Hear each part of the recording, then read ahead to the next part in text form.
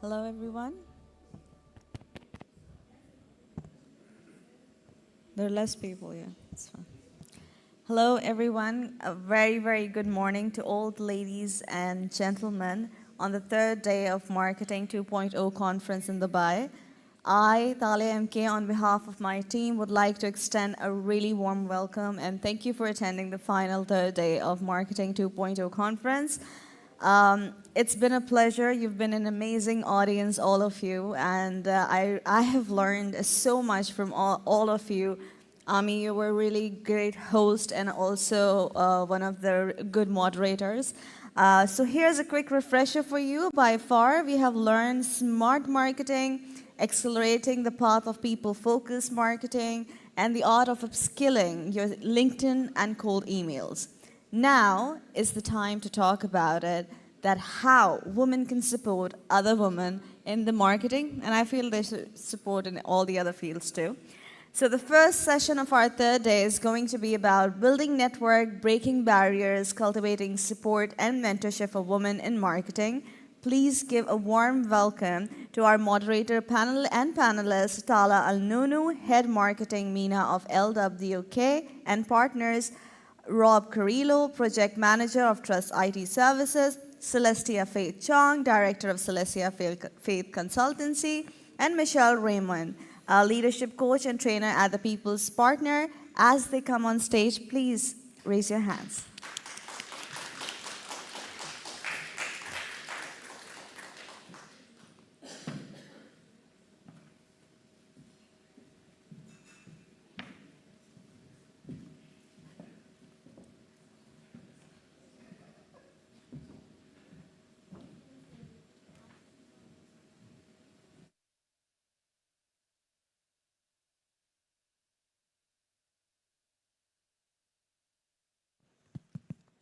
Okay, good morning, everyone. Well, I didn't hear.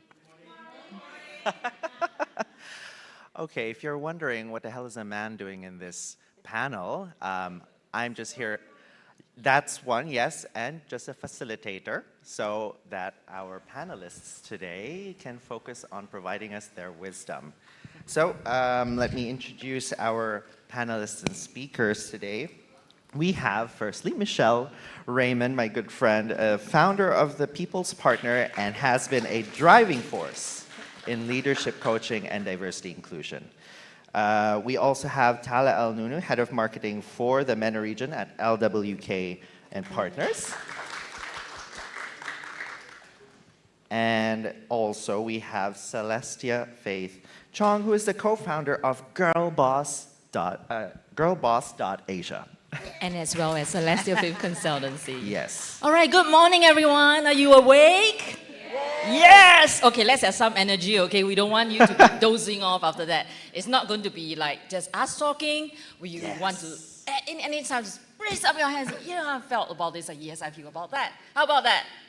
Yes. Yes, let's rock this session together. Over to you. Right. Now, I think that we have enough people in this room to actually invite them to participate. So as Celestia said, this is actually something that we would like you to participate in. So if I can ask the tech team to please show our Slido.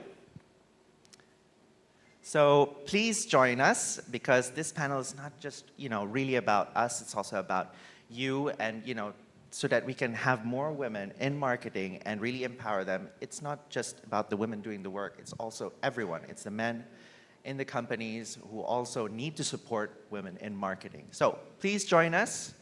And I'd like to just get a feel of the room first. So if you haven't yet, you can type in sli.do in your browsers. Okay, let's give a few more minutes for people to come in. Okay, it's good to get them start working, Yes. All right. I just had breakfast, so join in. Right, so have a look. We have quite a few CEOs and founders, managers, fairly senior people in this room. Right. Good. Okay, coming up we have... That explains the NG, though. Yeah. Okay, very interesting. So, this means that the people in this room may have actually could generate a lot of impact because of their seniority, right? Okay, good. Let's give it for a few more minutes. Okay. I guess we are looking at like half of them. Yeah. Yep. With the screen right in front. Even senior I almost broke managers. my neck trying to look at the back, and I realized there's a screen. Yeah. That's smart. Okay. All right, good. And now I'd like to ask, from which country are you based at? So please type in, because we'd like to know from where you're from, just to have a good idea. Okay. Several from India, UAE. Okay, France, Singapore, Philippines. Yay, Filipinos, hi. Okay, Hong Kong, Germany. Right. Oh, we also have from the US. Okay, UK. Very good. So, we have a fairly international audience made up of, well, a lot of senior people, some who are CEOs. And now I'd like to ask a question from all of you. In today's modern workplace and era of wokeism, are there still barriers for women to grow in their field? While people are answering this, I'd like to throw the question to our panelists. So who'd like to provide their input? Do you think that actually today there are still barriers for women in marketing, and why? Yeah, I think I could start rolling on that. I would say yes. Because currently, right now, in various climates, I've still feedback that people are coming to me during interview. They literally ask you questions as in, are you going to get married? Are you going to have babies? Do I see a lot of nods, right? Yes? What has that got to do with my ability and work performance? Right? I can push harder to give birth to kids. Doesn't mean I can work harder for you, right?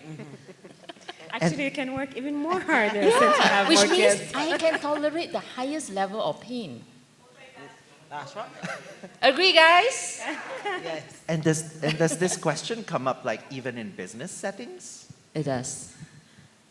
Any head nodding situations? Okay, I have got quite a few aggressive nods. Yeah.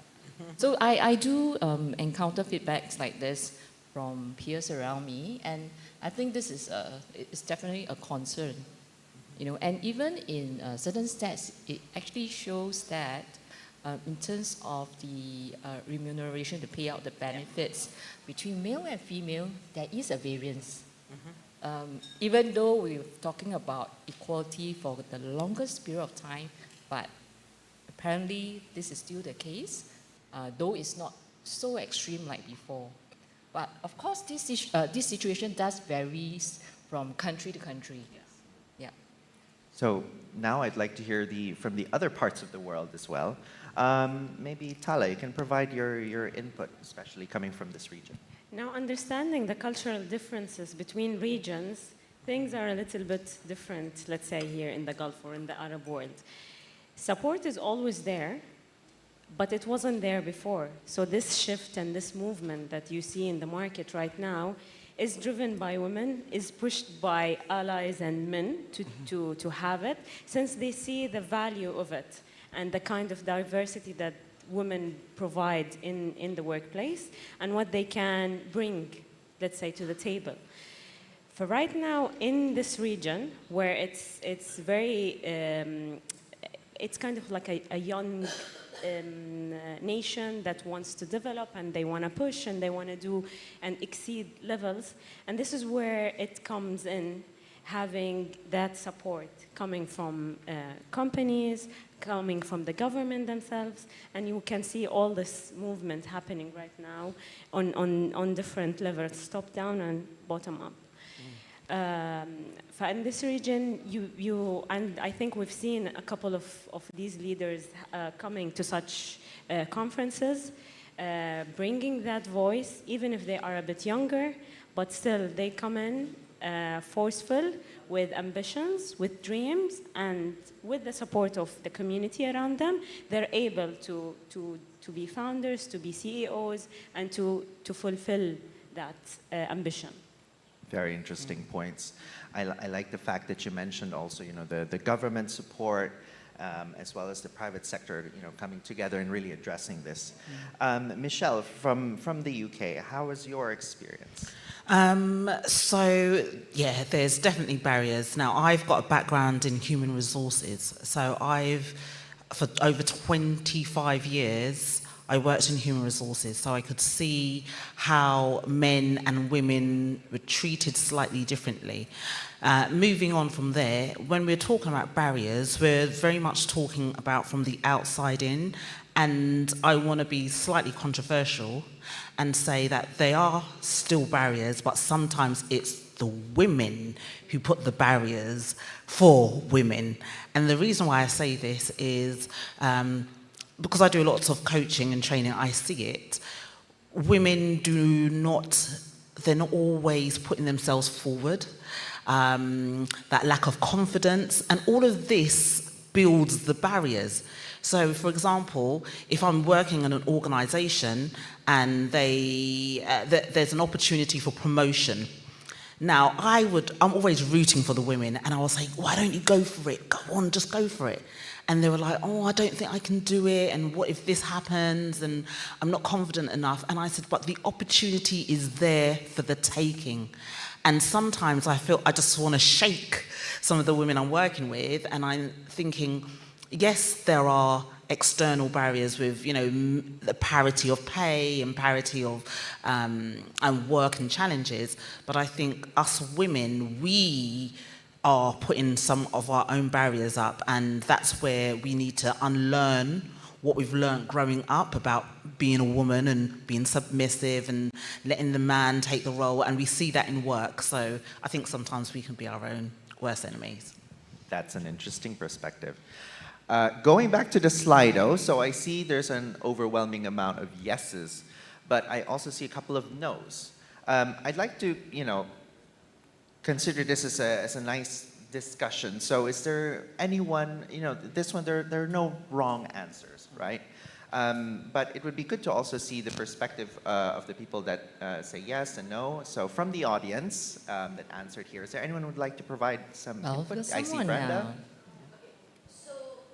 I did answer yes, but that wasn't from a personal perspective, because I actually agree wholeheartedly with Michelle. Yes. So I think you have got to work on you first, and that's how, no matter who comes to me, we work on them first. Because until you connect with who you are inside and grow that confidence, and don't look at the other barriers, but come from a bit of an insular point of from an insular point of view, then you open up our whole new world. So in my personal perspective, my answer is no. But I thought globally, and what I know from women around the world, because I work on an international level, that's why I answered yes. So it was a bit of for me personally, I've never come across a barrier, and if I do, I smash it. I mean, I Yes. think that deserves a round of applause, right? I like that energy. Smash it. Okay, are there any other views from the floor? Maybe someone would like to contribute their own experience or ideas? Okay, if none, then I think we can... I think that's... there's There's another one over there. Oh. Can we have the mic? Also for the benefit of the people on the live stream. So, yes. Hello. Are we live? Yes. Just kidding. Good morning, everyone. Good morning. Good morning. How's everyone here? Good. It's last day, yeah? So let's put some energy here. All right, my name is Aridel. I'm a nurse by profession, and I'm advanced medical instructor. So maybe you're thinking, what is a advanced life support instructor doing in this room? Not only that, I am the Middle East and Africa program coordinator of ERMT. It's a medical technician thing. So part of that, I used to encounter a lot of people, different backgrounds, women, from diverse culture. And this is the dilemma, yes. If you're a woman, and of course you're a mother already, they will like think that you cannot do anything because you have so much stuff already. And I've seen a lot that in my students, you know, the confidence is really down, and they just want, you can see the potential of these women, but then there's no support at all. So they will just stay there and I'll be comfortable here. Even if they are thirsty, they don't want to drink because they're afraid. And what we need, because women are wonderful, they are, you know, versatile, they can do everything, they are limitless. Only if they believe and they acknowledge that one, and with the support as well. That's mine. So yes, there's that barrier that if you're a woman and you're married, you know, you're old, and you're not that sexy and, you know, fabulous enough. You cannot do things. But I'm sorry, we are not. We will break those barriers. All right, women? Yes. Yes, women, we are considered Excellent. ageless and limitless. I like Agree? that. Yes, 100%. Okay. Thank you for your views. These are really insightful. Now, oh, sorry, that's for later. Okay, so now I'd like to involve also the audience in this, but so I'll let you think of the answer, but I'll pass it first to the panelists. So now let's go and set the scene. So what actually are the main barriers that women experience, you know, and what organizations especially need to address to ensure more participation of women in more senior roles? So now this is more about growth. So of course, you know, there are women in the workplace, but you know, in Europe, for example, I found this very interesting statistic that in academia, or you know, when in the bachelor's degrees, about 58% of the graduates are female, and also for the master's degree, so a little bit more than men.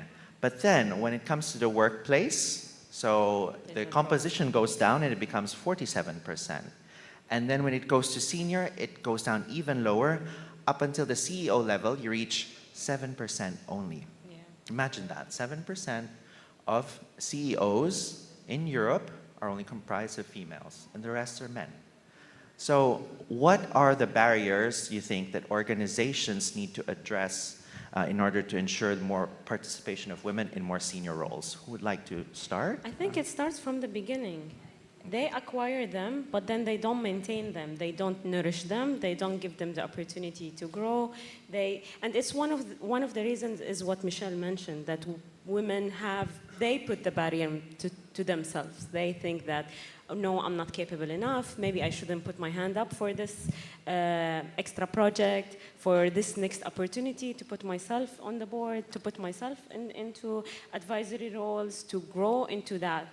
So there is a bit of it that it's not always the organization, but the organizations can facilitate this. And this is what they started to understand now, that this diversity does bring so much value to the whole network and the dynamics of the organization itself. And this is why they started these programs of empowering women, bringing them opportunities, sending them out there, for them to go and grow and bring opportunities back to their organizations and where they're working on. But again, it's a two-way street. If the individual is not invested in that, the organization cannot give. You know, it's kind of it's a dilemma and a dynamic at the same time for both of them to flourish and to use that to their benefit for the outcome of the society at the end. Yeah, and I agree with what Tala's saying. So I'm looking at this through HR eyes, yeah, with a HR lens on. So what organisations should be doing and what they're not doing. So we think that women should be given opportunities, they should be mentored, they should be sponsored, there should be allyship. But if the organisation doesn't put in place particular programs to enable that to happen, the onus is just left on anyone who's nice and kind to help women. And not every woman needs to be helped. So that's another thing. But I think organizations, if they have the resources, they should create programs that help amplify the voices of women, to help empower.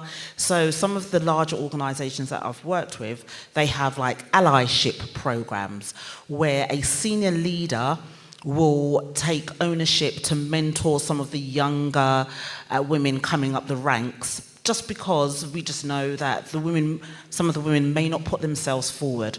So I think that organizations that create bespoke networks, bespoke programs within their organizations, they will see a higher rate of women in senior leadership positions.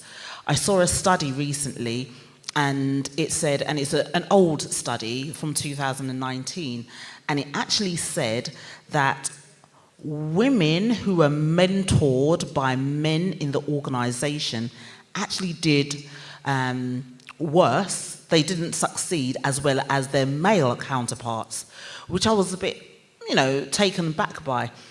But it did say those women who were mentored by other women, senior women in the organization, they excelled. So there's an onus on us, who are the CEOs and the founders and the leaders, to help empower younger women and leaders and potential leaders in our organizations. And I agreed with the both of you. I think on a side note, on a different perspective, we need to acknowledge that women, we have a different responsibility as well out of work. So the organizations need to acknowledge that we are also mothers, or we have elderly parents at home, that we need that the caretaking portion, that we could also at times, like right now it's the norm to work from home and be understanding in terms of arrangement when we have situations like this. Tell me if I'm not true, women is always deemed, or we hardly hear super dad, we always hear super mom, we are the multitasker, we are expected to do every single thing, and when that happens, we need to take care of so many things. Does it mean that we need more time and more understanding? But at the same time, with that time and flexibility given to us, we can still perform and even excel in whatever we do. Because why? We are being taken care emotionally, mentally, and what's not. And with that, you have, with no concerns and barriers that's stopping you, right? You go out right there and you just rock it wherever you are, whichever position. It doesn't mean that you stay in the office from 9 to 5, you stare at the screen, you'll be productive. Probably half of the time, some will be on some grocery store, some shopping mart, you're checking your Tinder, your Facebook, your Instagram, and what's not. I kid you not, after when they see the boss walking in, okay, this is regardless of man or woman, yeah. When they see the boss walking, oh, it's time. It's time to open It's the time Excel to sheet. start work, yeah. Effectiveness for both women and men don't just, we just really need to define effectiveness all over again. And we all learn the hard way during COVID period, doesn't it? Yeah. Thank you. So the audience, meanwhile, have put in what they think are the main barriers. So I see empowerment, education, gender equality, opportunity, belief, that's interesting, training network, empowering again, support, self-development, equality, consideration. So roughly around the same themes we've spoken at, but is there anyone who would like to maybe further explain their point, or let's see if there's any? Okay, I see two, maybe from the lady at the back. Oh. Well, really love to hear the view from a man though. Good, I see a hand.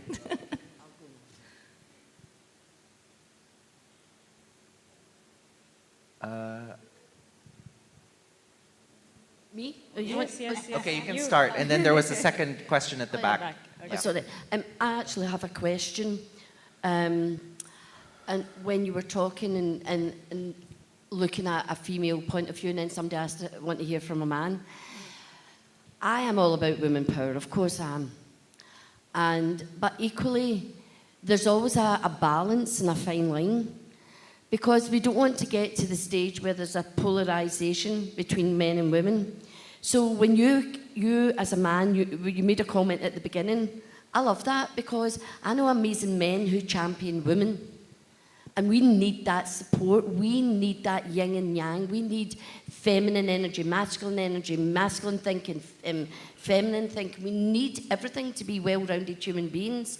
So for me, we have to be careful that there's no polarization as women come into their own in business, and more women are becoming CEOs. And the answer I've got for that, if you're not a CEO, start your own business and become one. Excellent point. Thank you. And from the next.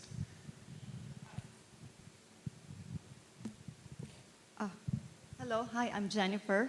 I just want Hi. to agree with the panels about their insight.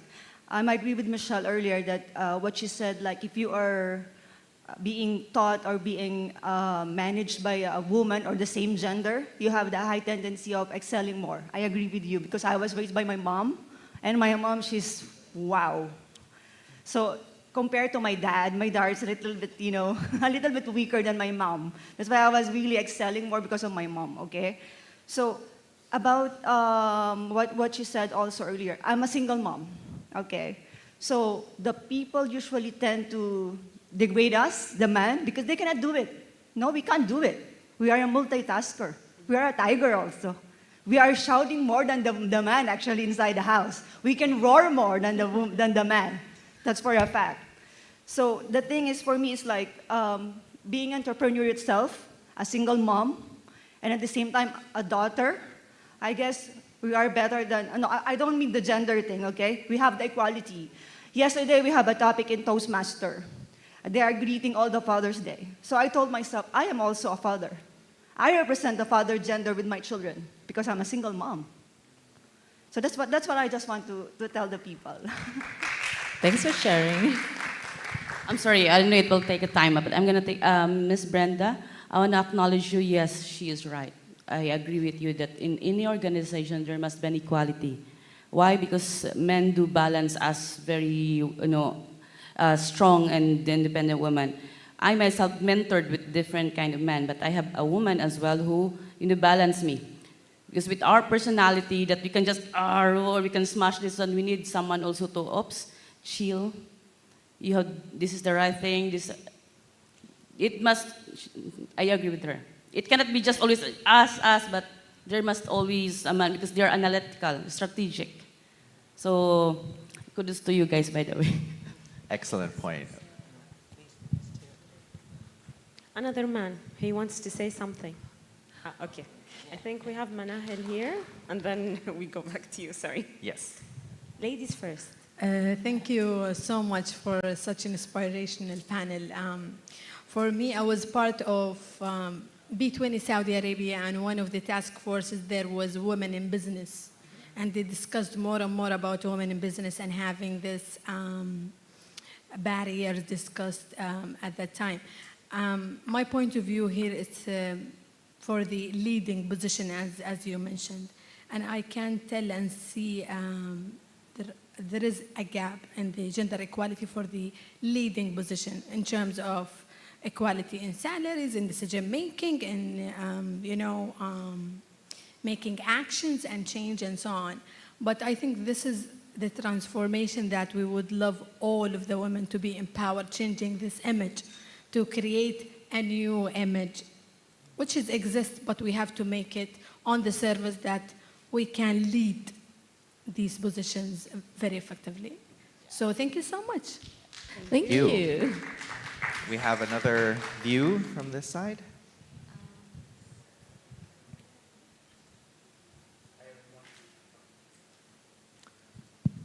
Hi everyone, this is Amir Astogi.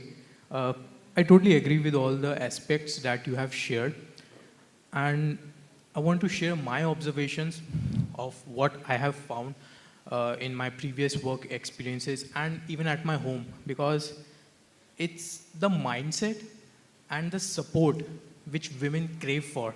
First, the mindset, because there are two types, there will be types of women and their intentions will matter.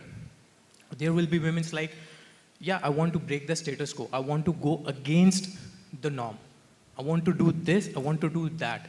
But when they lack support, especially from their loved ones, that's when it creates a resistance, because women crave support. It's the most essential thing that they require, the support, the love, care, and respect. That's it.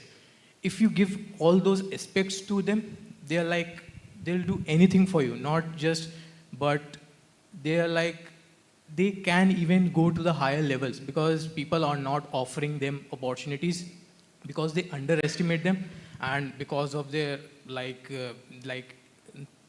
I would not say taunt, but I have to use this. They underestimate. Simply, I can say that, and it's the support and the mindset, and I know there are responsibilities for a woman, because she wants to fulfill her motherhood, she wants to fulfill as a daughter, as a wife, but at the same time she also has her ambitions that she want to further pursue. So But what this else you makes need? her laser focused on what she wants to do when, Yes. you know? Yes. It's not, it's another mindset, it's Yes. another way of thinking. So it Yes. makes her more diverse, Yes. more organized actually, to put the priorities when they have to be, Yes. wherever they have to be, in the right place, in the right, Right time, in the- yes, exactly. That's it. Excellent. So I think I'll skip a few questions on setting the scene because we are approaching our time. Okay. But I would like to. But I really think in a lot Go of ahead. forms, right? Women really need to empower ourselves first. You know, do not strive to get strength from others. Empower yourself first before you expect anyone to empower you. So how Just do we like do that? loving yourself first. How do you before do you have that? the capacity to. Yeah, tell the audience how, because I think we all say, I say it as well, Yes. I need to empower myself, but actually what does that mean? What practical exercises can we as women do to empower ourselves first? You know what? This sounds like a very deep question, but it's very simple. It's baby steps. We all have little ways, and we know that way how to make ourselves happy. You know what's my simple way of empowering myself? I cook a beautiful meal for my kids and happy faces on their face, and I felt that I empowered myself. As a woman, as a mom, I am cooking a meal of love. I empowered myself to give love and happiness to 3 of my kids. I'm a single mom myself, and I take pride in that. With these baby steps, it doesn't need to be big. I'm really empowering myself to make decisions. I plan the meal. I know that my son doesn't like meatballs. I know my daughter doesn't like rice. I know, and I can create a dish whereby we all can sit down as a family. And that I felt I have empowered myself. These are small ways. You think it's small, but it goes a long way. Start from baby steps like this. Do I have a consensus? Yes. Yes. I don't have big answers, but can yeah. I have I have a Sure. little different view about it. I heard many people saying, maybe with due respect to what you told, that women crave support and women are looking forward for support. But I have a slightly different viewpoint. I think men are the one who crave support and who crave love all the time. And women give it unconditionally throughout the day, 365 days, 24/7. This is my opinion about it. I think we are equipped with so much of love. I don't know, God has gifted us with so much of, the ability to give love to your colleagues, to your nannies, to your husband, to your mother-in-law, father-in-law, all the in-laws, and your own parents, kids. I think, so I have a slight, that is why I said I have a slightly different opinion where, women are, while we are talking about the women empowerment and thing, I think we should be proud to say that we are already gifted to be empowered. That is what I strongly believe in. And with my own, life experience and seeing so many women around me, I think we are self-sufficient. We have the entire, the ability to sustain on our own, and that is why we have some beautiful single moms over here also. Because single dads, I don't know how it works. I know there are many who do that too, but I think single mom is something it's very seamlessly happened. So, and it is a very favorite topic for me. I don't want to take about long time, but I think organizations. One point I would like to add is organizations should stop typecasting women that they can't do things. And may it be taking care of home, may it be maternity breaks, may it be women requesting to leave early from office. I think it's high time we move on from all that, and it is. I think we have spoken about this for last 2 decades. So I think we should just take it in our stride, especially from the HR perspective. I think it should be taken in our stride and just assume that is how it is. And I mean today we are also seeing a lot of dads taking care of home also. So that is something the HR should also look into that angle as well. So I think the typecasting should be stopped. Is what if you are a woman, you have all these limitations. No, I don't think that is right. So the senior management, exec management, HRs, all the people should stop typecasting women that they are like this. That is my point. Excellent. Thank you. Brava. Right. In the interest of time, I have put in a contentious question. In situations where choice is necessary, but for the benefit of the long run, should our organizations prioritize diversity or competence? This question has been up for a while, and as you can see, the audience is quite divided. I don't think there are wrong or right answers, but the best thing is to actually bring to light some of the ideas, and then we can decide for ourselves. So who would like to start? Is there anyone who would like to? I've got Okay. a view about this. Once again, my HR hat on. All right. Right. So we do a lot of hiring and firing and development. And what I've noticed that when we're looking at diversity and we're looking and comparing it to ability, do I hire based on somebody who can do the job, or should I get this person who will make the workforce look and feel a bit more diverse? These CEOs, they give us targets, right? But what I think I often do, I go for diversity of thought. So I don't look at the color of the skin. I don't look at whether they're male or women. I go by diversity of thought. And with that comes a new type of ability. And because if I just go for a CEO might say to me, Michelle, we need to fill this role. We want the person to do this. They look at qualifications, they look at credentials. And I find that we always hiring the same types of people. When I'm hiring and I'm on the panel, I give a different perspective. So now I'm not looking at can they just have the ability. I go for diversity of thought. Are they bringing something new to the table, something innovative, something that's going to challenge us and the way that we've always done things? So I often go for diversity because that diversity of thought brings new ability. That's what we do. Very interesting, diversity of thought. Any other thoughts, perhaps, from the panel? Or? Not only thought, it's diversity of thought, background, bringing something new to the mix. Because if you still have the same people have this tendency. It's unconscious bias. It's whatever you want to call it. So you always lean into people who look like you, who are from the similar background. This is how humans are wired. You connect to people who are similar to you. You don't go to the extreme different person. But sometimes it is very beneficial to bring in that different mix to your culture in any organization. So let's say in construction, because I work in construction, they are all men. So when a lady comes in a meeting, they're like, what the hell is that? Where she came from? Is she competent? Is she good enough? Is she?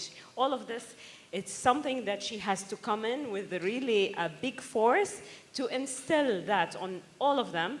And then after that, they said, oh, she actually has something to say. She knows what she's talking about. So bringing that mix is not something that's wrong. It's actually, it adds. After a year, let's say, of experimenting with that and seeing what happens and the performance of the project, they're like, no, we made the right decision. She was the right person in the right place in the right time.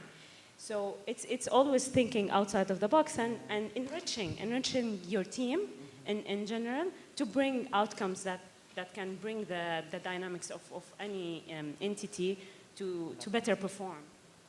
Well, for me, I agree with the both of you, as usual. You all sounds very right, especially from a HR perspective. Yeah. Can't go wrong, doesn't it? But for me, with no HR, background, I would actually first look at what the job entails, the job description. Then, after talking to the candidate, I would like to understand the personality. Yeah, based on the personality type, example, if you've heard of Enneagram, you understand that what would make them tick and makes them happy in the long run. If you're going to put a creative person doing admin work, seriously, they will not be happy, right? So it doesn't matter. So one, competence is probably part of the CV. It's a good to see, good to know, but that's a reference. I will not prioritize diversity for the sake of diversity. I would say I want to prioritize based on what would make them happy in the long run, because that will add more, you will add more value to the organization. And the whole organization will work better with each other, because what they are doing individually, what they enjoy about, on what they are trained to do, or what they have passion about. Yeah, so in terms of another way, HR perspective, you retain staff in the long run, regardless of gender. Yeah. I'd really like to hear from the audience. I see that during the course of the talk, the prioritized competence has gotten further, so maybe someone was pretty convincing. But is there anyone who would like to speak? Oh, okay. Manahil, I think, from the far left. I see there's also a man behind, so he'll be the second. And I think Brenda was raising her hand, so she'll be the third. Thank you so much. This topic in specific, it's so touching for me, because I got inspired big time, because I can see and find myself within that context in a certain way. Let me just briefly say that I believe in diversity, and we are all having diversity within ourselves. How you were thinking, it's different than how you are thinking now and how you will think tomorrow, okay? And this diversity, it's a very innovative and challenging and deep way of thinking. Not everyone can, recognize and realize, especially from the, as you said, decision-making and HR perspective. And for the personality, it's the asset of any organization, not the skills, because the skills are transferable. You can teach the skills, but for the personality, no, you cannot raise up someone, and to make him, proud of this diversity. And it's very, very, deep once you were talking about it, especially Misha, you were very touching and something within me, because me as a founder, and also acting as a strategist, acting as different persona within multiple tasks and multiple, scenes. And I think this is the new way of selecting the right people within an organization to be having the diversity within their own, let's say, life experience portfolio. Excellent. I think there's a view from a gentleman from the back. Yes, he's over there.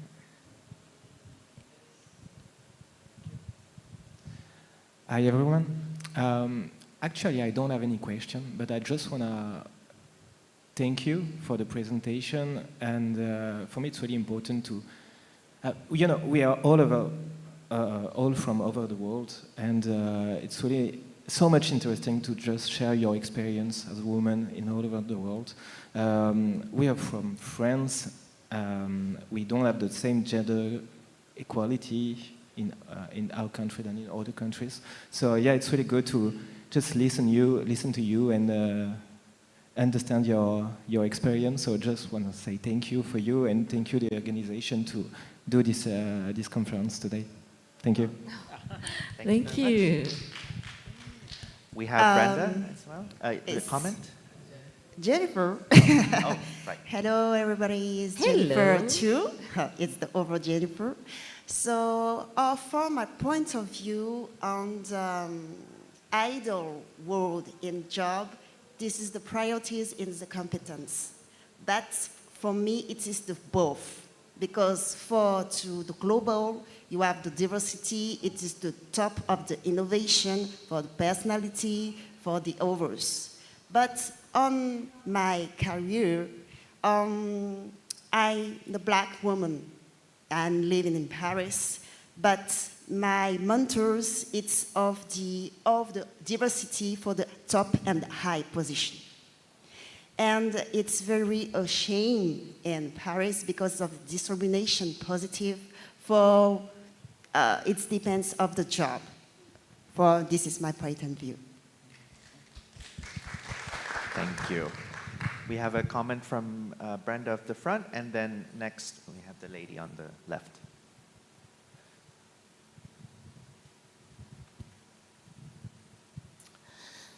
So in my business, diversity, equality and inclusion is massive, and in the world of publishing, we are making a big impact. But what I want to say about competence and diversity, what's missing up there for me is team.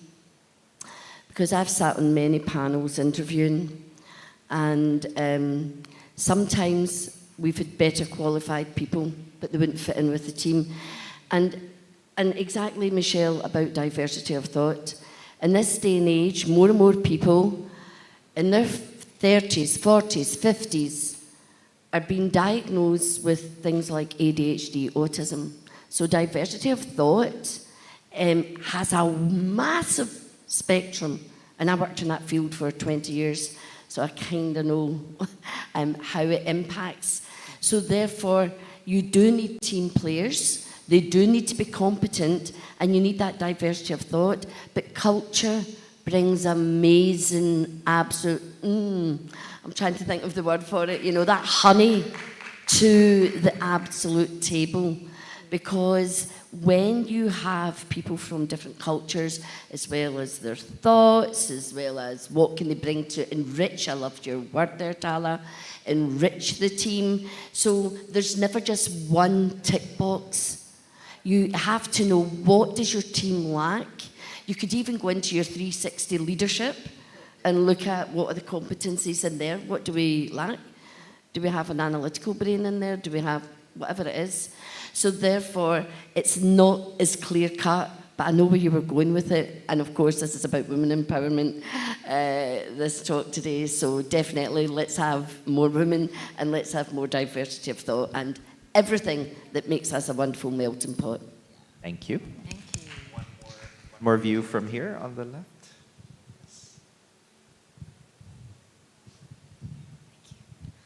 Hi, thank you very much for sharing. My name is Tracy, and I have a little experience to share or to thank you, Michelle. What you mentioned just now exactly was the situation I faced.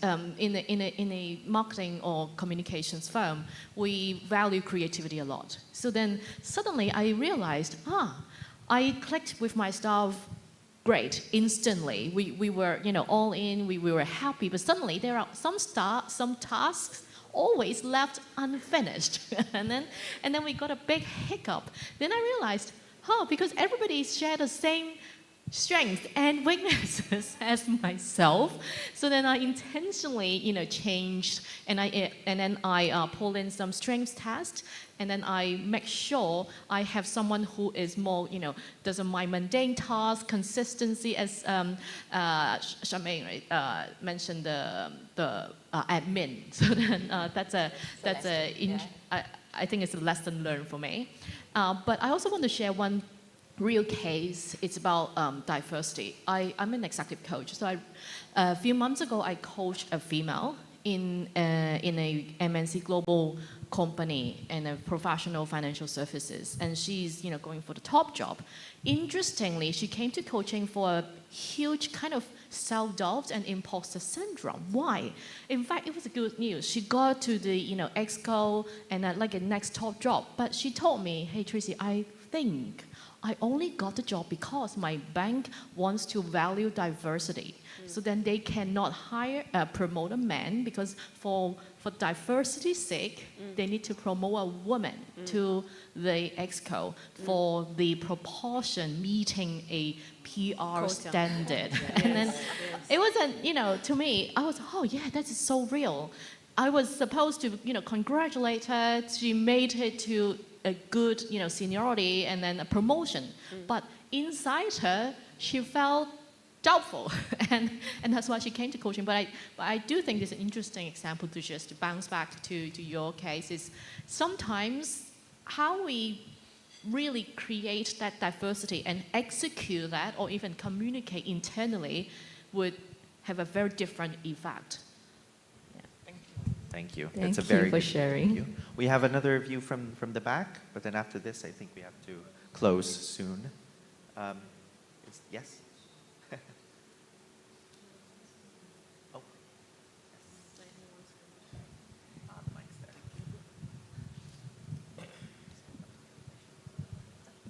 Hi again. I just want to add about what Tala she said earlier when she said like when you enter a room, they would just judge you. It's true, to be honest with you. There's one incident that they will, when you go inside, a man said, hypothetically, okay, can she run? I look at him, I just want to say, 1 minute, let me just remove my stilettos and I'll run with you, let's race. Because women are really resilient, especially the single mom, because we don't have a choice but to bounce back.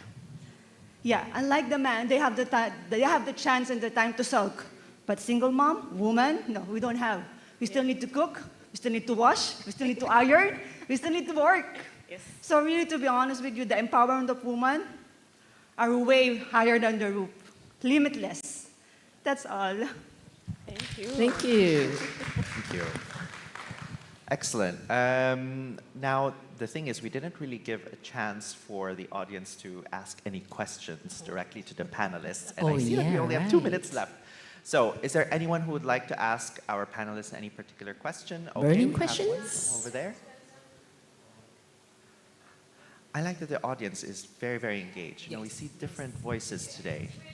Exactly. It's It's not even like a morning session. No. It's not even that. And I would really like to thank all of you for being so engaging and verbal about all this. It's an important topic. Yes, this is very important. Yeah, so thank you for a bubbly morning to start the session. We really enjoyed it. Everybody just got engaged. And this is, I think, a hot topic for a lot of women in the corporate. And I can very well relate to all that has been said, working in the Middle East. And working in an environment where a lot of women have potentials, but our counterparts, no offense to men, but they are given more privilege than women. Well, let me just twist my question in a different light. Actually, I'm not sure if, because I just got out for a quick call at the office, but I'm not sure if it has been discussed, but I've seen that a lot of women have a potential, but there's also a blockage somewhere up there if your boss is actually a woman as well. I'm not sure if this is something that we are ready to accept and embrace as women, but sometimes the women's territorial, instincts become overpowering.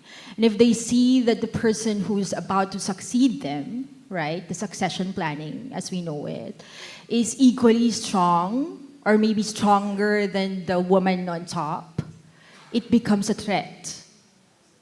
And there's a tendency for the person or for the woman who's, let's say, a director as a C-level, executive, to actually kind of, okay, let me not mentor this. She's a bit of a threat to me now.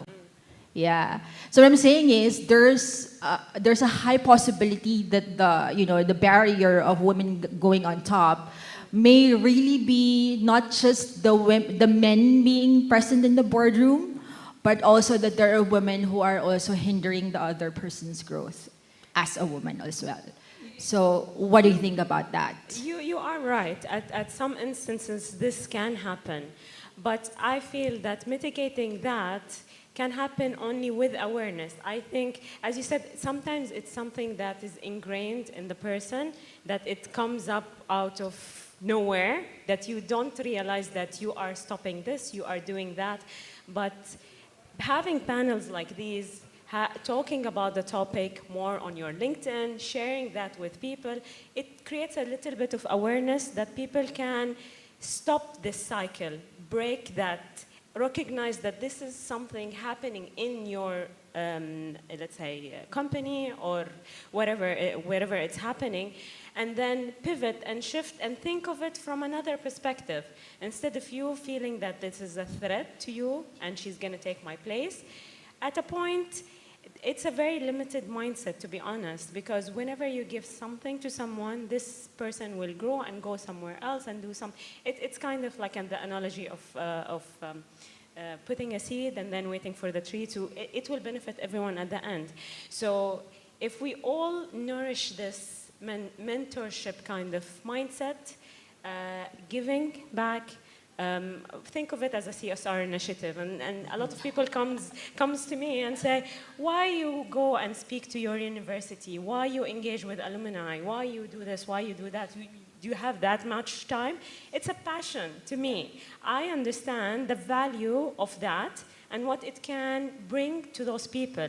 I had a mentor, my boss, if he sees me now, he was one of the first people who really pushed me outside the box, seeing the full potential of what I can bring to the table, and pushed me to go to conferences, do the things that I'm doing right now.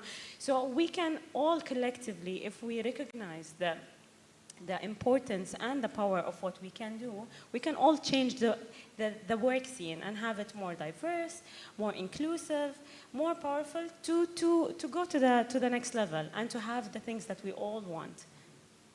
Excellent. Thank you. I think in my view, right, yes, I do agree, some women do have this mindset, but on my personal note is, if I could actually train someone to take over my role, which means I can climb to even a higher height, I'm going to reach another level. So it's really about the mindset. Like now we talk about women empowerment, how? How are we going to empower each other? We are all special in our own ways. So we uplift each other. You probably, for example, you are very good for leadership, and she's very good with planning, and someone else is very good with operation. We can all grow together. To train someone to be able to do what you can move on. And if everyone feels the same way by moving on and uplift everyone, doesn't that make the world a better place? Yes. Yeah? It's the abundance, isn't it? The abundance Yes, mindset. that's why I think what you have to do, and I've seen it so many times, and I'm thinking, why are you not giving her that opportunity? Why have you not told her? And I see some women, they don't knowledge share because they are scared that if this person comes up, what happens to me? And I think there has to be a change of mentality. It's not about me, it's what can I do for others, because when you help others, you create your own opportunities. Exactly. So it's opening the door, and there's a saying is, have you sent the lift back down?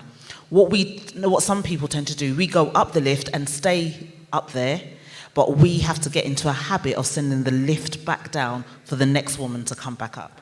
Yeah, that's true. Never ever, I always believe, never ever set a limit for ourselves. Because when we reach here, we are going to get higher. And when that happens, you need someone to take over you, so that when you get higher, you will be able to move those below you, and we move together, regardless of gender. Yeah. Right, so now unfortunately we've come to the end of our session, but given that this is a room of CEOs, managers, directors, I feel that each one of us, with what we've heard today, have certain control within our sphere. And now I'd like to ask if, based on everything that you've heard today, do you feel that there is something on a personal or professional level that you can do or apply to bridge the gap and ensure that there's less barriers for women in the workplace and for senior roles? So please, I want to. Looks like everyone agrees 100%. It seems so. So we've got a big yes, right? Yes. So shall we end this thing on a big yes by the count of 3 with Rob leading? Yes. So who agrees that we have to break barriers for women in the workplace? Yes! Thank you very much, everyone. Please give a round of Thank applause you, everyone. to our experts. And of course, also to you who have been so engaging. So round of applause. Thank you, bravo, bravo for all the sharing and contributions. Thank you, Rob, for the hard work.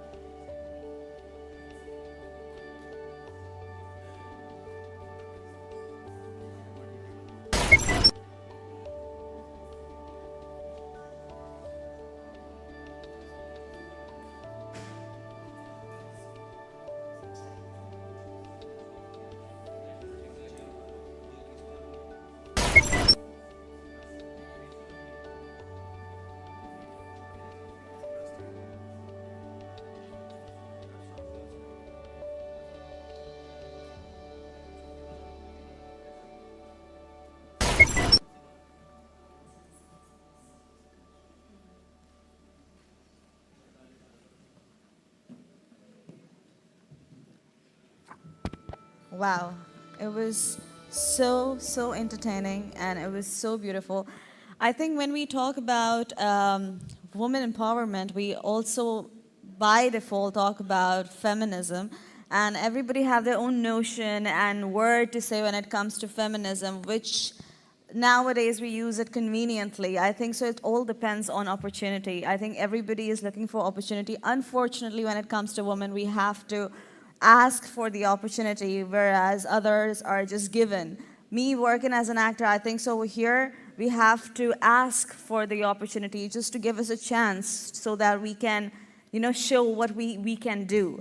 But this was so engaging, it was so enlightening, and I feel that after this, whoever, men or women, whoever are here, we're gonna be working really hard to make sure the opportunities are provided, not only for men and also for women, because sometimes men also face difficulties, especially with the new notion. Everybody wants to have a diversity, everybody wants to show that they're feminist or woman empowerment movement. Sometimes men also get left behind a bit. So I hope you all are having really good time, and let's just help each other grow together. And I always feel that there are no less opportunities. If we are a million people or billion people, there are 2 billion opportunities. We have double the opportunities, each one of us. So I hope you're having a great day, and you've been a really great audience. I will miss you guys. I hope you're having a great time, and don't forget to follow us on Instagram. Tag us on Marketing 2.0 Conference with a hashtag, tag me. My name is Talia.mk. So, in the age of digital transformation, the concept of executive presence takes a great importance. In the digital realm, where face-to-face interactions have been reduced, especially after COVID, we have virtual meetings, we have virtual and online platform meetings and everything. Cultivating a strong executive presence becomes very, very rare. Why is that important? Let's hear it from our keynote speaker, Tracy Ho, who was here with us yesterday, a lady in red yesterday. Again, very prominent and confident color. Personal branding and image consultant, executive presence coach of Frame and Fame, personal branding and executive coaching, who will talk on the topic importance and power of executive presence in an era of digital transformation.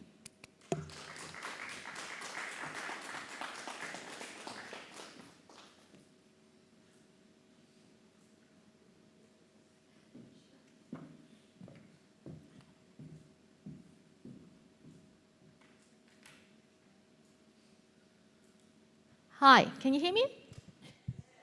Excellent. And can I confirm tech okay? Cool. All right, it's not easy, all right? It's not easy to, in the third day, usually the energy start going down. And someone told me, morning session, energy go further down.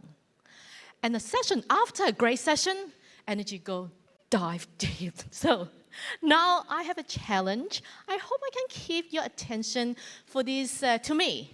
It's a brand new topic that I've never, ever given a speech in the public. So I hope you bear that with me about how we can exercise our executive presence in all the tech transformation around ourselves. It's a topic that I proposed to the organizer, and thank you, Dayton, to accept this idea, because I think, okay, as a marketer, as a communication person, we would need to understand how we assert ourselves without losing the influence, without losing the confidence with all those areas of AI, Web3 around us. So that's why this is me. And I was just, in case someone, start late, so this is my own LinkedIn. But today, I prepared a little tools for us to gather thoughts as well. I, of course, welcome you to speak up through a microphone, but we can also gather thoughts with our smartphone here, with a tech discussion we are now having. I invite you all to get your smartphone or iPad, whatever, that you can scan this, and then we can start our discussions here with me in person and with a digital device. First of all, let's have a try, all right? My first question is, have you had coffee this morning? Okay? So you have a cup? Or you have a double shot, well, 3 shots already. Or someone, not yet. Say for me, I haven't. Maybe after that, I need a coffee. Or you don't drink coffee at all, right? So thanks. That's a little trial for us to see, can you access this test? And of course, for me to get to know how many coffee drinkers here, later in a networking session outside, we can all grab another coffee together. So now we see that 5 of us say, okay, we took a coffee, and no one drank double shot yet. So maybe the second one with me later. Cool. So I assume that you know how to master this task together. Have a quick intro. Some of you have met me yesterday. I come from Hong Kong and have been running a personal branding executive presence coaching firm. Through coaching, training, and consulting work, we help individuals as well as corporate executives, hopefully, and sometimes company, to brand themselves so then they can excel and at least build trust with the clients and rise to the next level. What level is different? Right? So for myself, I have been doing communications for 15, 16 years, and enough gray hair for myself here today to share a bit of my experience. But as I mentioned, today we have a little new topic. I'm trying to conduct through my own learning, my own coaching experience. I also, took some time to read and consult some of my metaphors and Web3 peers before I came up to the stage. So then we can, together, I would like to, instead of me driving this keynote, I would like to hear your thoughts, how we can all exercise our presence when we have so much distractions and AI involvement. Yeah? So before, let's align. Have you been in a leadership position? Yes or no? Have you? So then we can see that 3 answered yes, 5, 8, 9. I would imagine this is kind of 100% yes, because I understand most of us came from different backgrounds, but we have so much experience in the industry already. Through our schools, our work, our companies, we would have taken some leadership roles, correct? So that set our foot together. We have a common ground to discuss why we need to and what sort of executive presence it is. But first of all, I want to, align our thoughts, all right? If you think you have a CEO title that will literally, naturally give you an executive presence, I challenge you to rethink, all right? Being an executive does not equal directly that you will have your executive presence. And I have a little story to share why I got inspired to learn more about executive presence, because, interestingly, one of my job previously, I was blamed for being too much like a boss, all right? When I was a trainer, then the client said, hey, they didn't like my energy because I have some natural presence. And it was a very sad experience. I left the firm, but later I changed to another consultancy, which endorsed and appreciated my presence, because I can then command attention, gain trust from my clients instantly. So that is how we can understand, like the previous panel just now, can you know by now your own strengths and your teammates' strengths, and how we can all be different, but exercise our own presence together.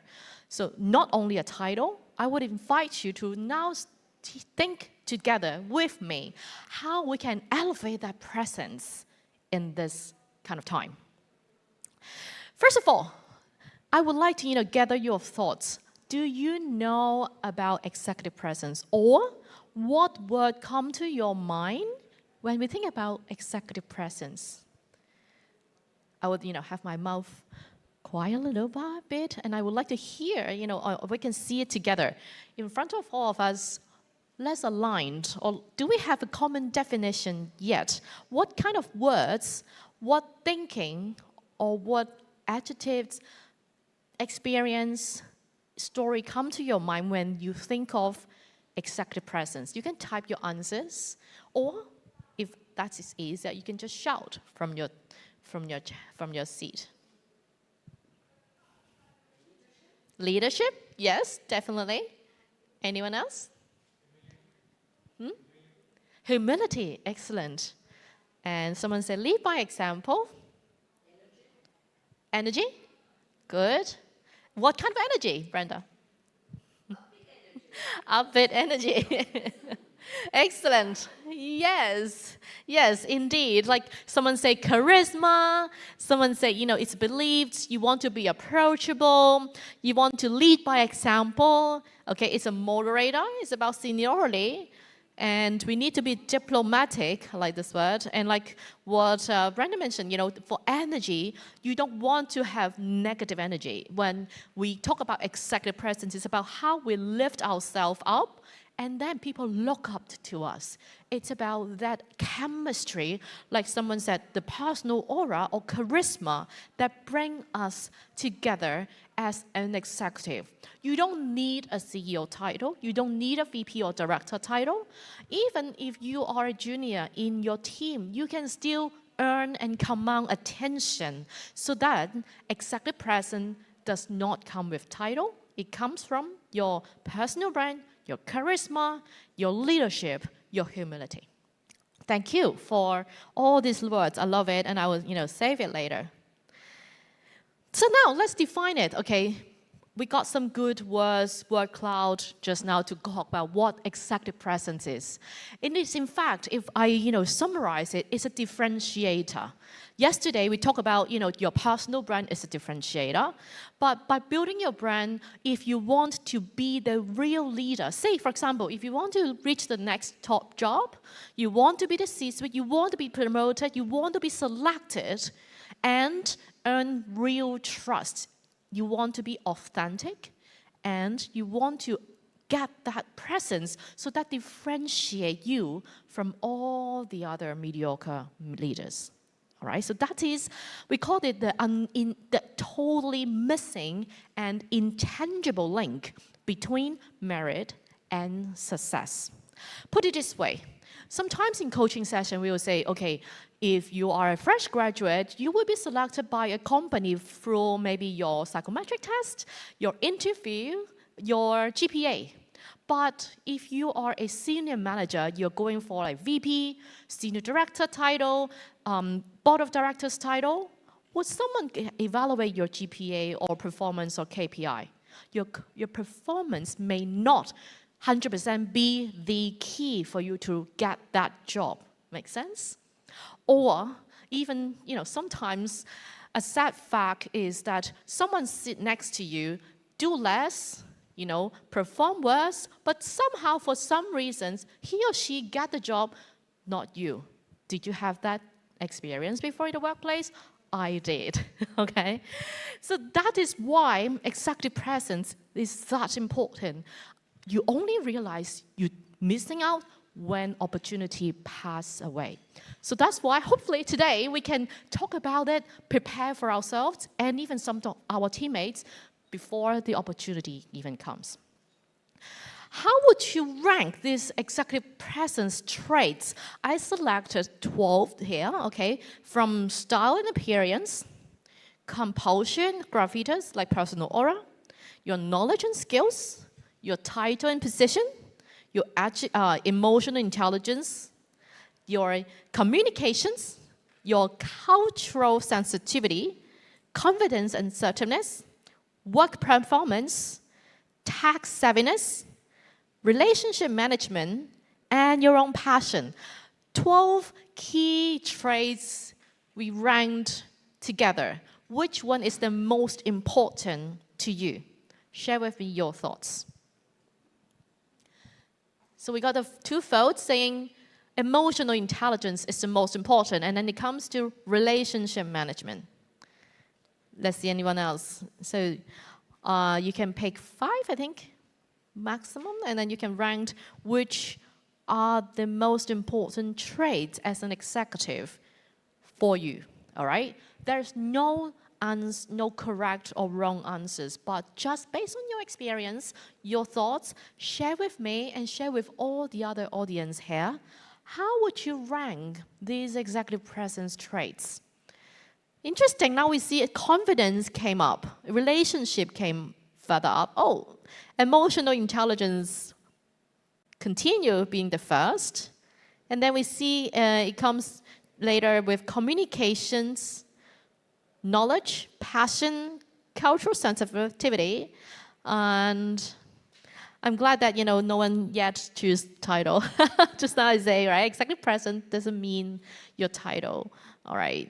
Your title doesn't give you an executive presence. But so for work performance is A, tax savviness, composure, gravitas. So for composure, it means that no matter good days or bad days, you would still project that same of calmness and confidence, so then you can control yourself, so then you can control and manage various business situations. Now let's see. Most of us have voted. We can see that in this room, all right, we selected emotional intelligence being the most important trait, came followed by confidence, assertiveness, relationship management, communication, passion. And I would like to point out the interesting fact that the tax savviness is only ranked 10th. It's not that important. And that brings back to our topic to discuss today, how leaders should know about tech. when they need to assert their presence and influence. Before we go on, just to get some textbook informations, according to a few authors and academia about executive presence, in fact, although you rate later, the gravitas is ranked here for us is 9th, but in fact, the gravitas, your personal aura, importance is at 67%. It's the most important element for executive presence. And then second, by communication, more or less same as what we put, and then appearance. Although appearance is ranked the lowest, but it is the very first step. It's the key that opens the trust. Put it this way, if you have a CEO on stage, he or she may have wear a t-shirt and flip-flop versus he came up with well-dressed, groomed, which one would you trust more easily? You will have your answer, right? Will be those who are more, dressed to impress, well-groomed. So that's why, although appearance is not the most important one, but bear in mind, it is always the very first step for you to earn that trust, command the attention from your audience. Let's, see who in your mind you think have good executive presence. Can you tell me? I'm very excited about, in fact, this question specifically because in my hometown, right, we may have, same kind of education, background, culture. But today we have multiple cultures, multiple nationalities here. Tell me who you would refer to someone has natural, great executive presence. It could be your boss, your leaders, your colleagues, or even some of your family members, who you think you observe that has great presence. Let's see. Anyone else? Mom. Someone say mommy. All right? And then we can see that, okay, His Highness Mohammed bin Shayed, father, ex-mentor. Who wrote ex-mentor? Okay, what did he or she do that makes you leave that strong impression?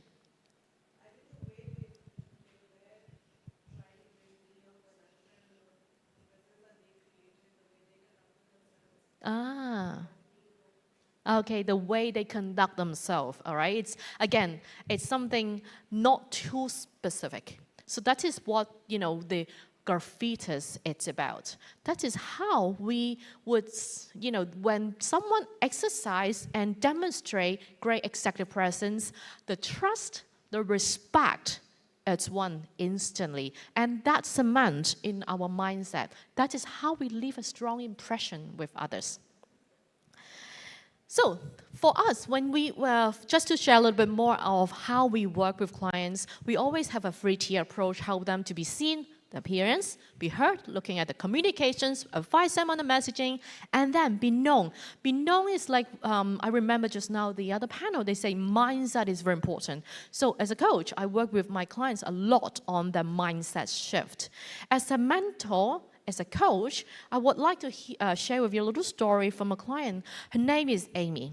So Amy is a senior manager in a high revenue and multinational company. She's very hardworking and she is a doctor as well in her own profession.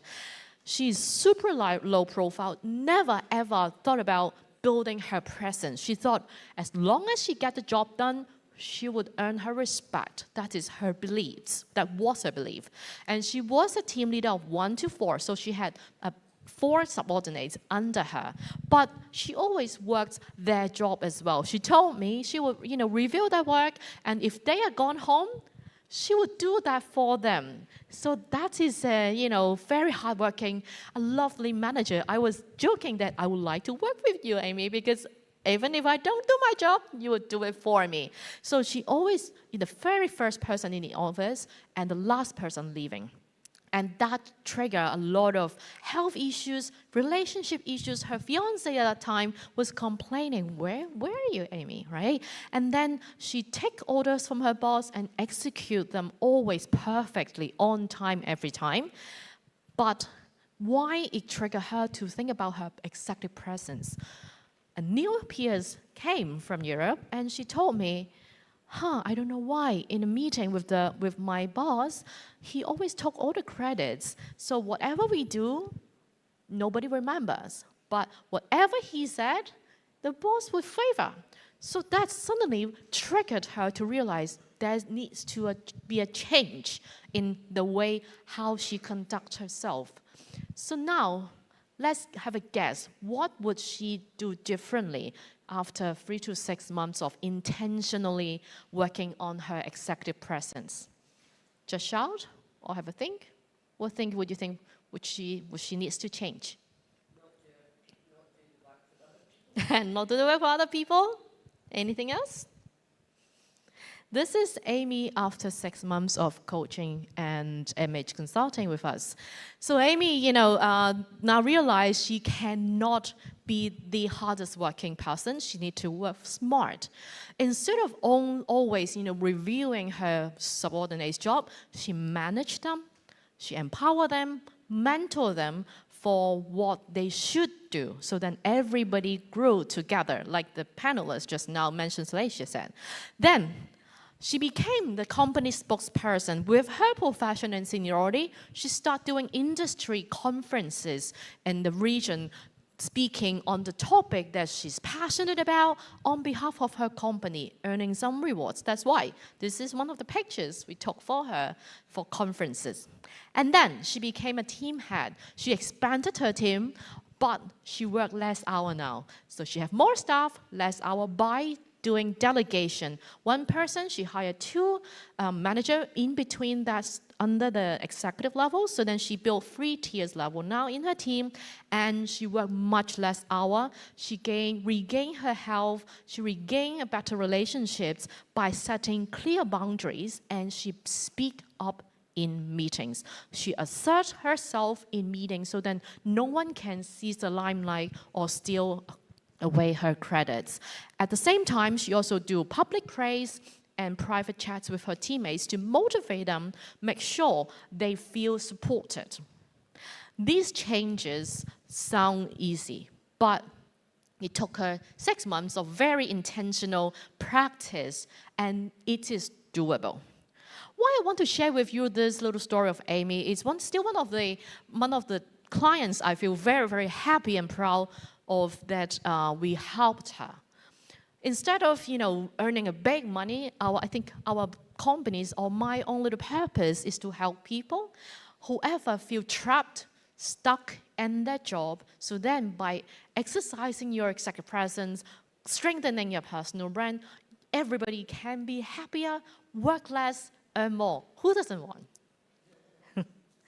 And then the next question comes when a big wave of technologies came all over us in the past 1 or 2 years. We now have lots of buzzwords: artificial intelligence, blockchain, Web3, decentralization, and metaverse. They're reshaping the way we work.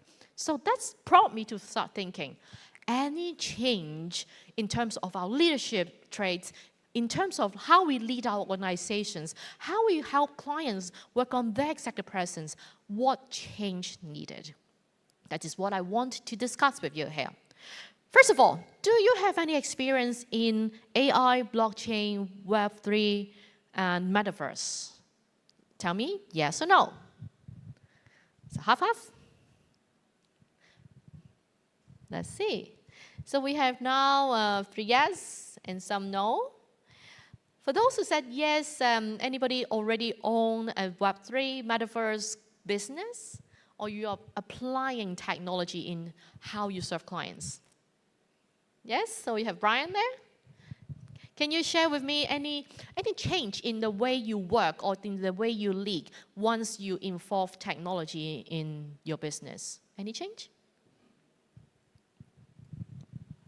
Yeah, that require a lot of education on the client side and also the audience side as well, because like we did an exhibition 2 weeks ago and we incorporate NFT as part of the souvenir to the audience, but that it take a long time for us to encourage the audience first to get a wallet on OpenSea because like we are not so used to this kind of wallets. Yeah. And then we also need to educate them about their privacy and so on. And for the client side, I think it's even more difficult because like a lot of people, they apply the Web 2, meaning like social media mindset, to Web 3, which is not exactly the same. So I would say like education take a really long time. So what I heard from Brian, there is a lot of communication as well with the client, internal, and in fact, how you, by education, that means you need to understand first before you educate. That's why under the, digital era of we are facing, maybe tax savviness, the requirement on leaders' tax savviness should be putting more consideration and focus among all of us. Then, how about the scale? Let's have a guess. If you have read news in the past 3-6 months, there are multiple people from senior to the front world, different countries, they were getting a lot more vocal nowadays, saying what jobs will be eliminated or replaced by AI. Unfortunately, a lot of marketing, PR, advertising work are on the list. So that is my little survey with you here. Do you believe that AI will replace your role? Tell me, what kind of role you think you will still have an edge, and what sort of roles could be disappeared in certain years after AI's popularity. I selected a few, all right, including strategy, including, research analysis, content creation, and then we also have visuals, creativity, relationship, team, BD, sales, admin, etc. What sort of thing you think will be replaced? Now we see that market research and analysis, obviously maybe the robot AI will, once you press, give it 2 seconds, it gives you the results. How crazy, right? My usual marketing research colleague used 2 months to compare data. Now it becomes 2 seconds. Research and analytics will be soon replaced. We think that. And then we also have textual and multimedia content creation. The last will be replaced here, as we can all see, and as I expect as well, is the team building and management. That means how we work with people will not be that easily replaced by AI. Are you with me? Do you agree? I believe that as well. That means by, delegating some work, content creation, analytics to AI, we would have extra resources. How are we going to build a team? How are we going to unite them and do more together will be a new challenge for us marketing in the room, marketing professionals in the room. That's why I came up with a term called digital convergence. Regardless you like it or not, AI, Web3, blockchain, we're going to stay. Instead of complaining your job will be replaced, instead of doing nothing, why don't we just think about how we can embrace all these changes in this wave of digital evolution? Ready? So instead, before we talk about, I will share with you my 10 little areas I categorized. Before that, I would like to hear from you. What do you think leaders, us, all right? All of us have leadership position, as I started earlier. Most of us have leadership position. What change you think you need to make now, or even yesterday, all right, to accommodate such digital transformation? Tell me about it. Now we see, okay, someone say we should allow staff to work everywhere, which it's happening very easily, particularly with COVID push. Then we engage with colleagues virtually. Anybody not yet have a virtual meeting with your colleague? Can I have your show of hands? I suppose no, right? But on the other way around, anybody have had a meeting with your colleagues in the metaverse? Yes? Okay, well, we have one show of hands. Can you share with us your experience? What is the difference between physical meeting, Zoom meeting, and metaverse meeting? Can someone give her the microphone, maybe Faisan, or someone give her a microphone? Organizer? Yes. We'd love to hear your experience. Hi, and Ham here. Yes. So I'm not going to compare the face-to-face meeting because I believe it's not relevant, but let's compare virtual and metaverse meeting. Nice. So when there were virtual meetings, a lot of people working from home are hesitant to open their camera, Okay. which creates a barrier between people to see expressions and to, for example, if I as a manager or as a leader have to give some feedback to the team and I cannot see the face, so it's very hard to judge how they react to that feedback.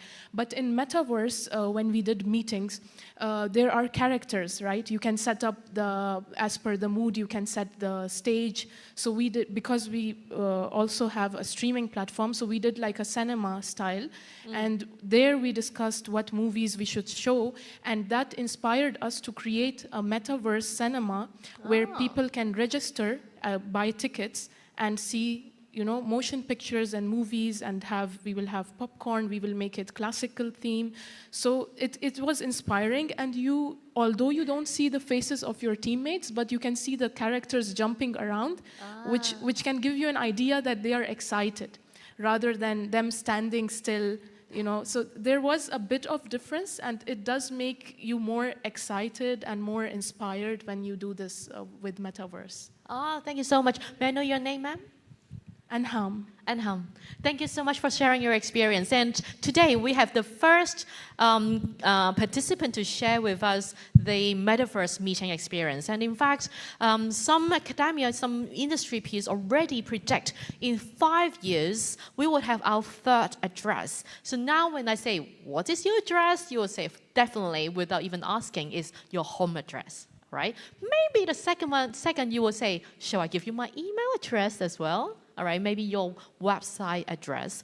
Then give it 3 to 5 years or even earlier, like say, you will have your metaverse address. So we will have a different interface, multimedia, different channels for us to interact with our audience, our teammates. How we make change will evolve. So as a leader, let's all embrace that and make these changes. Now you say, the highest, we have the result here, is encourage culture of innovation and decentralized decision making. Nice. And the last one we have is impressive avatar. But it's a very fun thing to first do. In fact, I enjoy working out with my teammate or even my little girl. Together, we design my avatar to go on the metaverse and stage. So try it with your teammate later. It could be a good team building exercise. Before and thank you very much for this input. I would like to share with you my 10 steps or 10 points after gathering input from peers, research, book reading, my own knowledge, and client experience. I would like to share with you 10 steps for us as a leader in marketing industry, how we can exercise better executive presence in the age of digital transformation. Very first one is, of course, we say now we moved on from an era of search to an era of ask. Everything used to be centralized, say, I'm not sure about your culture, but sometimes where I come from, we always have some colleagues say, what is your view? Wait for the boss. What is your decision? Let my boss decide. We have a very centralized, hierarchical decision-making culture. But soon, we should evolve and be very, very aware that we need to build decentralized culture and organizational structure in our organization. Instead of office, we do travel, or we do screen time. Sooner or later, we will go on metaverse and connect with each other with multiple devices. The second one, as I mentioned, it could be a little fun.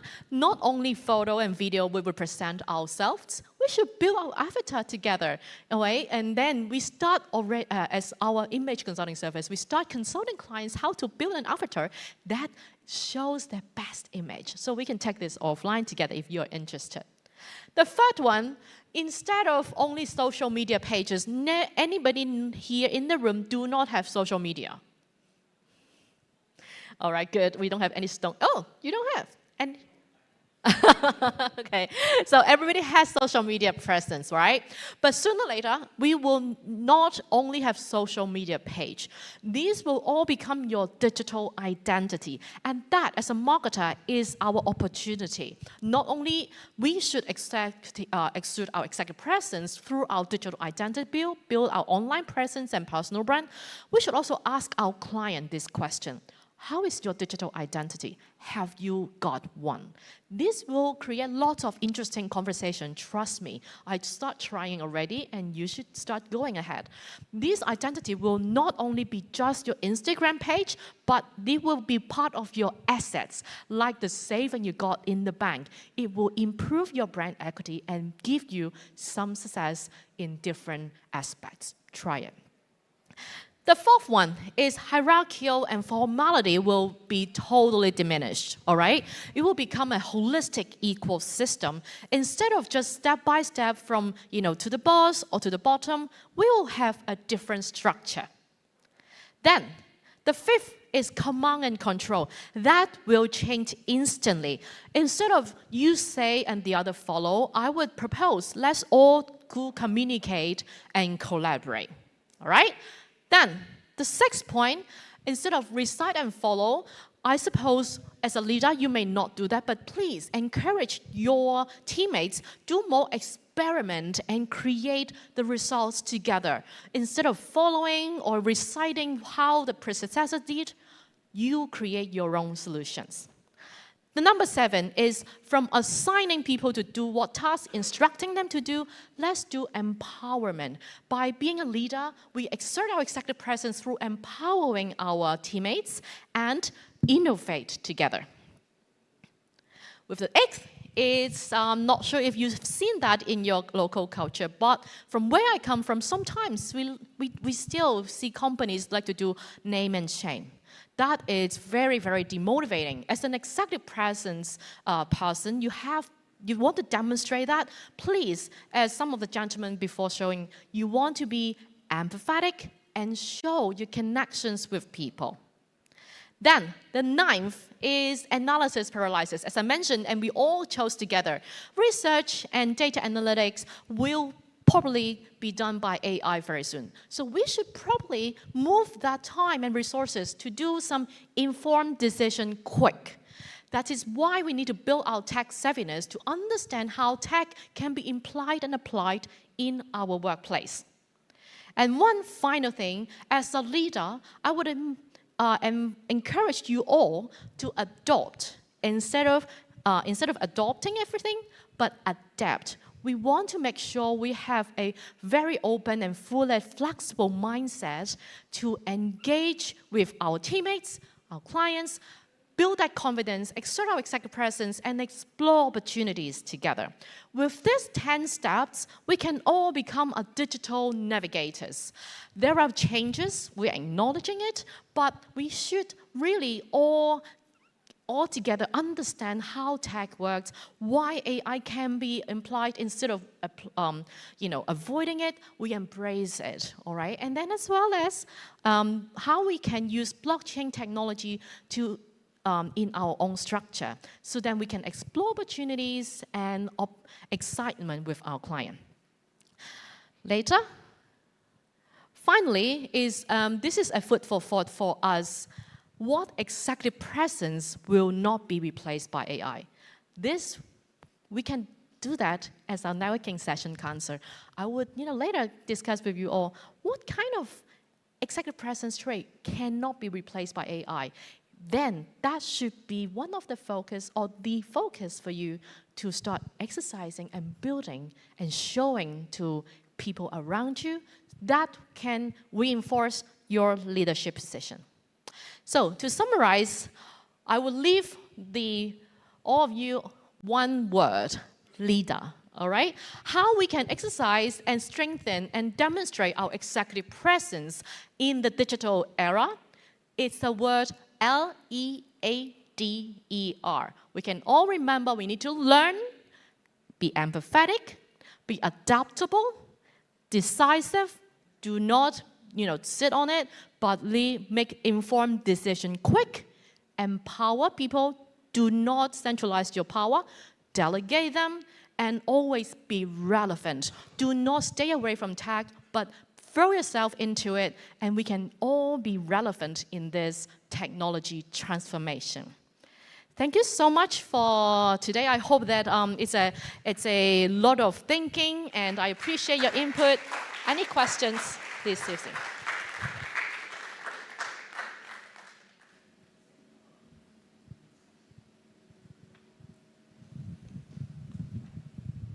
Does anyone have any questions? Okay, Brenda. Yeah. For the metaverse, a colleague of mine did a book launch in the metaverse. My question, I think I know the answer, but it'll probably sound silly, but never mind. To enter into the metaverse, do we all need headsets? Do internet and metaverse Do we coexist? need headsets? You know, the virtual headsets? Yes. Yeah. Do I use? No. Do we need? Oh. So if I want to host something in the metaverse, because I've got ideas spinning here, Yeah.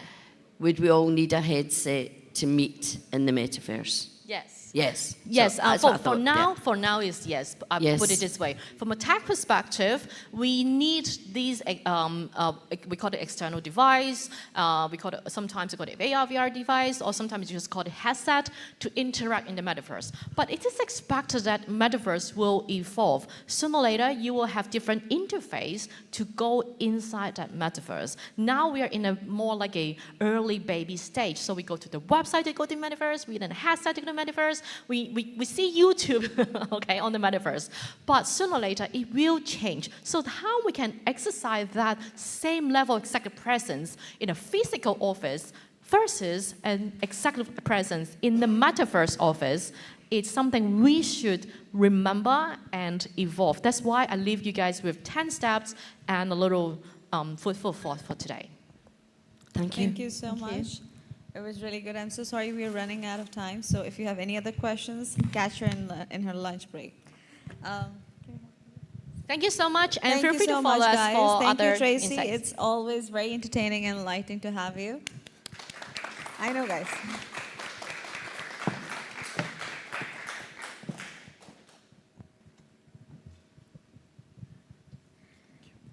So the next we have a very engaging fireside chat on a topic from engagement to enhancement, the power of immersive storytelling. I think we all are storyteller in our own ways, but when it comes to marketing, we should be strategically aware of what words to use and how to convey the story which we want to convey.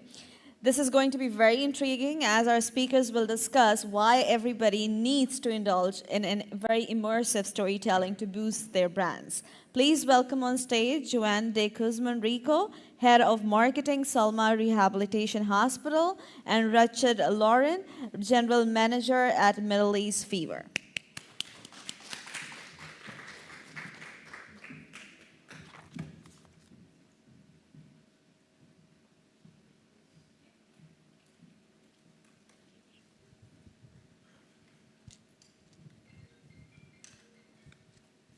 All right. Good morning, everyone.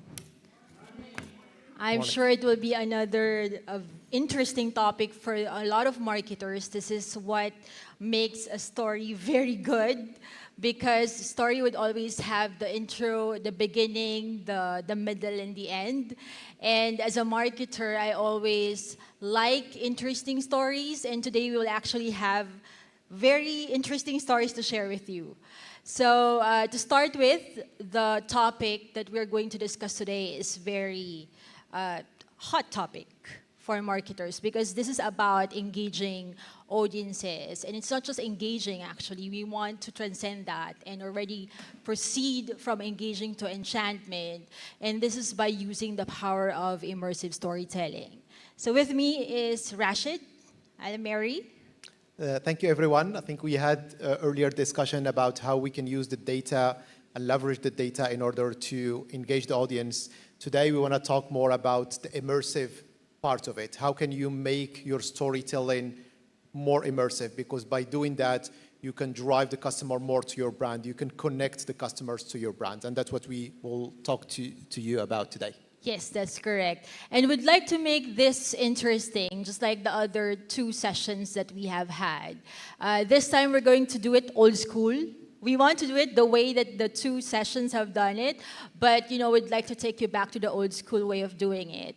So we're going to flash to you 5 statements this morning, just very easy statements. I'm sure you will be, it's like a top of your head thing. But we would like to ask you the question, are these statements fact or myth? Okay, so let's proceed with the first statement. Would like you to really look into this and, take out your thinking caps. So we're saying how to create memorable experiences using immersive storytelling. The statement is, the higher the reviews of the experience, the more memorable the experience will be for customers. I repeat, the statement is, the higher the reviews of the experience, the more memorable the experience will be for customers. Who thinks that this statement is a fact? Please raise your hands. Okay. Do you see that, Rashid? Yes. Okay, we have a few hands out there. Who amongst you thinks this is actually a myth? A show of hands, please. Okay, Rashid? Fantastic. I think it's a very interesting observation from the audience. And you're right, it's a myth. In reality, it is necessary to have that great reviews. It's not sufficient. You can have a fantastic experience, you can have fantastic activation, but still it will not be memorable. Your customers will go in, they will have a good time, they will leave, they will forget you the moment they are in their career. What you are trying to do here is that you need to make sure that what is necessary is there. So you need to make sure that you have the perfect element of that experience. However, you need to be thinking about at which moment I'm giving the audiences the spike of dopamine. Across that experience, imagine we are having a 1-hour activation and the consumers are walking through it. At which moment of time I need to make sure that people just say, wow, that's the wow effect. That's the moment I remember. We have tried it many, many times in many experiences. I'll share with you a few very cool examples of how we have done this. In one of our experiences, we're working with an IP. We had people pass through the door, and in that moment, there is someone who will take a picture of them, right? As you will do in any experience. And then in room number 3, when they are going normally and they forgot about that starting point, they will be in kind of a palace room with a queen. And they will be looking at the pictures, and one of the pictures on the wall will be theirs. And the way we did that, we took that, we transformed that into a digital kind of panel that we are able to change every time, and people discover themselves in that room. And then they feel really immersed into that experience. Another example we did here in Dubai, so we have an experience in Asif. And we wanted to make sure that people engage more with the audience. And even though it was a perfect experience, we needed that moment in which the audiences feel that they are part of real day experiences. A murder mystery where 50 people will come with the actors and they will live with them for an hour and a half and they will engage with them trying to solve the murder. And what we did is within an hour of that experience, we cut the light off and it goes black dark, and there is a scene that is delivered by the actors in the dark. That moment is so scary and not scary because it's acting, but you cannot go out of the experience not memorizing that moment. So it's quite an important element when you try to create memorable experiences, not to think of a fantastic, well-rated, perfectly run across the globe. You need to finish that, and then you need to think to yourself, at which moment I'm giving them the spike of dopamine. And it needs to be a very dedicated decision. You need to sit there and say, okay, this is the moment that I'm using to really get that memory, that spike in dopamine in someone's mind. Maybe you can give us also from your experience, from your industry, how we can do that. Yes, so just for information of the audience, Rashid is really into events and immersive experiences. In fact, when I was listening to him on the first day of the conference, it was like amazing and eye-opening to actually understand that there are a lot of campaigns out there that use immersive experience, because I am very traditional marketer, to be honest with you, because a lot of the industries that I have, the brands that I've handled are more into the ATLs and the BTLs, you know, the above the line, below the lines. And you know, to actually have the experiential marketing defined in a different way is something that is breakthrough for a lot of brands in my industry, right? So in healthcare, for example, having reviews are very important because we're medical. And in medical, it's essential that whenever people have surgeries, for example, they need high treatment, higher scales of treatment, for example, for a condition that you cannot just get, or you cannot just be treated anywhere else. Reviews are very important for us, right? Because, for example, a person can have some problems in cancer, right? Having a cancer. And he is set to get a doctor who would be able to help him cure the condition. So you don't just go to any doctor and ask, can you cure my disease, right? You really have to research, you really have to look deeper into, like Google it and, understand who's the best doctor for cancer or oncology, right? And so review is very important for us. But I think over the years, what we need to do also in healthcare is to really kind of evaluate the kind of memory that we leave with the patients, and not just use the traditional Google review or Facebook review, because that doesn't really capture the essence of the brand. So I think learning from what you have said, it's high time for us to kind of kick in and kind of reinvent the way that we deliver healthcare in terms of patient experience.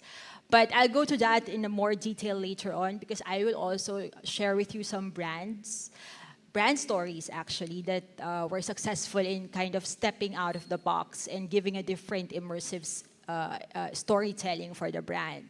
So let's go to number 2. Again, please take out your thinking caps and think with me. Is this a fact or a myth? Immersive storytelling does not necessarily involve creating a compelling narrative that captures the essence of the brand. I repeat, immersive storytelling does not necessarily involve creating a compelling narrative that captures the essence of the brand. Is this a fact or a myth? I'd like to see a show of hands who think this is a fact. Okay. And I'd like to see a show of hands who think this is a myth. All right. So the correct answer is actually that this is a myth. Okay. When we do storytelling, we have to start with the brand narrative, right? We have to make sure that we understand what are we communicating, the brand values, the brand purpose, the brand story, so to speak. Because if you're not clear, as a marketer, if you are not clear of what you're communicating, then you will not be able to consistently communicate that across different channels. Then you would lose the interest of the audience, because then you will be using one communication or one story in one point, and then another story. So it's very important. In fact, this is the first thing that you have to have in your brand story. You should have a compelling narrative that captures the essence of the brand, right? That's very important. Let me give you an example. If we go in healthcare, I've had managed Rashid a brand in the past that actually tells a story of 2 important foundations in healthcare. One is to actually have a clinical excellence, and this is given in any medical company. If you're a hospital, then you are expected to be clinically excellent, right? But to go further the extra mile, the brand wants to tell a story of how we actually give personalized care, personalized world-class care to all our patients. When we talk about world-class care, it's like having a hospital and hotel combined in one experience. So what we did is to have this immersive storytelling narrative in the whole campaign. We make sure that at the onset, when the patient goes right in front of the parking lot, we have a valet service to offer them. When they go inside the hospital, we have a concierge service to welcome them. When they sit down in the lounge, we make sure that we have an Arabic coffee staff to actually give them coffee, offer them coffee or dates or anything that will make their experience different, right? It's like really a hotel. And then when they go inside the clinics, they actually we have VIP lounges, right, that welcomes them. It's not the usual, kind of chairs that you see in a hospital. It's more like a lounge where they can actually go and access Wi-Fi for free. We have huge TVs, we have sofas, right? And then when, for instance, a mother delivers inside the hospital, we actually give them a limousine ride back home, right?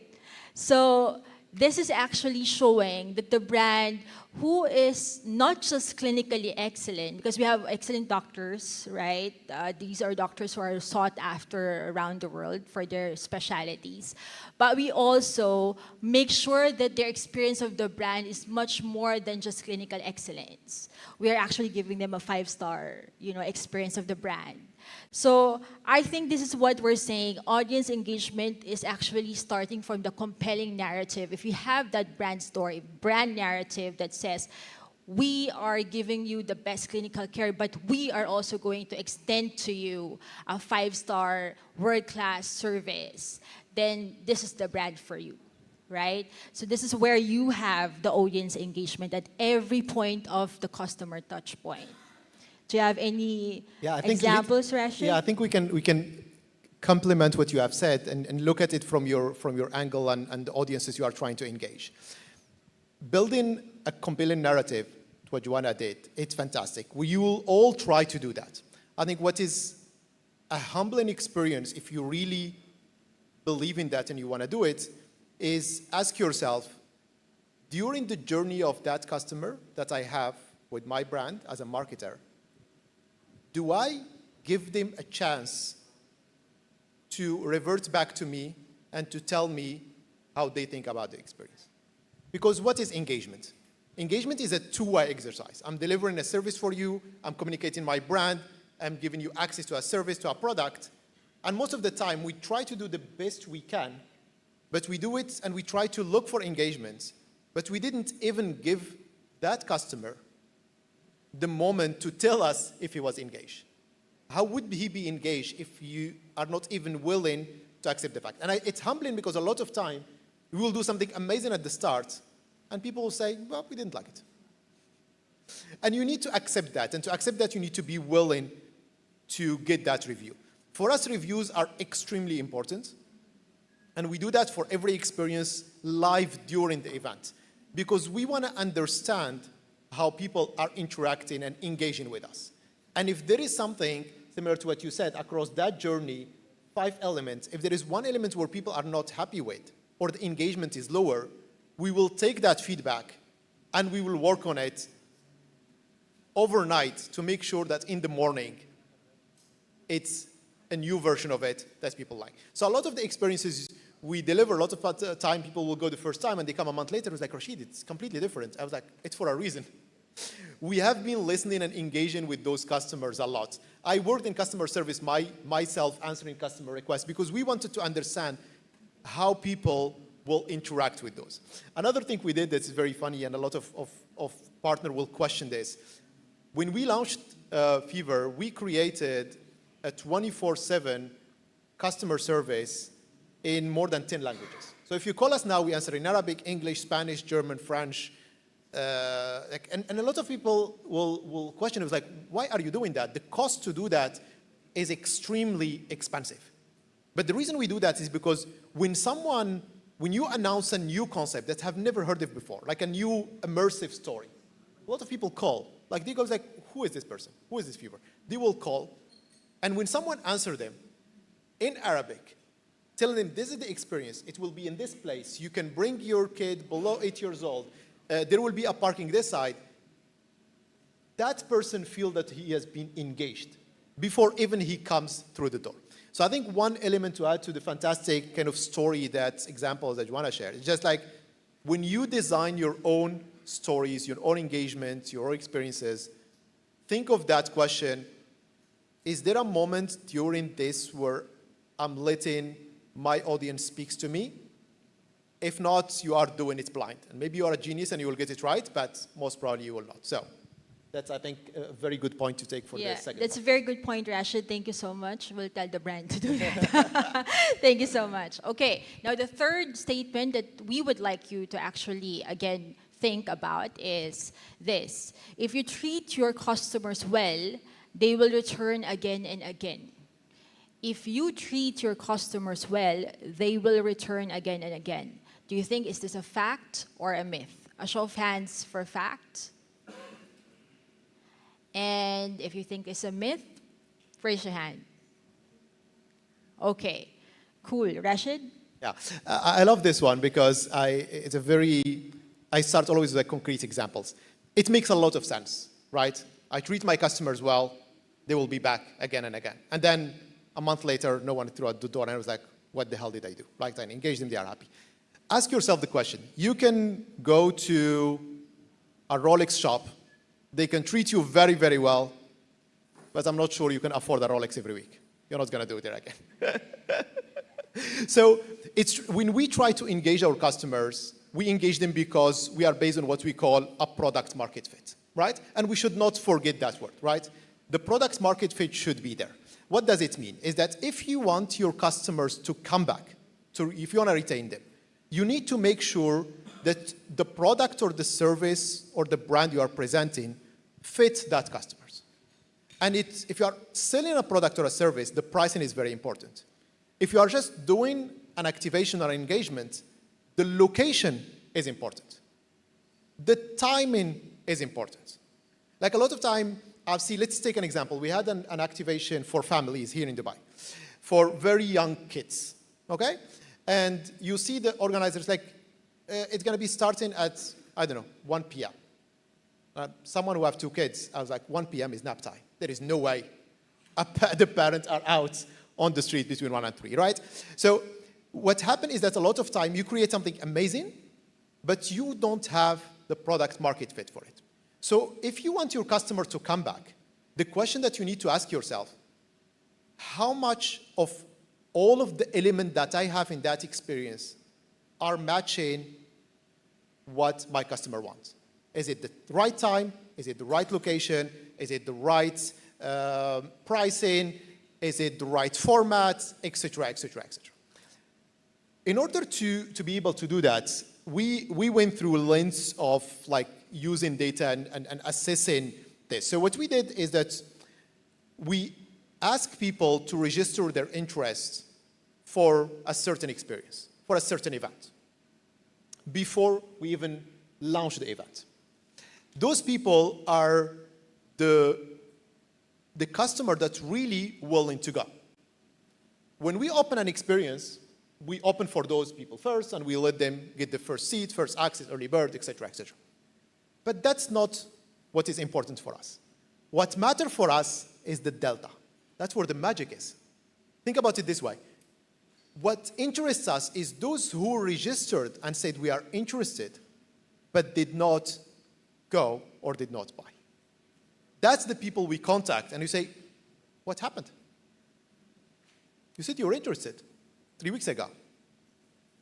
And you will be surprised how many times they feel like, oh my God, someone contacted me, you can believe it. It's far away from us. We cannot do it. Like, it's over the weekend through Sharjah, there is so much traffic, it's impossible for us to be there. And then you know, like, it was a bad decision on the location. Or they will tell you, but it's Eid break and everyone is leaving. Or. And a lot of time, you can think as much as you want of the customers, they know better. They will tell you things that you have never heard. Correct, Joanna? You ask them and it comes up with like, holy, and sometimes you feel stupid, like, holy, why you didn't think of it? But in reality, be humble enough. To accept. Go ask them and take that information. Don't focus on those who already made the call. Those are already there. Ask those who were interested but didn't do the call. And then you will find something fascinating as an insight. And not only that, those people who actually is neither excited nor, they feel not to engage, these are passive customers, right? And I think in marketing, we always say that those are the kind of customers that are more dangerous. Not the ones who extremely hate your brand or the ones who love your brand, but those who are passive, because these are the ones who are easily swayed to kind of go in either way. So I think, we have to also take a careful look of those customer segments, because maybe that is also a chance for your brand to kind of grow your share. Because there are those who are, they are there because you probably receive something from your brand, like probably a free gift item or a free, ride to this, to this event. But really, we would want to have more of the ambassadors, or, we would rather actually take a small percentage of those who don't like their brand, but never have those in the passive, middle ground segment. I think for a lot of brands in healthcare, one of the things that is very important for us, and I did not emphasize this earlier, is really, yes, the reviews are important, right? But it is not really a proactive approach, as you suggested earlier, but the reviews that actually come organically. So we have this experience in healthcare where there are reviews of patients who are not really satisfied with our services. And the thing is, a lot of them would not say it to your face. They would actually write it on social media. And the thing is, our executives are very much looking at the Google reviews. So the moment that there are bad reviews happening on social media, expect a call from the CEO saying, kill that. And when the CEO says kill that, doesn't mean that you have to kill the patient. What we meant is resolve that. Okay, so I remember there's one patient, he was in the inpatient room, and the thing is, he's not happy with everything that happened in the inpatient room. He's saying that, the housekeeping is not cleaning the room well. He is, not given a sort of basket that everybody else gets. He is not attended to by the nurse, So he has all these complaints, but the thing is, he was passive. He was not airing it out to us. So we were so surprised when he wrote all these things on social media, right? On Google review. And then the CEO saw it and say, what's happening? Who is this patient? Please go to him, understand what's the pain point, solve it, and I want this customer to be a brand ambassador. Right? So what the management is actually trying to tell us as marketers and as operations also is to convert those who doesn't like your brand to become your brand ambassadors, however way you would do it.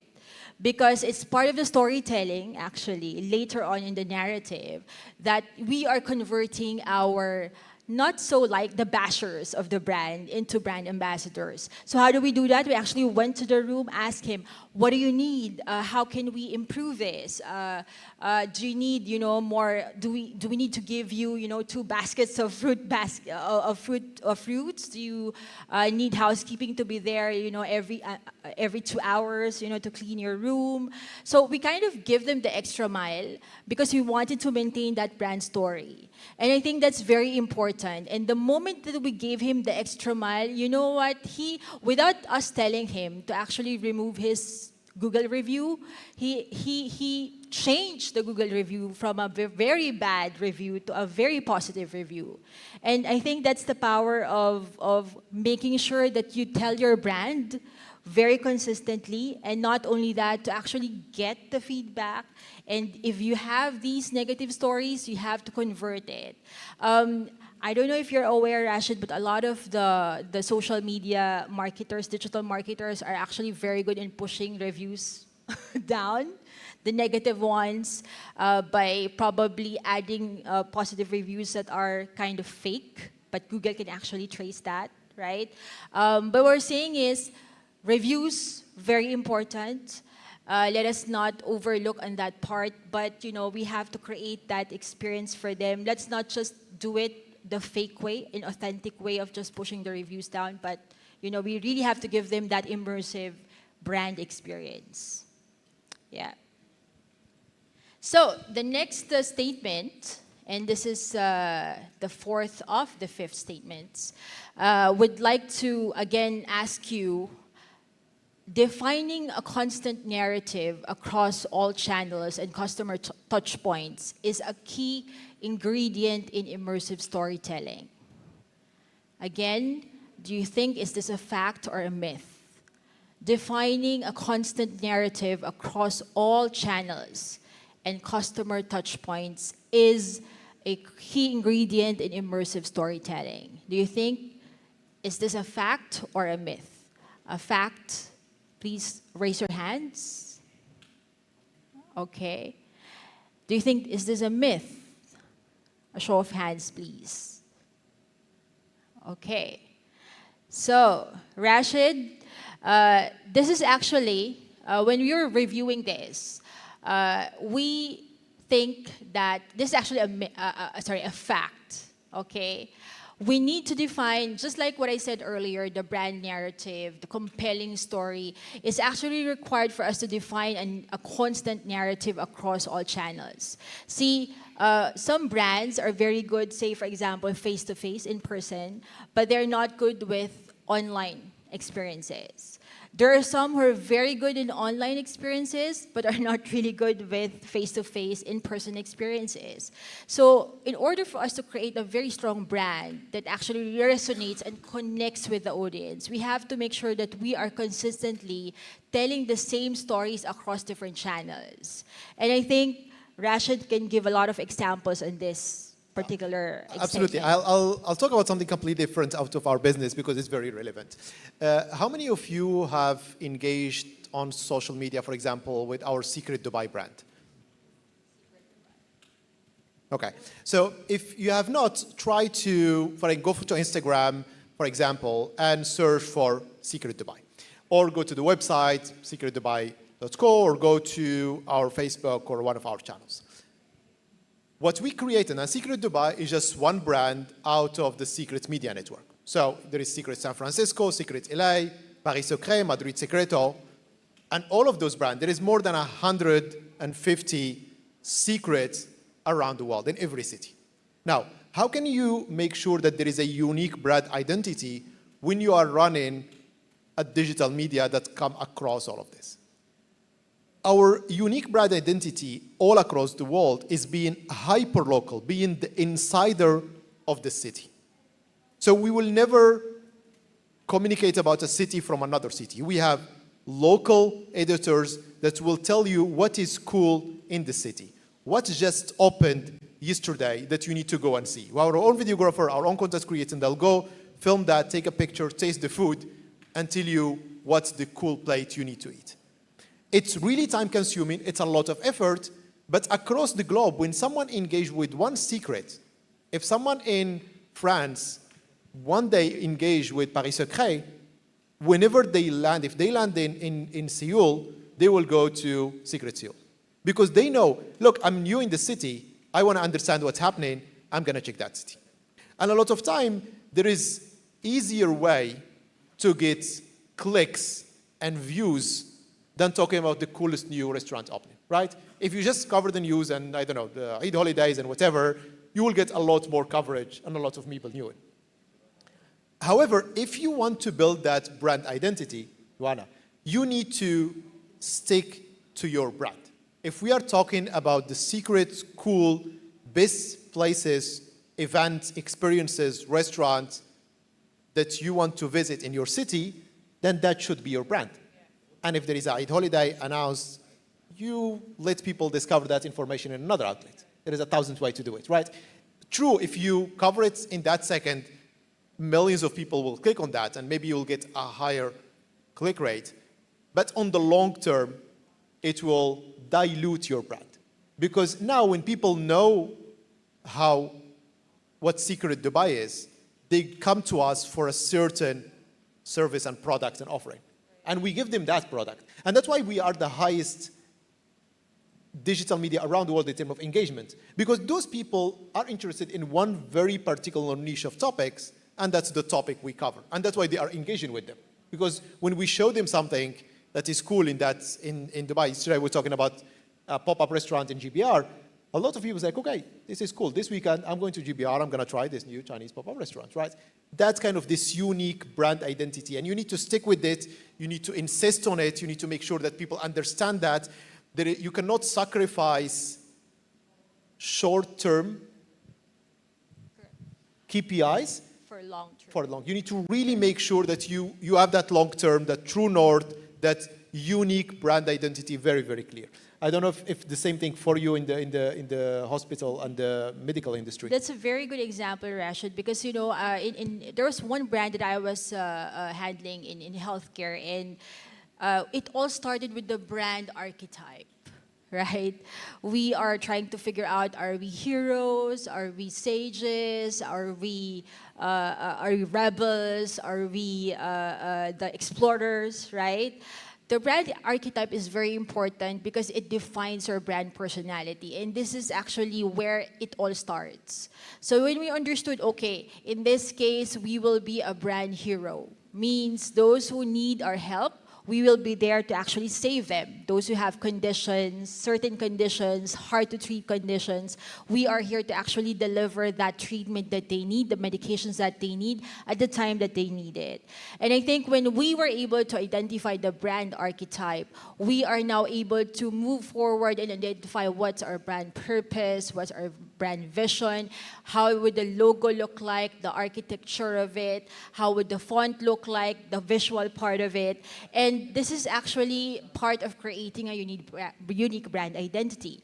But more than that, we stepped and crossed the line. We actually added the above the line ingredients to that, below the line ingredients, and we make sure that in every point, or when patients will actually turn on the radio, we're there. When the patients will go and open the newspapers, we're there. When they will open their mobile phones, our SMSs will be there. They open the email, we're there. They open the TV, we're there. We even go to their companies, right? We even activate events in companies where the doctors will be there to actually talk to the patients. These are for free, right? We're not charging it. We even go to schools, universities, doctors, talking to students, talking about diseases, conditions that are prevalent in the society, topics, diabetes, cancer. We make sure that we are present also in the community. So I think creating a unique brand identity does not stop from just the traditional above the line, below the line, and the immersiveness, right, makes it more personal. The immersion, the moment that the doctor goes there into the public, talks about even a simple disease like a varicose vein issue, that already creates a special bond. The doctor becomes, the expert in the field, and all women are there listening about varicose veins. And, right after the event or the lecture, I would see a lot of women falling in line, asking the doctor a lot more questions. I'm sure in your field, this is just a simple activation, but it really works, right? In fact, after that activation, we have a lot of appointments set for that doctor. He's full for the next, 2 weeks probably.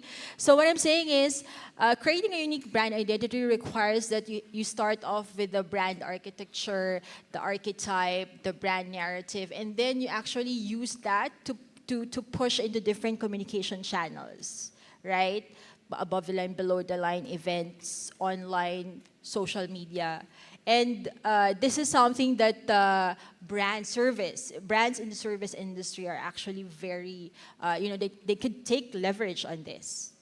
So yes. Okay, so now we're in the fifth statement. Rashid, this is, okay, so we'd like to ask again the audience.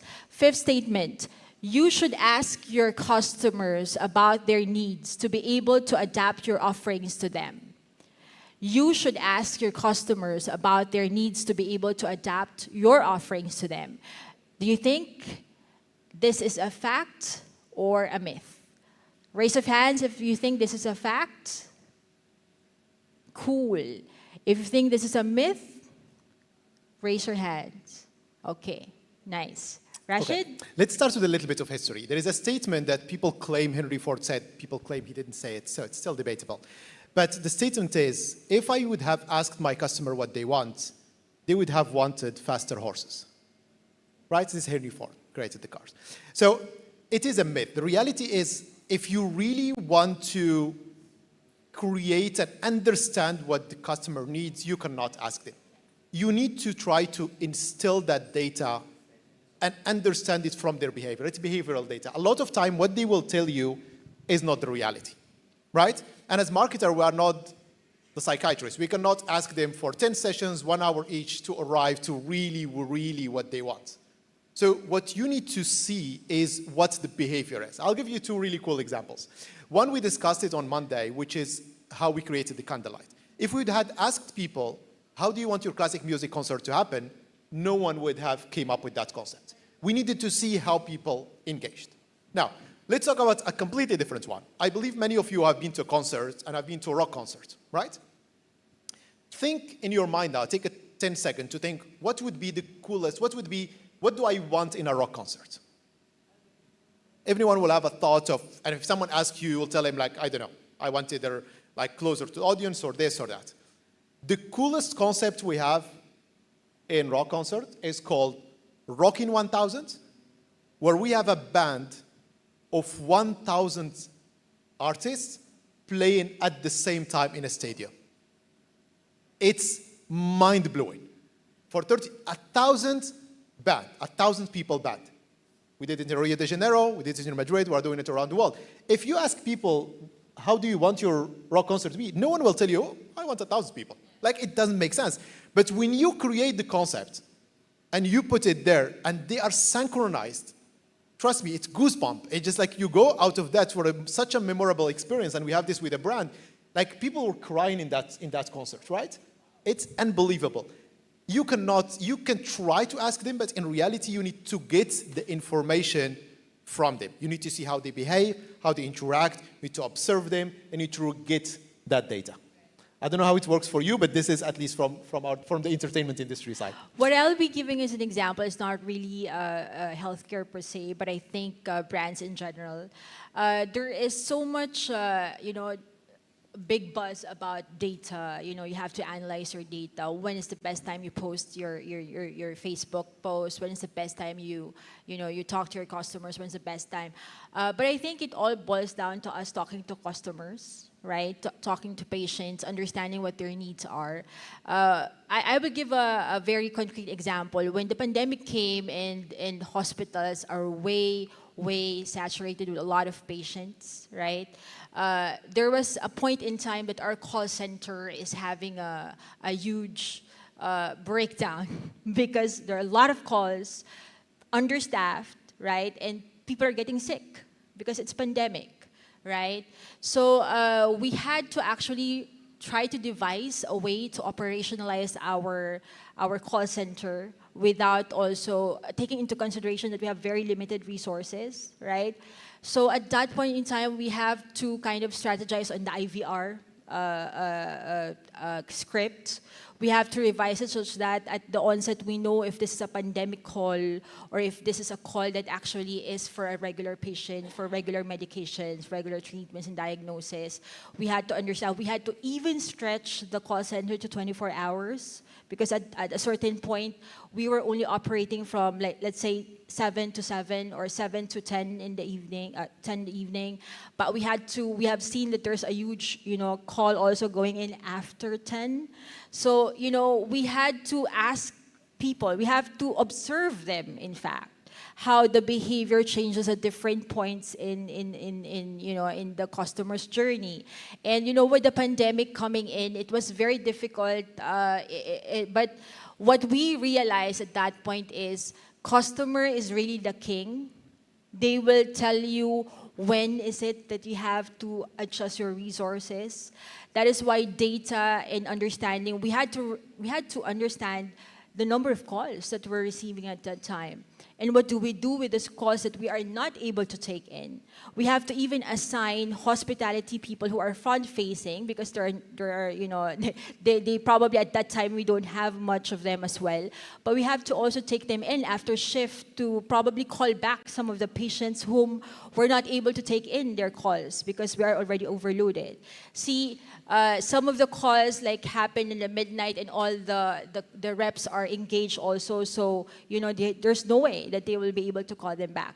So what I'm saying is, as part of leveraging data, I think it will give us a very good sense of how the customers would probably want us to act as a brand at that point in time and operationalize it on ground level. So that's important, how important data is. So when you take data and put that into your brand story, trust me, we became the #1 go-to hospital at that point in time for both pandemic-infected patients and those who are not pandemic-infected. Because we had to make sure that our operations actually resolve both cases. So I think there's a lot more things that we can learn on this power of immersive storytelling, but we don't have much time. So we'd like to take in a few questions from the audiences. Okay, Brian has a question. Can you please give him the microphone?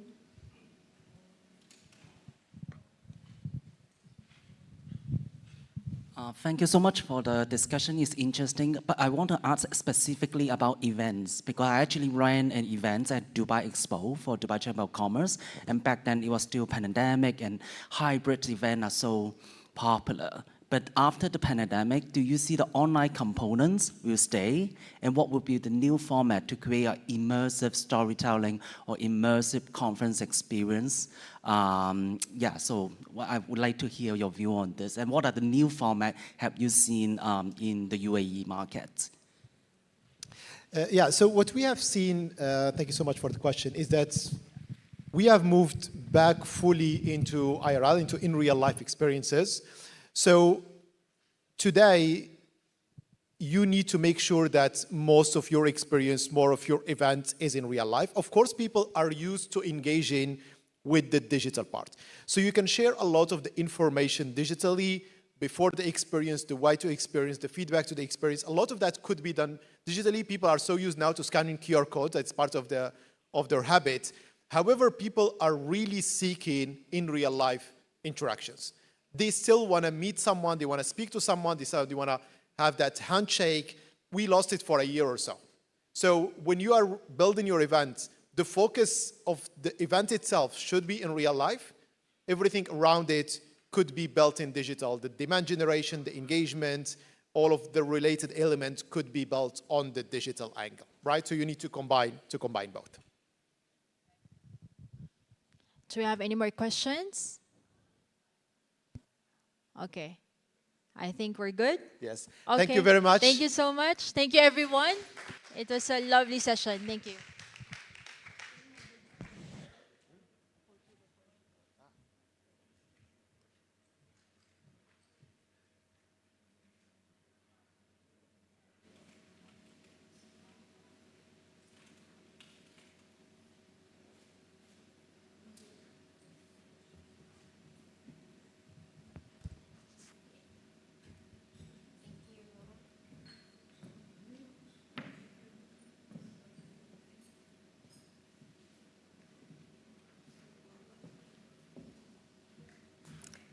Wow, what a way to put it across. Kudos to the Fireside for their extraordinary education. Even the slightest action can have a massive impact on anyone, on any brand, or anyone around. Sounds kind of intriguing, right? So, well, hold on to your seats as we embark on a thrilling journey of a discovery together. Our dynamic speakers, Anham Shaheen, founder of Pixel Wave, and Asim Zishan, marketing head of Unified Lubricant Company, Petronas, are here to spill the beans for us on their experiences and invaluable education and knowledge to tell us on the topic how small moves can lead to big sales. Please put your hands together.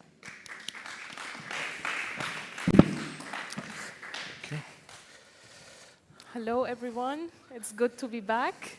Yeah. So looks like everyone is hungry. So we'll be short and very quick. Yes, we will be keeping it short. And even if it goes long, we have the tables here today. We can serve lunch, I think, here today. So since everybody is a little bit sleepy, we have to start with making you some exercises. Yeah, we need our warm-ups. So before we delve into the topic, let's do a little exercise, okay? We give you 3 minutes to go around the room and collect as many business cards as you can, okay? The previous ones do not count, so do it from scratch. Try to get business cards from each other, and let's see what happens in the end. So your 3 minutes, can we have a time? Yeah, we have it. 3 minutes, start now. Please stand up, approach each other, and try to get business cards. Rob? What is this? You have to interact? And one business card to one Can person. we have some music, please? We need some engagement.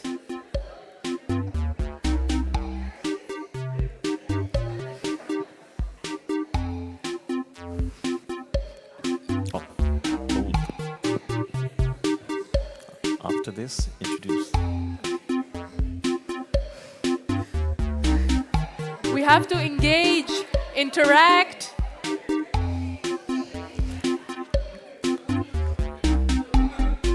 Yeah, this is called speed run. We are making networking easy for them.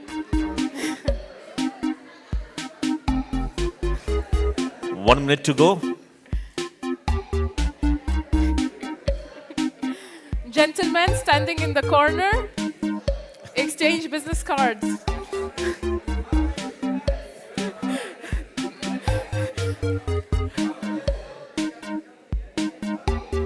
Jatin, it's so easy to network. Yeah.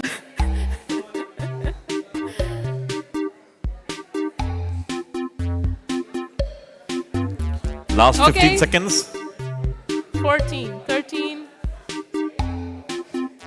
Last 10 seconds.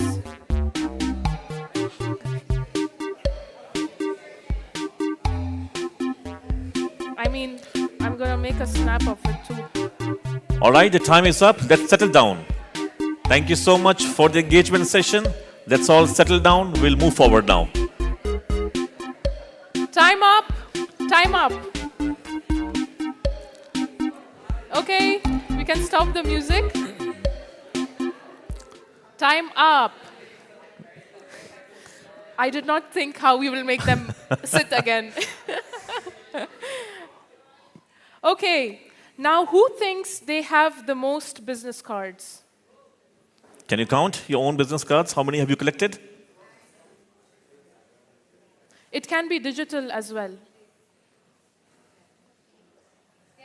10, okay. Anybody higher? Now I feel like the bid person. Higher? 13. 13, okay. So we Anybody have 13. higher? Higher than 13. 13-1. They were throwing business 13-2. cards. You know? And 13-3. So finally, we have a winner here who managed to get the most of the networking session. Now, Yes. whether the strategy was right or wrong, that is something to discuss upon. Yes. But finally, we have a winner. Maybe we can give her a mic. And I have a question for you.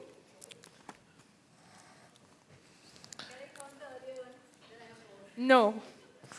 That was a specific instruction to not count the older ones. Okay. So, we were in the same room with the same number of people, but different levels of business cards. So let's hear from you, Sundas. What was your strategy?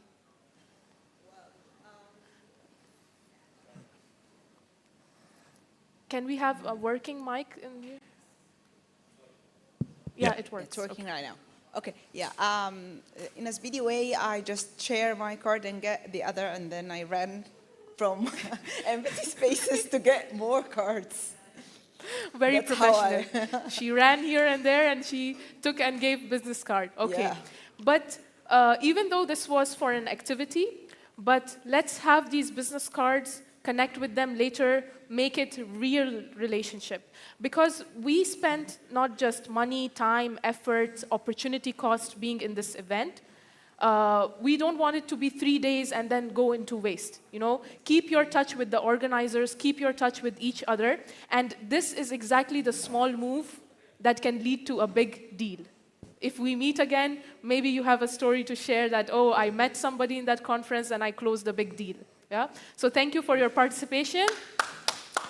And may I Applaud for yourself. request you to come onto the stage and get a small token of gift from us for this wonderful acknowledgement. And so what you have done is you have basically taken the most of the opportunity. And this small time, she has managed to get 13 business cards, and we hope that from one of these, you would be able to crack a deal as well. Okay, thank you. Thank you so much. It was a perfect. Thank you for participation. So let's talk about the topic now, small moves. Now we're going to break it down a lot. This is a topic, Zishan, that everybody is aware of. If you are in business, you know how important small moves are. Sometimes some opportunities are above profitability even. But our purpose today here is to reiterate, to reinstall in your minds how important it is. So when you go back from the event, if you see a smaller opportunity, you don't just discard it, but you remember, oh, this can become a bigger opportunity. And with that, we will start with our introductions. So my name is Anham. I am coming from an IT background, also marketing a bit, and I want to put my experiences and also hear from you. So you will have also prepare your stories to share with us on how small moves have made big deals for you. And we are going to do the same. So it will mostly be case studies, to deepen the impression of how important small moves are. And over to you, Zishan. You can introduce yourself. Thank you, Anam. Good afternoon and assalamu alaikum, everyone.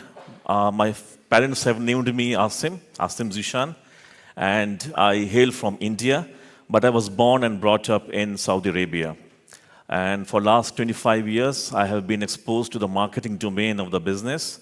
I have worked with many different companies and brands. I have worked with Nivea, Henkel, Supermax, Samsonite, Freshly, Tabasco, American Garden. And then I moved myself to the pharmaceutical industry and have worked with Pfizer, Wyeth, Salonpas.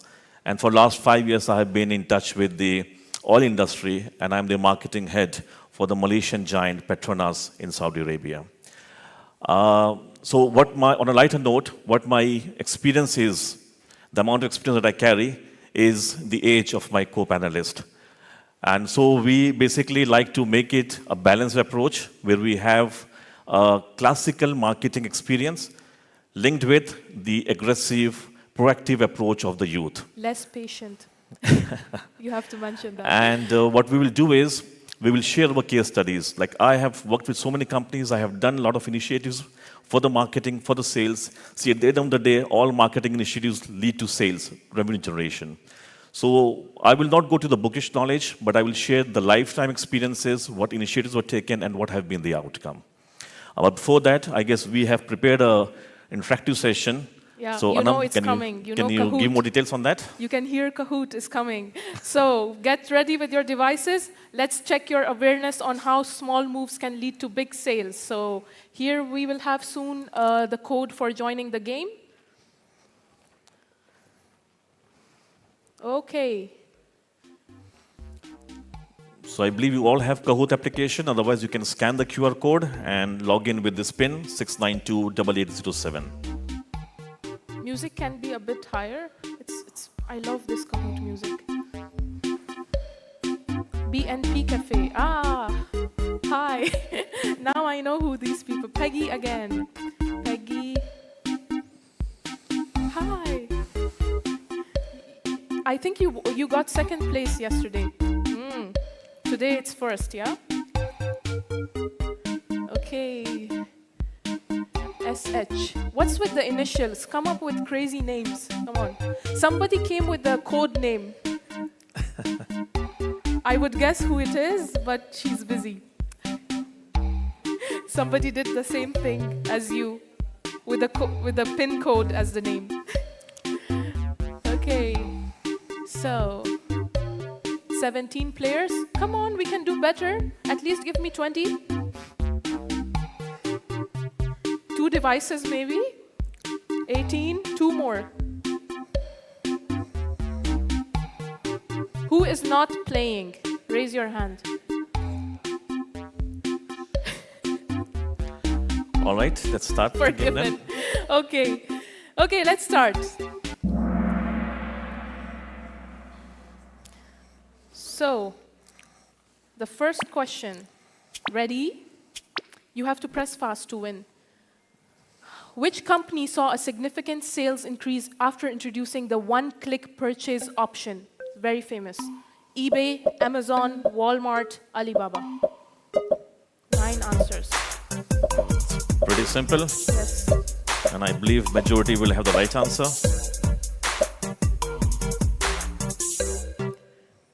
Okay. 19 answers. There were 18 players.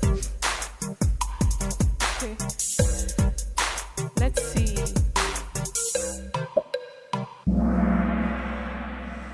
Wow. 13 people have answered correctly.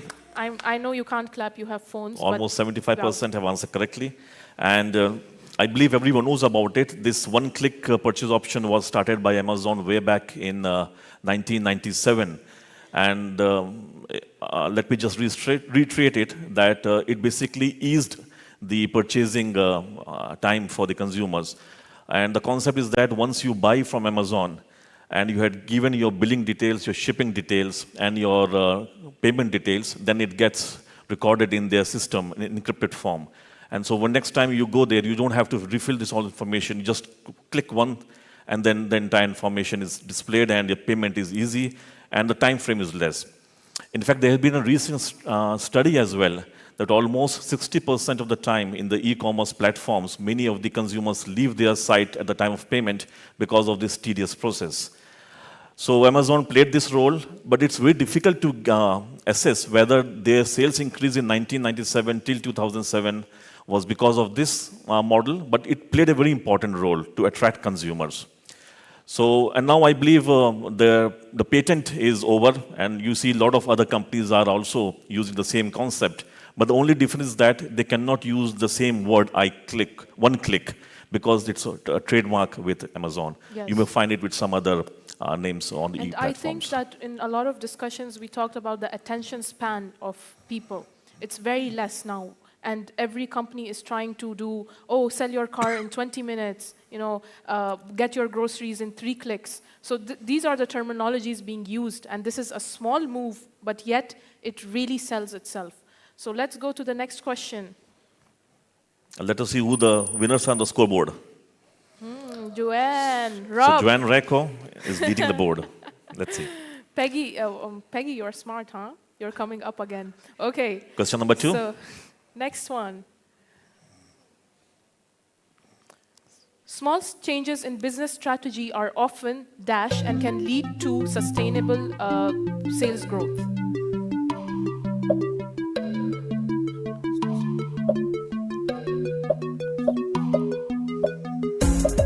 A lot of thinking. You see that, Zishan? They're thinking a lot. 17. 2 people are still thinking. Okay. It's simple, but it may be a bit tricky because of the wordings. Good. So a lot of people were It's more manageable and less effective risky. and more. So basically, it's quite simple logic. The smaller the change, the more control you have on that change, and the less risky it is. Less risk can also be time, efforts, and also cost. So if you're doing a big change, it has bigger risk and requires more management. It's going out of control. You cannot always control. So small batches, as they always say, is easier to control and have lesser risk. So the statement was a bit tricky, but this is just to check if you are awake, yeah? Okay. I'll share an example over here to understand better.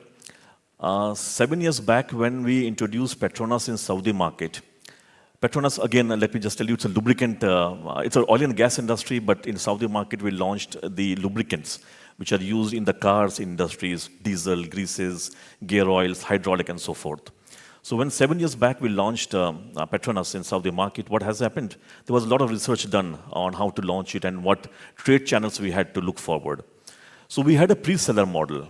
When we say pre-seller model, our customers, the B2B customers, the workshops, the puncture shops, the lube centers, so they basically are being served by the competitors through direct sales model. And we were doing the pre-seller model. The concept was we wanted to reach to many customers in one day. So the pre-seller model was that the sales executive goes to those customers, tell about the product, get the sales order done, and then come to the company at the end of the day and raise the invoices. And next day or within 48 hours, the delivery will be done. So this was the practice that we approached, following with the concept that we'll reach more customers in a day. Whereas the competition, all the big players, be it Mobil, Fox, Petromain, Total, they were following the van sales model. And the model was the van salesman goes there with the van, and the van is full of stocks. And then they make the order there and deliver the product. But that would take a long time because once you create the invoice, you have to do a lot of other activities. It has to be approved by the supervisors and all those things. So the nutshell, if you were doing 8 to 10 customers in a day, we were able to reach 18 to 20 customers. But what has happened, this backfired us. Because the day our salesman goes and he makes the sales order, he's not creating invoice, he's creating a sales order. And the next day when the delivery happened, the puncture guy or the technician, the mechanic over there says that, oh, the mobile guy came and he immediately dropped the boxes in my shop and I needed it. So we took it. And it created this kind of euphoria a lot of times. So at the end of the day, what we have to do, we have to go back, roll back this strategy and come back to the VSM model. So it was a small change. You don't have to do technically a lot of changes. The only change was instead of giving an executive car, you have to give a van to the salesman. So a small change, less risky, but was more manageable. So one just example to give an idea as to how small changes can benefit in terms of sales revenue. That's a really relevant example. And with that, we move to our next question. And considering we don't have much time, so... Yeah. Joanne still leads the board. Let's go to the next question. Rob is still second, and Peggy is still third. But mobility... Let's click next on that. E-commerce is coming up. Okay. How improving customer service affects sales? Now, it's a very basic model, how customer service can affect sales. It does not have an impact. It can lead to decreased sales. It can lead to increased sales. It can affect online businesses. And I'm sure everyone will give the right answer. There's no doubt in that.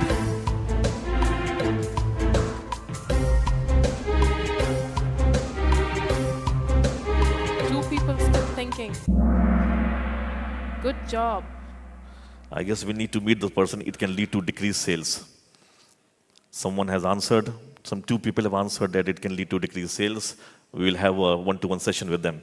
Yes. How does it only affect online business? Come on. Okay, I'm not going to shame you. It's okay. So, it can lead to increased sales. Pretty simple. Imagine yourself as a customer. Okay, I'm not going to go in deep in this. This is very simple. When you get, that care from a company, when you get this feedback cycle is used. I mean, I want to use example of a hospital that somebody from our family was once admitted in a hospital, and because they had heart surgery, the food was really bland. Okay, so this was an older person and was very picky with food, did not like the food, and left the hospital. So we gave it as a feedback that, hey, your food was really bland. And of course, they had a reason, but they still have to consider that people don't like to eat bland food, make some changes. And I thought, that's it. We just gave a feedback and we forgot about them. A week later, they call us back and they say, hey, listen, you dropped in a feedback and we have improved our food quality for that specific case. So if, okay, they won't invite you again for a heart surgery, but they said if you ever visit the hospital again, please leave your feedback. It's valuable, and we will remember you. It felt so good that even though the hospital was costly, but it built trust that, okay, if we say something, they listen. And you know how people are with their health. So it's also a small move. How much did it take to call us and tell us that we took your feedback, right? Did it take 10 years? No, it just takes 2 minutes from your time. So that affects sales. Instead of choosing from 10, 20 other hospitals, we want to go back to that hospital. So this is how you can, how customer experience can lead to sales. At the end of the day, it's also a sale.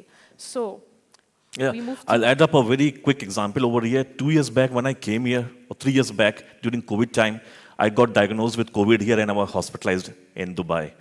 And I was in hospital, I believe Esther Hospital, for almost 10 days. So one fine evening, I thought of ordering some food because my taste buds wanted some Indian food. So I ordered a food. There's a restaurant called here Gazebo.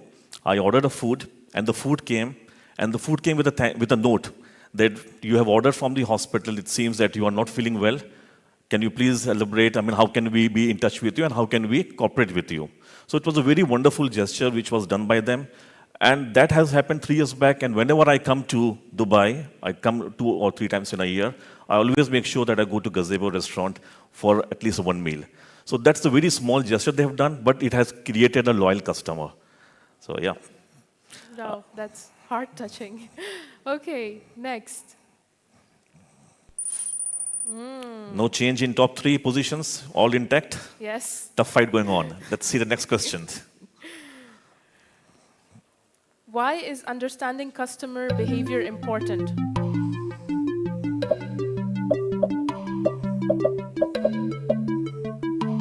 Rob, you're done already, it seems, yeah?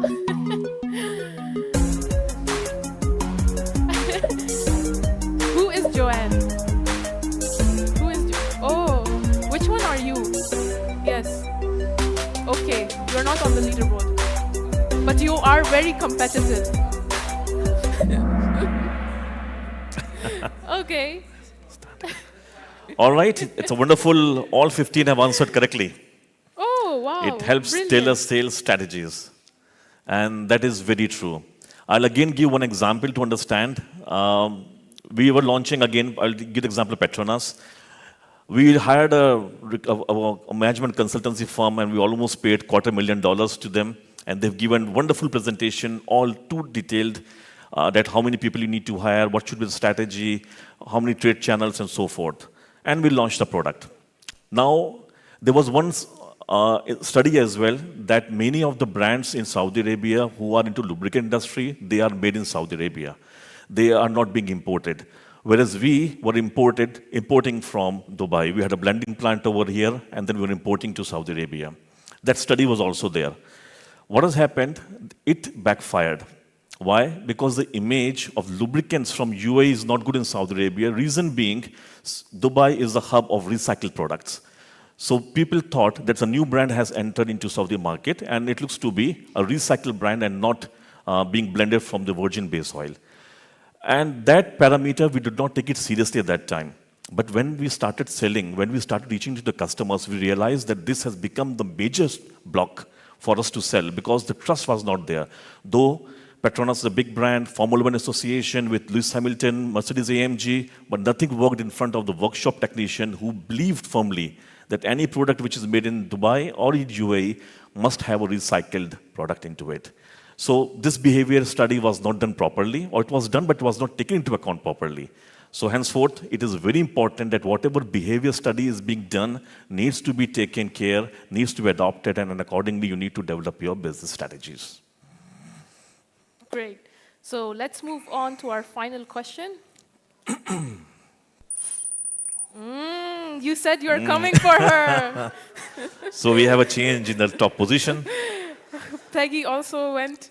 But the difference is second only position. 14 points, so very close. Yeah. Okay. So final question decides the top 3. What impact might a small improvement in customer service responsiveness have on customer loyalty? I'll move quickly.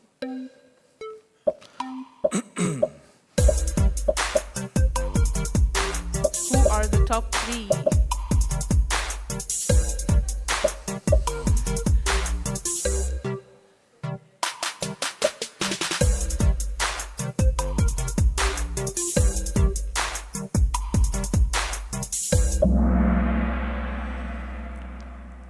Good job. All now, right. before you see the leaderboard, let's share something about this too. Time, I have 5 minutes, okay? So I'll share a story which is not related to the business world, but a personal story. I used to go to a grocery store for so many years in Jeddah to buy the vegetables and the fresh fruits. For a couple of years, I've been going there. Then a new shop got opened next to it. And what this guy he basically called, so I said, okay, there's a lot of traffic going on in the older shop, let me go and try the new shop. I went there, picked up all the things, and then immediately he called one of his person that, okay, please help him to take the bags to the car. And I said, my car is just next door, I mean, hardly 5 steps. But he still insisted. So this, he was not doing to me only, but it was being done to every customer. And I, from going to that 2 years or 3 years of my business association with that shop, I certainly moved to this one. Why? A small step of over customer service. Is it over or not? I don't know. But yes, there was an extra customer service which basically changed me from this shop to the older shop, to the newer shop. So such practices, we can learn from these grocery stores as well, these unorganized trade, and then implement those policies into our business trade as well. So now let's see the leaderboard. Rob, did you make it or not? 3rd position. 3rd position is mobility. Oh, what a twist! Rob, is 2nd. Joanne, and the leader. You? Or is it Peggy? Peggy! This is wonderful. What a twist! Can you all step in? Rob, Peggy, just for a second. Who is mobility? Mobility, come on. Yes. Can you all step in for a second? And we have some gifts. Anam, can you hold over the gifts? Thank you. So, 2nd position is coming first on stage. Rob, please have the honors.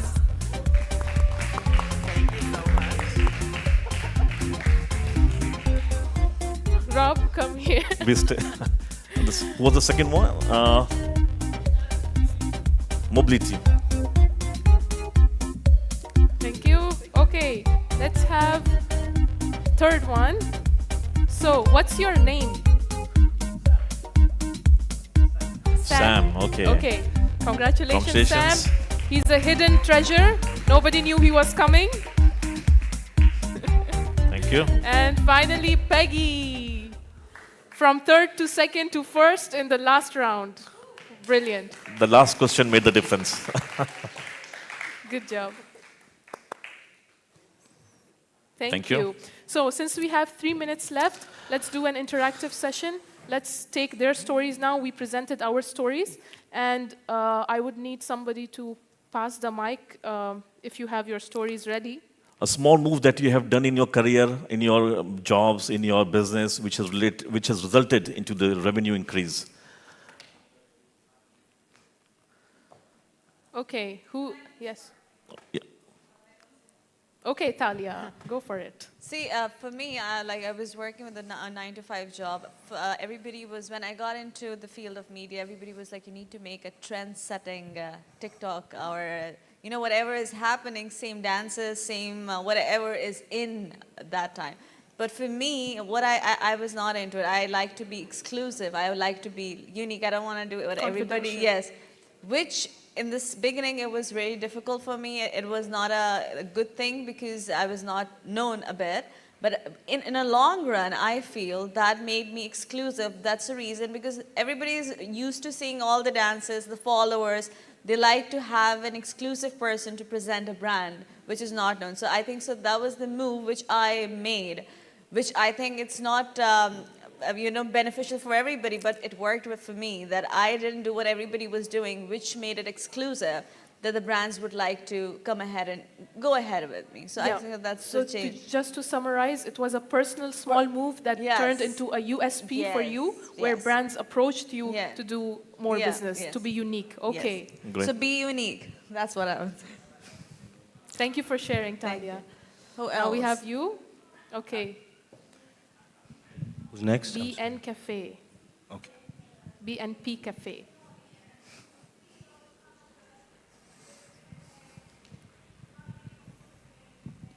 Hello, hi, I'm Jennifer, the Hi, Jennifer.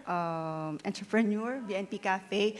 I just want to top what you said earlier, Anham, about the comment that you had with the customer. To be honest with you, in our cafe, I am new in F&B, okay? I am working in advertising company, but on the field of F&B, I am very new, just 10 months, okay? Okay. But with the positive, with the comment of every customer who's coming in and who's coming out, I'm taking it as a positive criticism. And with your friends around you who's giving you a comment and points, actually it helps a lot. And I can say that I'm ready now to go more on this F&B. And actually one of those giving comment in a positive way is John Rico.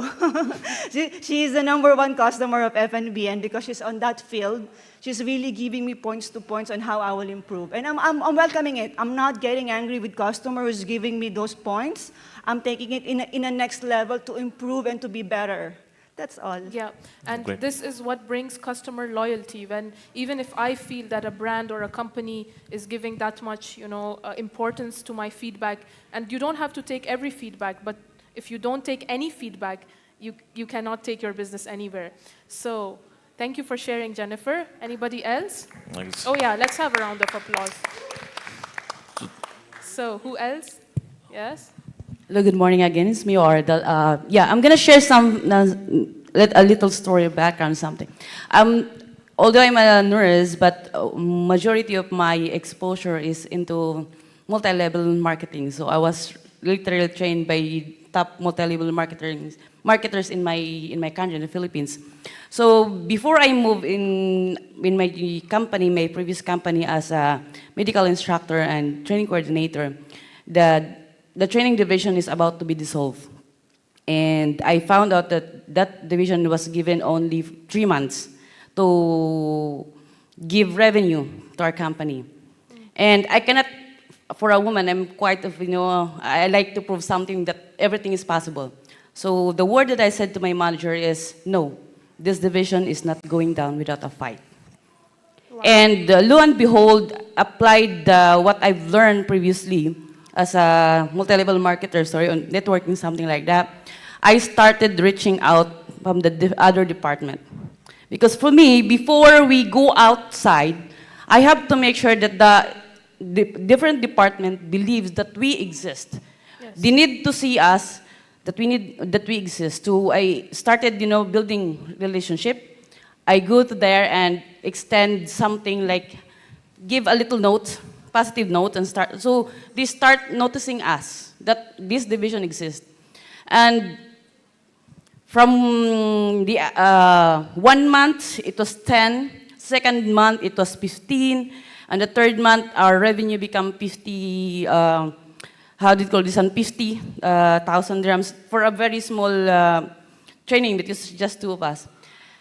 Now, from the company rating of 2.3 something, now we're almost 5-star rating in that training. Wow. Because of that positive notes that I used to give, the candies. I don't even ask for the company to give me extra money, but I buy it in my own pocket, put in the counter, and I said, before you get the candy, you must get something positive note first. Wow. So it matters, it really matters. It was noticed. It is a great example that you shared, because this is not just for business owners. Even if you work in a business and you work like that is your business, and you make the moves and dedication that you showed, like a dying company, and you raised it up with the, sometimes it takes a small push to make it happen. And this is a brilliant example. Thank you so much for sharing. You can go in Google, by the way, you can see topic. that. I mean, we should all clap for this. Come on, this is the least we can do. Yeah, thank you. So our time is up, and thank you for sharing your stories, for participating. It was just a reiteration and reinforcement of how small moves are important. Our case studies, your stories, they fit to the subject. We all relate to it. And now we can take questions from your side. If you have any questions, confusions that you want to bring to the room, not to the table. I guess his time is up, and they have to do the recognition session. Yeah, so we'll have one-to-one session. They're hungry. And what we'll do is we'll wrap up with summarizing that for last 3 days we've been talking about AI, ChatGPT, and metaverse and whatnot, so high technological words.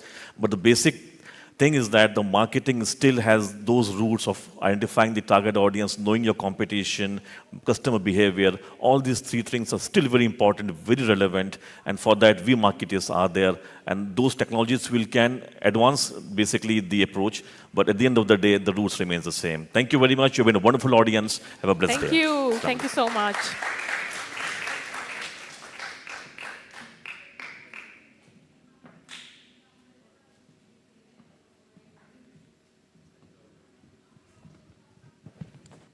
So, how are you guys enjoying?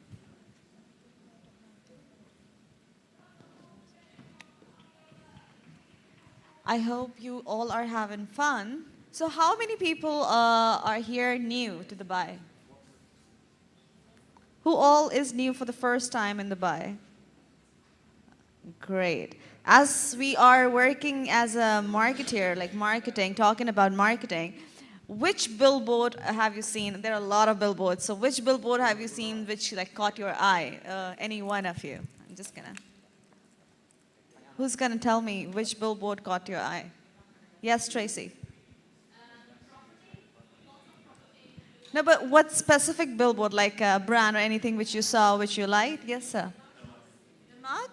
Yes, the mark. Next, you said property. I believe you're talking about Bay Youth property. Yes, Rob? MR. MR is not only, it's everywhere. I get that. I think you're traveling a lot in the downtown area. Sofitel Mark. Sofitel. What about food brands or anything fun? Any actor specific? Yes, Yusra. Oh, yes. Well, I know that. Yummy. See, she's a person who is looking for something entertaining, not properties. What else? Atmosphere. Oh, yes, that's nice. What about you, ma'am? Anything which caught your eye? Something different? There are a lot of billboards. I know that. Amazing. Amazing. So when we're talking about marketing, as everybody of us, when we're driving around, we notice stuff like that. It depends on our interest, but still that we learn that marketing helps. You guys might not even live here, but you know which places are in Dubai. Like Emar is a brand, Mac is a brand, McDonald's are launching their new nuggets. So it depends, like this is how marketing works. In this session, in these 3 days, we have learned so much. How can we stand out? How can we show off our brand? How can we get attention from the right kind of audience which we want to portray and attain? So I hope you guys are having a really good time, and it's almost half day, and we'll be going soon for lunch. But before that, everybody is already a winner, but we want to still give a little bit recognition to the little bit hard workers, and I hope next year every one of you will be getting the award.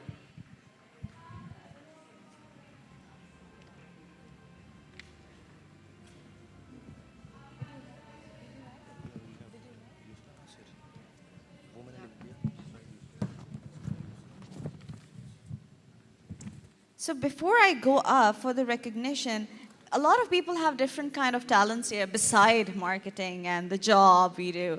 And we have one amazing person, Miss Yusra, who I heard that you were an amazing beatboxer. How talented! It's amazing. Can we please have you on stage, and can you do some for me?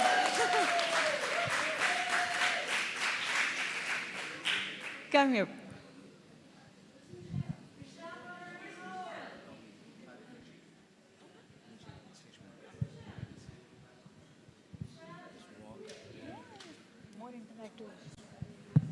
Okay.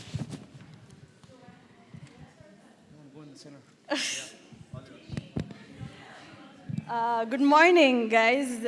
I'm not sure if you're aware, but today is World Music Day. So I want to dedicate this to all the artists. And as marketeers, I believe we want to create something different every day. So this is dedicated to all of y'all to make this special event successful.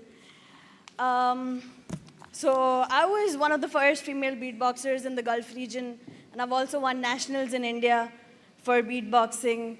And here's something for you guys. If we knew earlier, we would have asked you to do every single day to hype us up.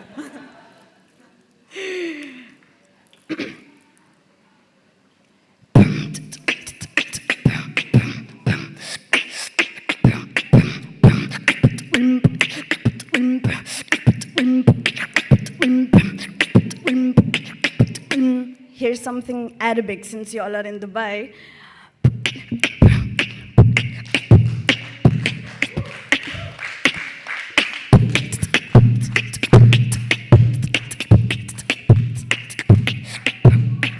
Everybody dance now.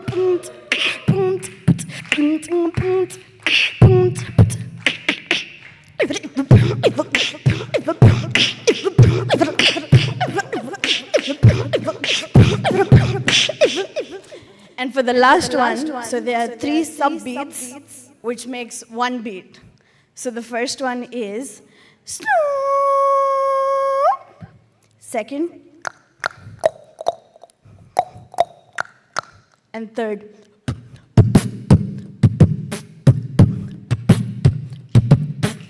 And all of them together.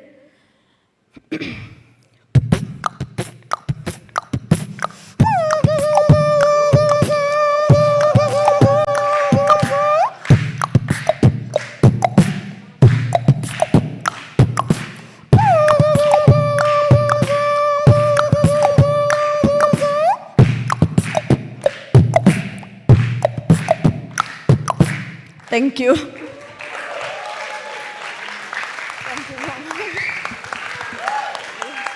Amazing, amazing.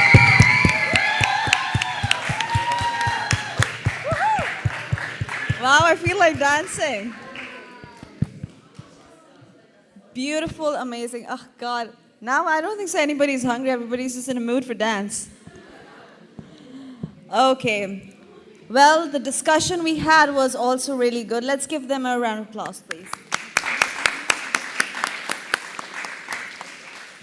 Talking about making big changes, the leaders over here, the organizations over here made the difference, and that's why you all are here, but we would like to give our warm welcome and also award them for their outstanding work, for their genius, for their innovative ideas. So thank you for being here. So now we're going to start with our recognition, and I hope you all are ready to clap and appreciate it with us. The first award... Are we ready? Can we have the mic? Okay. Yeah. Before we go for the award, I'm so sorry, I forgot to invite the beautiful Tanya Singh, who is a partner and judge at United Nations Health Prize. She has been pivotal in writing concepts and policies to further India's EODP rank to 75 globally. She also set up India's first e-learning school in 2006 with multiple diplomatic liaisons for education, knowledge transfer between India, US, and LAC. Congratulations. Okay, the first award goes to exhilarating Best Organization Award.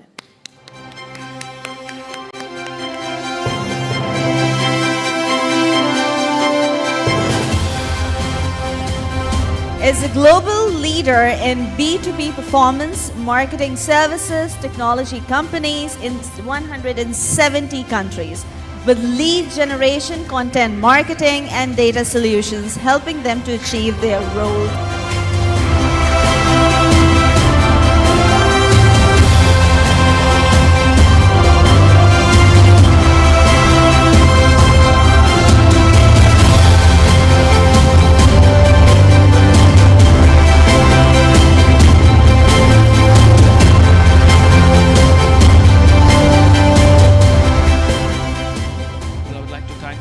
Organizers, and a special shout out to my co-founders Altaz and Nahi, and I would also like to thank all of our team members, all our 350 employees whose contributions actually help us achieve such great success and make sure that Exhilarating gets recognized well. Thank you so much. Have a great afternoon and enjoy the lunch. Thank you.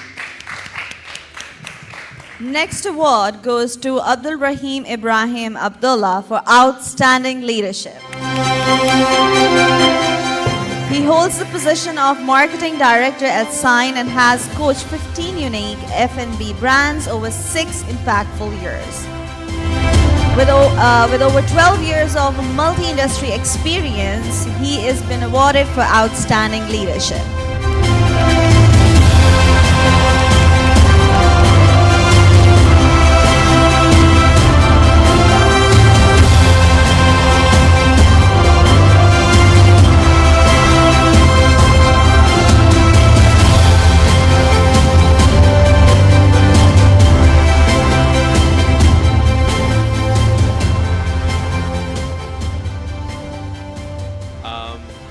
I'm really thankful to all the organizers who are doing all this amazing support for all of us. Honestly, we always hear that if you wanna grow in your life, be with the people who's doing that. So I love that we all here has the same intention. We have the same purpose. We would love to grow. We'd love to make our team grow. So I'm so grateful to God for making me here to grow with you guys, and thank you for all this beautiful energy for the world, not only for between us, also for our teams, brands, and everyone else. Thank you. Congratulations. Next award is for Anham Shaheen for outstanding leadership. Woohoo! Founder of Pixel Wave is a dynamite leader celebrated for her remarkable contributions in tech industry. She is a leadership foster a culture of creativity, innovation, making her true tech. And we also loved her sessions.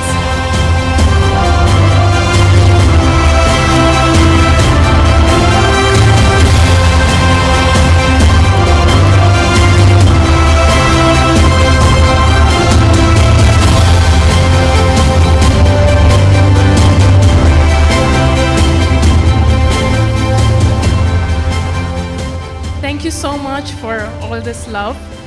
Since it's a Youth Leadership Award, it's obviously human nature feels good to be recognized, to be awarded, but I want to dedicate this award to youth because not many of you know, but when I was a young girl, I had no guidance, no mentoring, and I was struggling to understand where to go, which path to take. I was not even in IT. I always say I'm coming from IT background.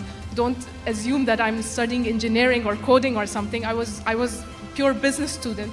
And now I'm in IT, I'm in Swiss Academy, I am in banking, I'm in streaming industry, and I touched many industries at a very young age. And this is not, I'm not saying it out of arrogance, but I want to encourage the youth to reach out to me, and I will be the one to hear your ideas, even if you are shut down by your parents, by your teachers. I will be the one who makes sure to make your ideas into the right track. You always have this light in you. Maybe you are thinking wrong, maybe it needs a twist a little bit. So that's what we can do together. And thank you so much.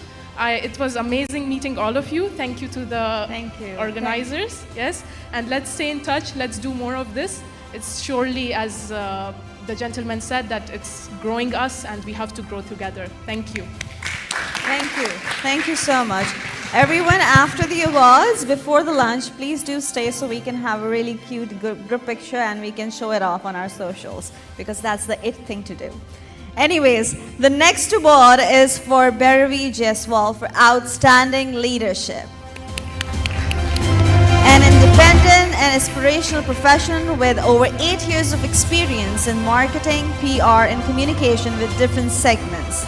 She has worked in India, UAE, Australia with international brands such as Marriott, Uber, Infinite Holdings, and etc.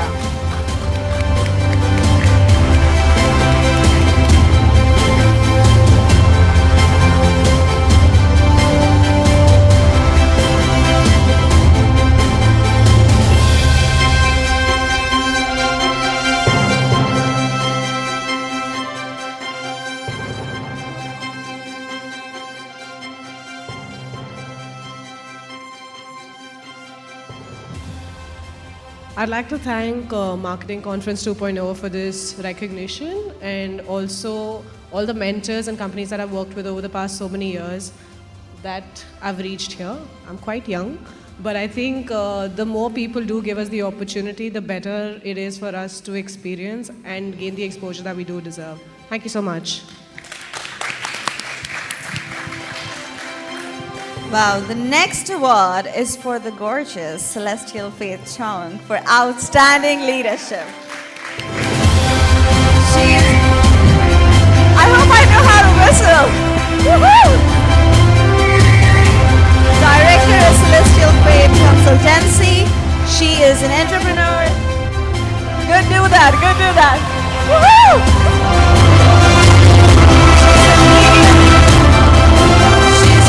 Personality and influencer and a really amazing person. We really enjoyed your company. I hope to see you grow more.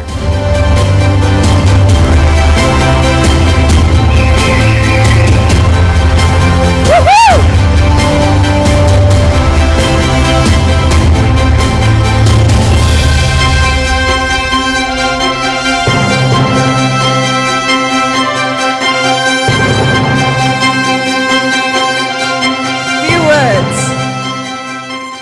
You can thank me too. Few words a bit difficult for Celestial Faith Chong. Agree? Yeah, that's right. But of course, I would like to say that I'm very honored to be here among all this remarkable group of professionals. So, thank you for being here, and it's my honor to be acquainted with you. And of course, thank you for the organizers for making all this possible. Very quality connection I received despite it's just 3 days. I met very cute guys. I met women who are really into empowerment. So basically, I want to say huge thanks to people who love me and who don't love me. Because if you don't love me, you make me stronger, doesn't it? So still a big thank you for those who don't love me, right? But you love me, I will love you multiple times more, doesn't it? Right? Fortunately, we all love you. So yes, it's a I kid you not. I'm a very blessed single mom of 3 kids, and I'm always very proud of that because that has made me stronger. It has made me who I am today. And whatever doesn't break you makes you a better person. And that applies not to just women, but to men as well. Don't get me wrong, even though I'm into women empowerment, I still love men. I've got a very supportive partner, which is Dennis over there, and he has been my pillar of support, yeah? So, yes, I agree with you, yin yang. Yes, the world goes around. Women perform our part and men does wonders by being the strength of us too. So we actually work together to make this world a better place. So once again, please hook me up on LinkedIn, Celestial Faith Chong, and I hope to connect with you all, not just on this event, but thereafter, because there's a connection. I think we should hold this on. And I thank you for being here. Thank you so much. Thank you, Congratulations. everyone. Congratulations. So the next award is for Jay Abraham for outstanding leadership. He is a director of marketing Tanmia Food Company for over 15 years and have an experience of building partnership, innovating brand strategies, and driving business success globally.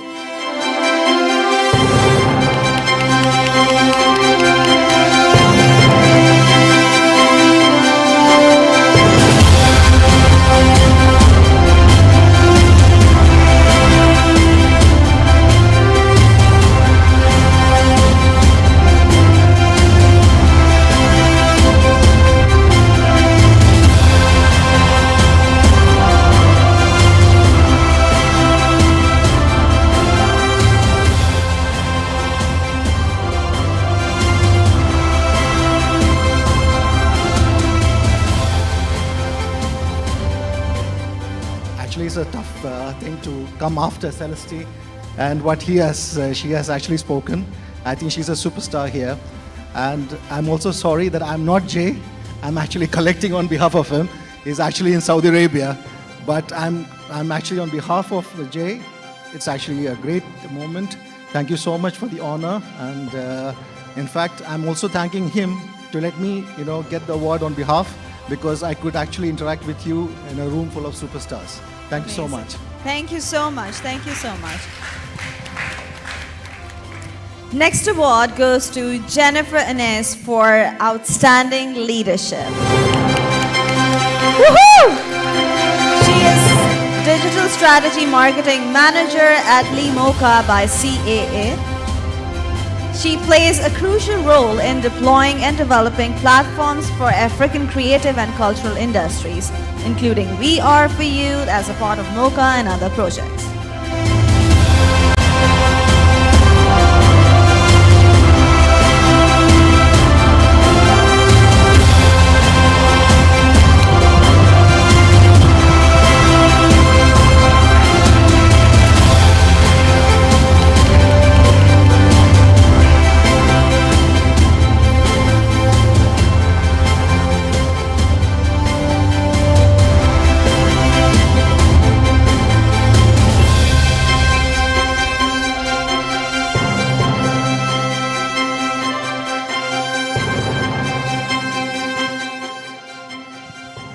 Hello, everyone. Hello. How you feel good? Yes. Okay. So, Marketing 2.0 summarized these 3 days in several points. Meetings, the talented leaders or entrepreneurs with their stories. This is my story. Little girl, my passion for art and culture made me a beginner dancer. To be sharing the Founding the Roots Association and setting up Solidarity Project in Africa. To cross paths with the World Vision, we working there for fundraising to the Earth from Africa.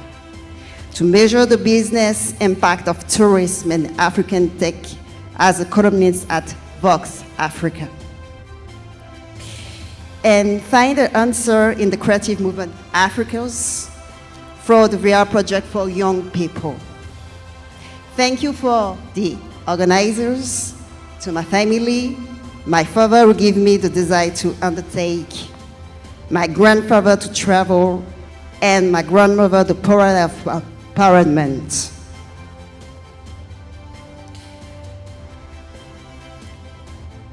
The mentor who crossed my path, and to those who support my madness. And it is for honor that is received this award. Thank you so much.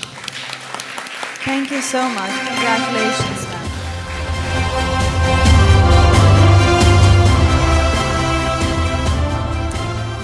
Next award is for Lakshmi Francis for outstanding leadership.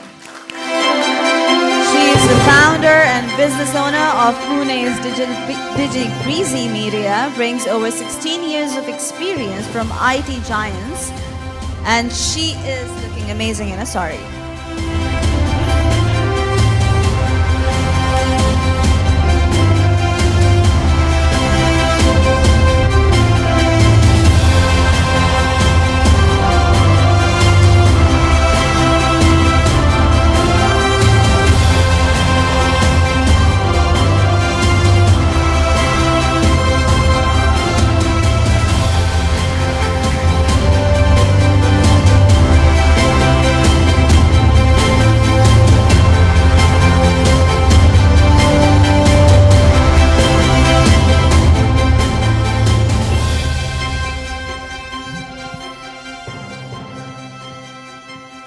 Good afternoon. I know it's a time for lunch, so I do not want to take much of your time.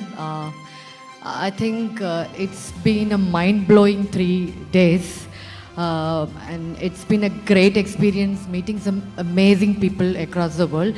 Thanks so much, Marketing 2.0 and the organizers, for this wonderful platform and opportunity given to all of us to interact and know what you guys are doing the best in your respective companies and your respective roles.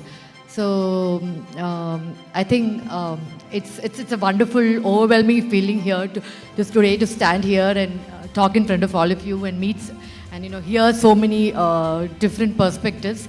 And I would owe a big thanks to each one of you for being a fellow marketer and supporting this industry.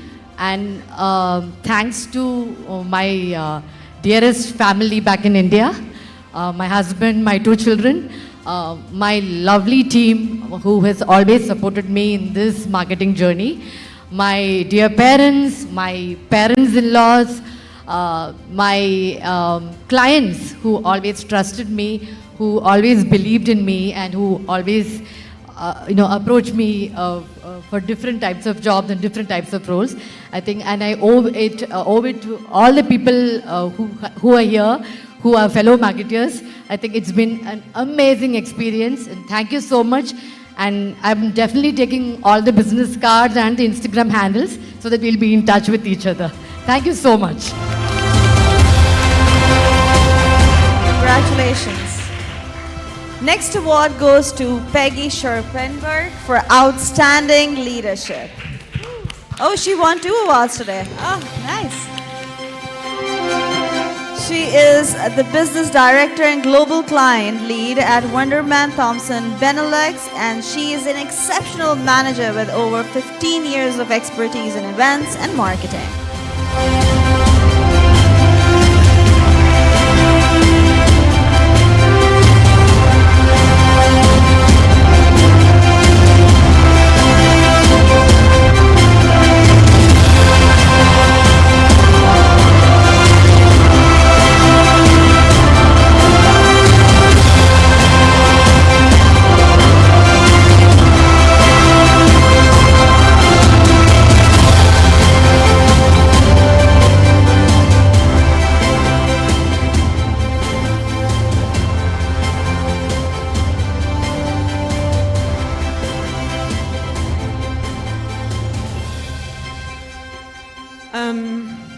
Hi. Yeah, well, there's been some amazing speeches today. I'm going to keep it quite simple. Nothing that I'm going to say hasn't been said, but mainly thank you to my team. They're amazing. They're really the best team you can imagine. And my mentors who have trusted me and had faith in me throughout my career. And my clients. Girl who just went kind of stole that line, but yeah, it's a pleasure to be here. Thank you for the organization, and it's been great to meeting all of you. And if you're ever back in Dubai, even though I work for the Benelux office, I live here, so always welcome. And just give me a heads up, and happy to connect here then. Amazing. Thank you so much. Congratulations. Next award is for Rami Sartavi for outstanding leadership.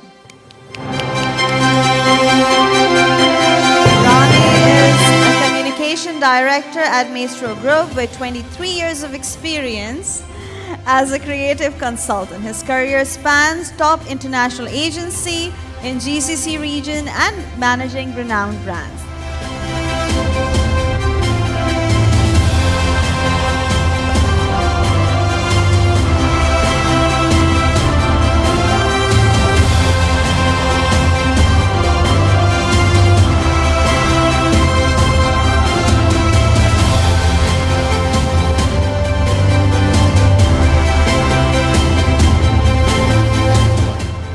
I'm going to keep it simple. Thank you for the organizers. Thank you everyone for making this happen. That's it. Thank you. Thank you so much. No thanks to family? No thanks to family or God or anybody? I was waiting for a big speech, Rami. Yeah. Well, anyways, he wants to thank God and family too. Anyways, the next award goes to Rita Sen for outstanding leadership. She is a consultant of branding, public relations, and commercial psychology behaviors with more than 8 years in investment banking, real estate, tourism, telecommunication industries across United States, South America, and Hong Kong.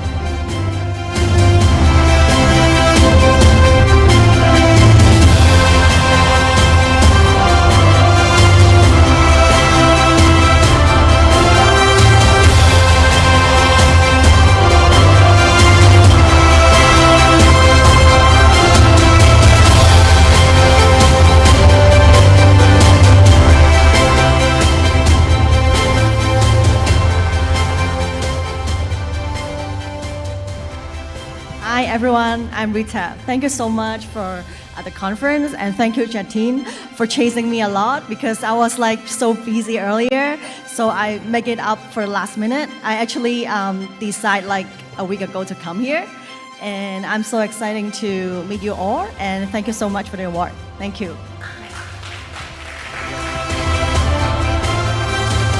Thank you. Next award is for Sondos Hasana for outstanding leadership. Wow, you look beautiful today. She is co-founder of Magnet Logistic Network, a passionate marketer with a diverse professional background in business marketing, politics, and economy.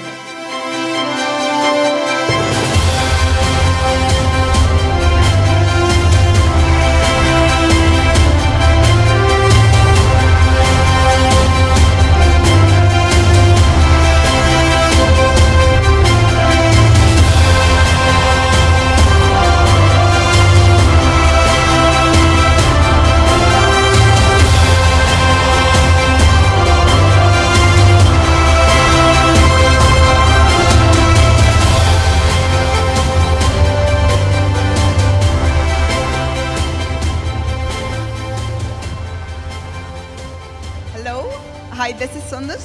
Thank you a lot. Thanks for giving me this opportunity to be a part of the Sawism conference, and I'm really happy. Also, I have met here professionals and I have learned a lot from you all. Thanks a lot. I would like to thank also my family, my mother especially. Good choice. Yeah, my friends, my co-founder, Dina. Thank Perfect. you. Congratulations. Thank you so much.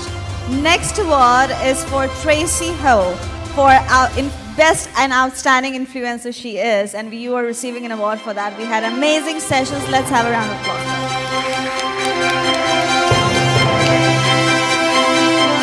She is the founder of Frame and Fame Limited and an award-winning personal branding consultant, executive presence coach, and we had really great sessions yesterday and today with her.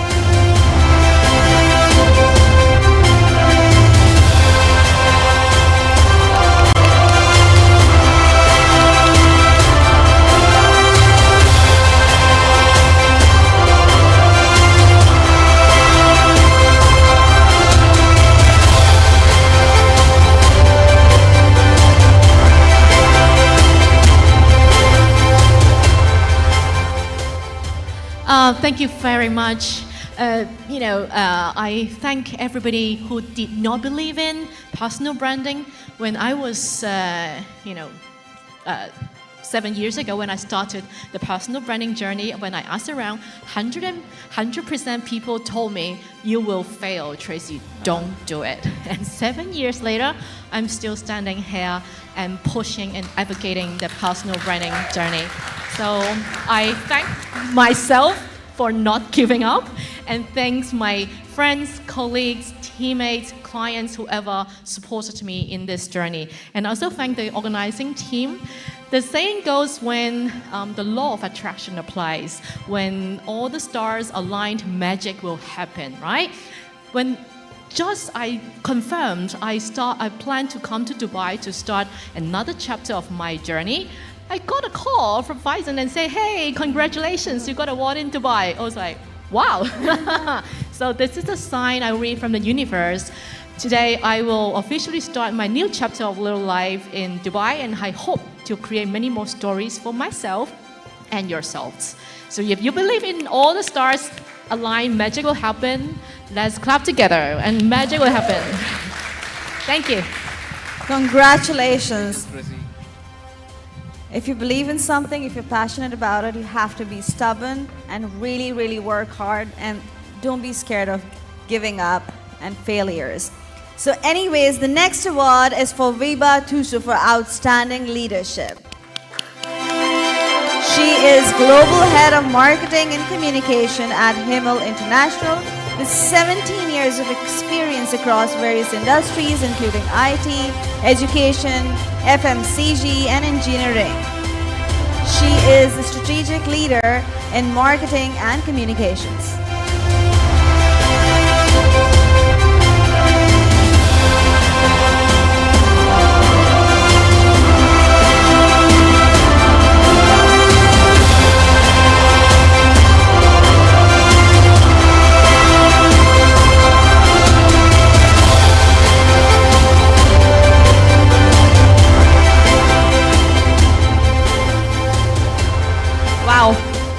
First of all, I would like to say that all of you are winners here, right? Congratulations and a big round of applause to all of you. I've heard about the great sessions that have happened, and I listened to your session.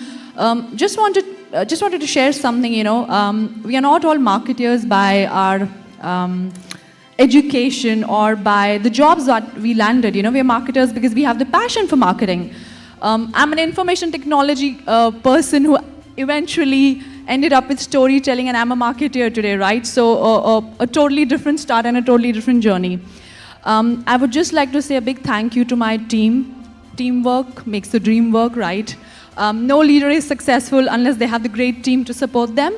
I would like to thank my parents, obviously, my husband, my daughter, and my excellent support system, all my friends. And I wish you all a wonderful, wonderful day ahead and all the success in all your future endeavors. Thank you so much. Pleasure to be here. Thank you so much. Thank you. Thank you, thank you. The next award is for Divya Jalani for outstanding leadership. Let's applause, please, even if he's not here. I know we all are hungry.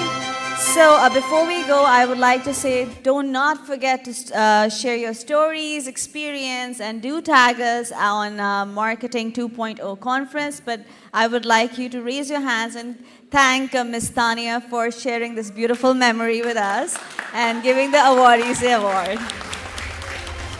Before we go to the lunch break, do share the stories. Use the hashtag Marketing2Conference. Tag me, that is thalia.mk. And please, all of you come on stage so we can have a group picture, and then we'll have a really good lunch meal, and then we'll see you.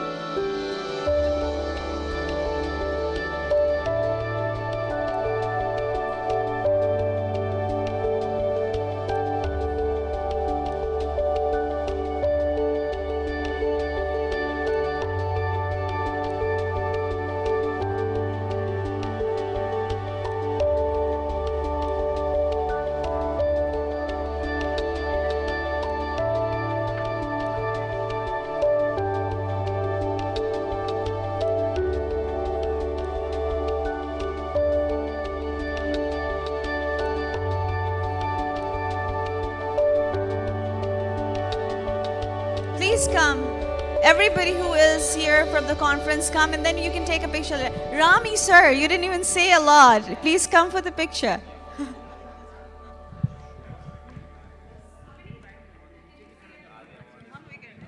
Some of you can stand with me here. Yes, please. Is it fine now? Are you guys ready for a picture?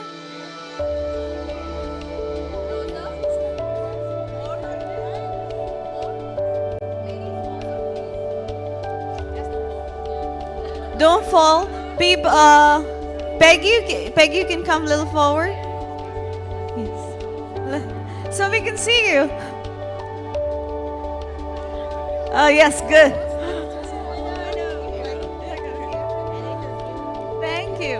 Are you guys ready? Which ma'am?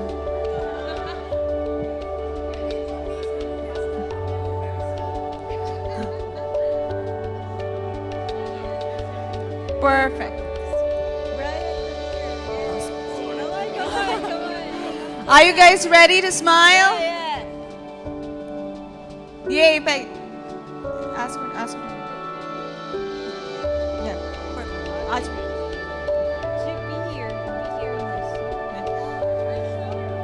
Ready? Say cheese.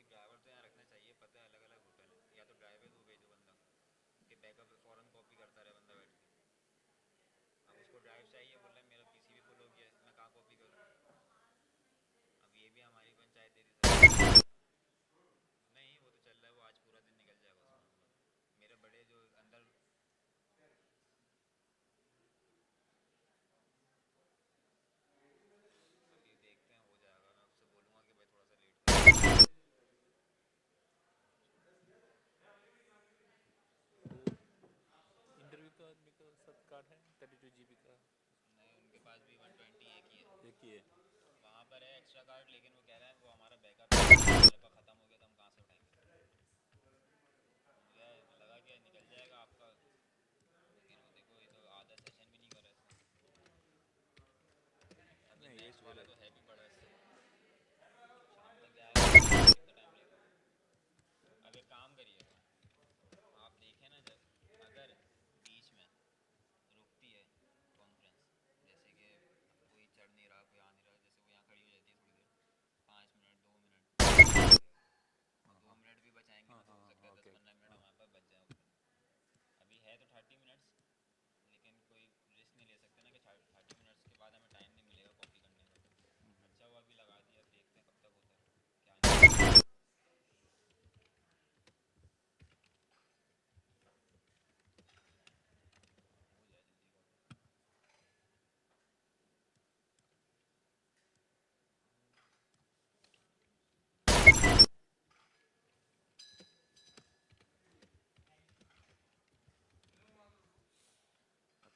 पूरा photo editing कर हाँ ये upload हो रही है ना, फौरन upload यहाँ से। दादा देख के कार हिलाना, पूरा काम गया। 3 दिन की मेहनत खत्म अगर ये बंद हुआ। एक बार डिलीट ऑटोमेटिक लग। इसके साथ मजाक नहीं हो सकता भाई, बहुत इम्पोर्टेंट है ये भी। आप जाएं खाना खा लें।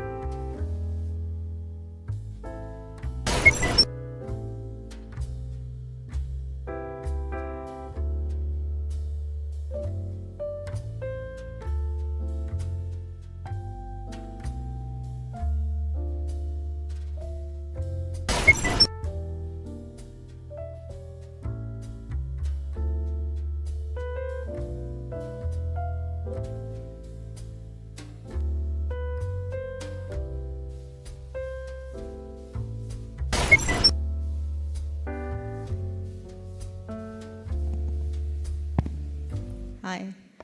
Thank you so much for coming and thank you so much for waiting. Welcome back. I can see few very happy faces with full tummy. I guess the rest of them are still filling it up. So AI and machine learning have opened up a new form of possibilities in the marketing world. Where has all this come from? How and where it all comes from? And how does it benefits us and how can we benefit by the digital marketing industry? Most importantly, what is the concept of future? Let's hear it from the experts, machine learning and real-time bidding, the perfect match for your digital marketing strategy. Please welcome our speakers, Richa Bhushan, a CEO and founder of Content Guru, and Natalia Nogatsky,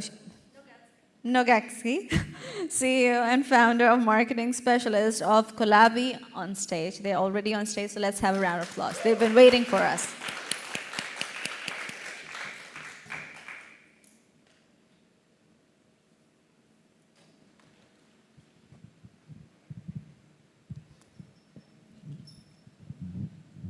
Okay, thank you all for coming. We are still not too many, but okay. So today we will be talking about the machine learning and real-time bidding, and be patient with us. The subject is pretty new, so of course we have some expertise, but in general, I'm not a fan of being on the stage, so I'm not a natural one, so don't be judgy. Okay, so let's begin with the small intro. That's the agenda we will cover today. And yeah, Richa, do you want to start with introducing yourself? So, good afternoon, everyone. I'm glad to be here. I am the founder and CEO of the company Content Guru, and we do a lot of content for marketing and education.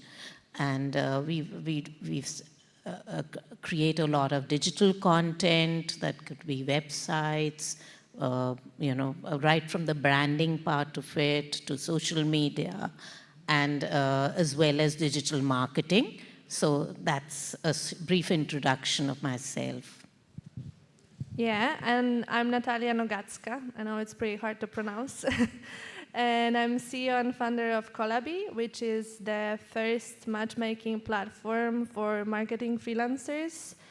And we basically allow them to collaborate together on personalized projects. So we customize the experience of our clients.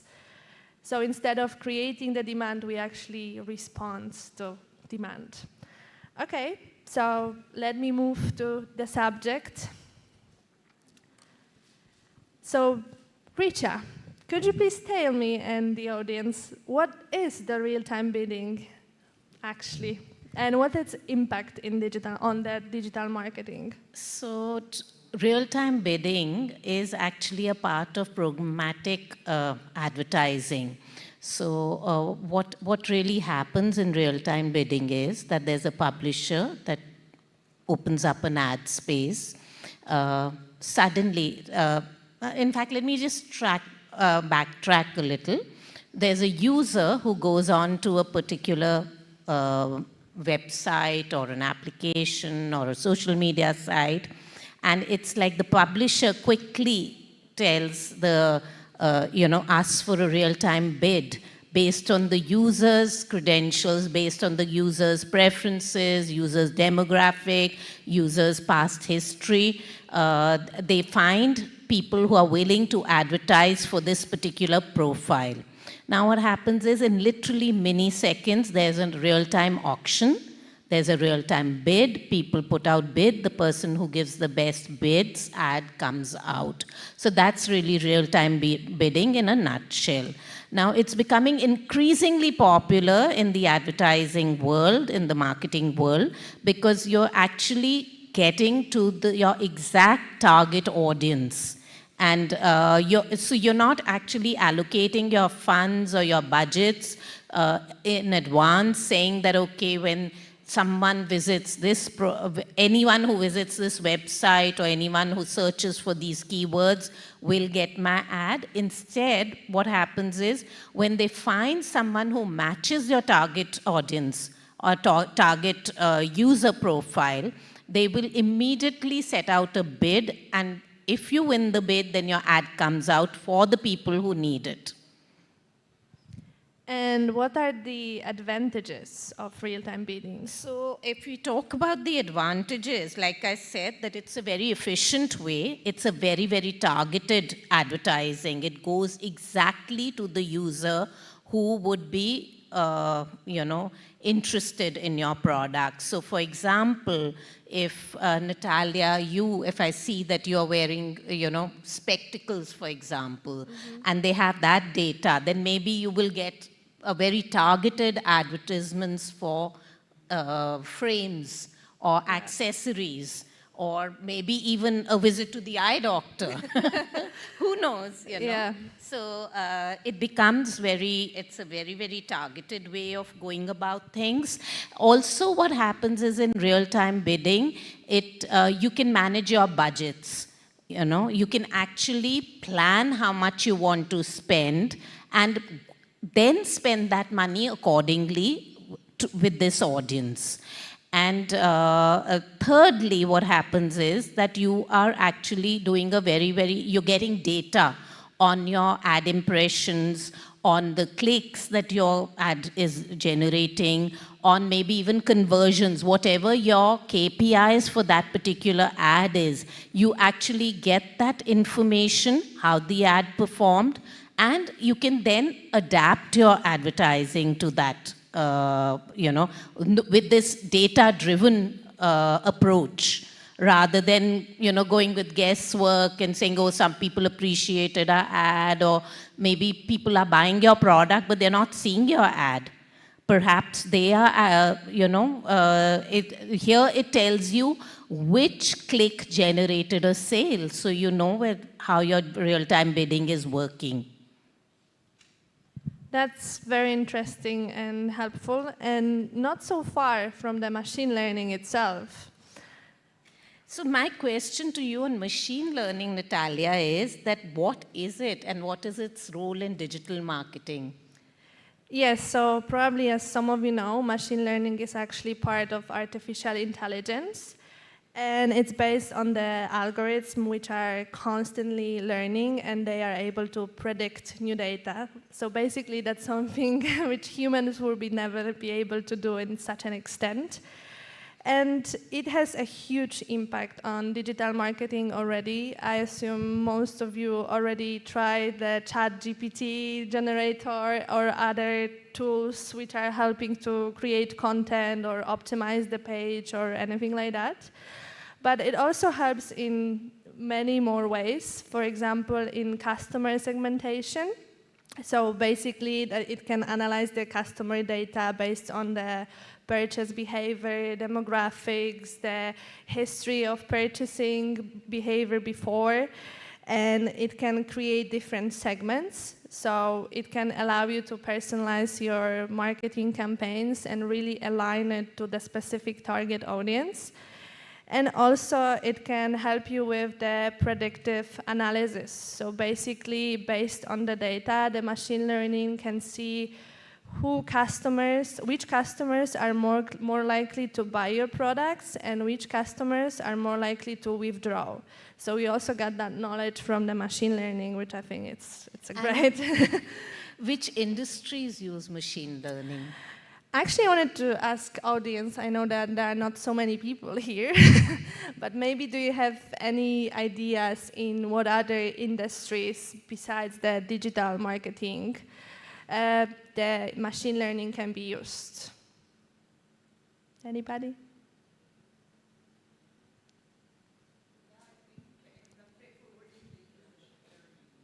Yeah. Exactly. But there are way many more. I was actually surprised when I was going through the subject more in depth. So you can use it, for example, in e-commerce. So when you want to forecast the demand, so you want to see when and how much your client's gonna purchase in the future. Also, the pricing strategy is helpful with that because you can kind of adapt your pricing strategy based on the machine learning. And in the healthcare, I think as you mentioned, because you can actually personalize the experience of the treatment. So based on your history before, like with the diseases you had before and like the medicine you were taking, they can predict what would be the best treatment for you. Also from the financial sector, which is like, all the frauds, basically any unexpected behavior happening, they also are able to predict that. So there are many, many possibilities. Exactly. I think now it's too late. Bad reflex. So how does machine learning actually analyze large data sets to, identify patterns and trends for digital marketing?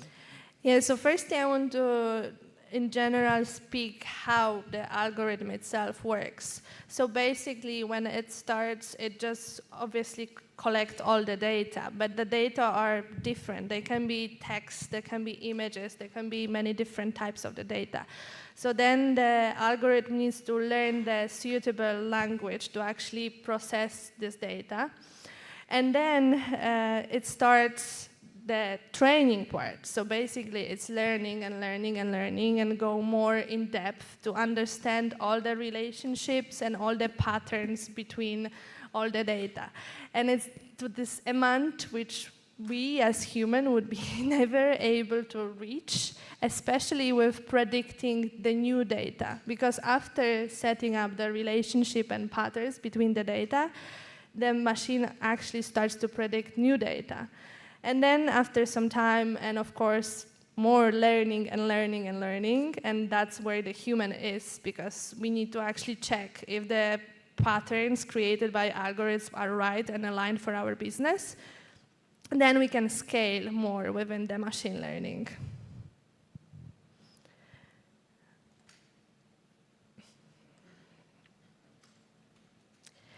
So how does the machine learning enhance the effectiveness of real-time bidding in digital marketing? So I think a lot of it that we've already spoken about, how it's targeted segmentation of the of your users, of your audience. For example, if we are here at the conference for marketing, perhaps we are going to start getting ads for more such conferences to attend, right? Or maybe some tools for marketing, or maybe a software for marketing. So it's segmented us in that manner. Also, it's a more efficient way of working because you are actually working primarily with people who need your product. You're targeting those. So it's certainly all your budgets are efficiently used, right? Then we are also, talking about the ad relevance being relevant to the person in the context, right? So for example, if you're sitting here in the for a marketing conference attendee, it'll probably show you marketing books, marketing courses, but when it probably recognizes that you are in your personal life, it might probably tell you what clothes to buy, what shoes to buy. So it has that intelligence to figure out that, you are a professional in marketing as well as a person who is interested in, say, partying or clothes, or maybe you like to eat, you like to shop for food, whatever other, what do you call, segments that you fall into, because you're not just this other one person. Also, of course, that real-time optimization is there, which I explained earlier, that you get the ads. So for example, if you are reading on a website and you're reading, say, something on travel, it'll also throw up ads on tickets to that destination, hotels to that destination. So it totally optimizes it. We also have a lot of data-driven and predictive insights. So the machine learning actually knows that, if you as a consumer are likely to buy a product. So that comes in. So it's not just that this is my target audience, but based on previous purchase history, based on your purchase behavior, it'll actually identify, and it's like a surgical strike on the person, so to speak. It's so precision related that it's actually giving predictive analysis.